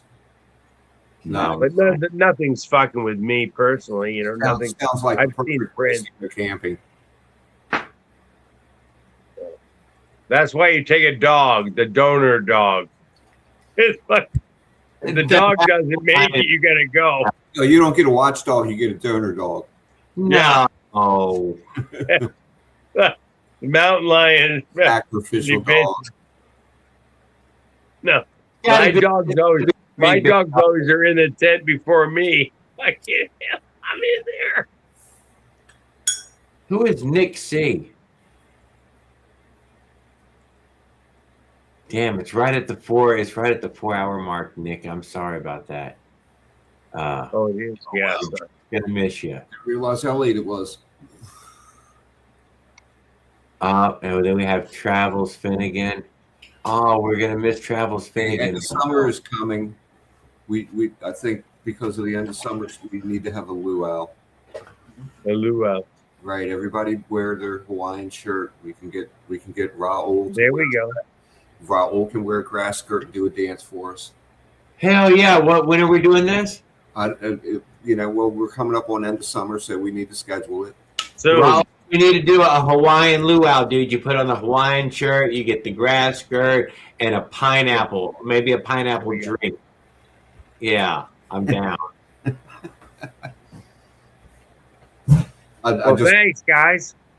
Yeah, when is that? We got like 2 more episodes, or I just want to see Raul dance in the we skirt. should have a luau on episode 200. Episode 200. What's this one? 197. Wow, that would be about perfect. Yeah, that would be right. About Summer. right. Yep. Yeah, we have people down in the green room who wanted to join us, but they were probably just going to show us boobs and stuff. We don't need to see. Yeah. They all Boom. want to show some sort of boobs or something. Well, yeah. We never know. We never know. But if they want to come hang out next time, come in earlier. Thanks for keeping us safe. I was, dude. I'm sorry. It could have been something all porno-ish. Yeah. I don't need to be kept awake tonight. All right. Good night, chat. Good night, Mike and Raul and everyone else who joined us. Upwindzilla and Bill Breakfix and Adam and Paul. And we have something. Nick C has given us something porno. Thank you, Nick C. I appreciate it. I needed to see that. It was pretty gross. A saddle trap come to hang out with us and and damn, bro, you commented your ass off tonight. Holy moly. Thanks for hanging out with us, guys. Everybody ride safe and keep on the 2 wheels underneath you.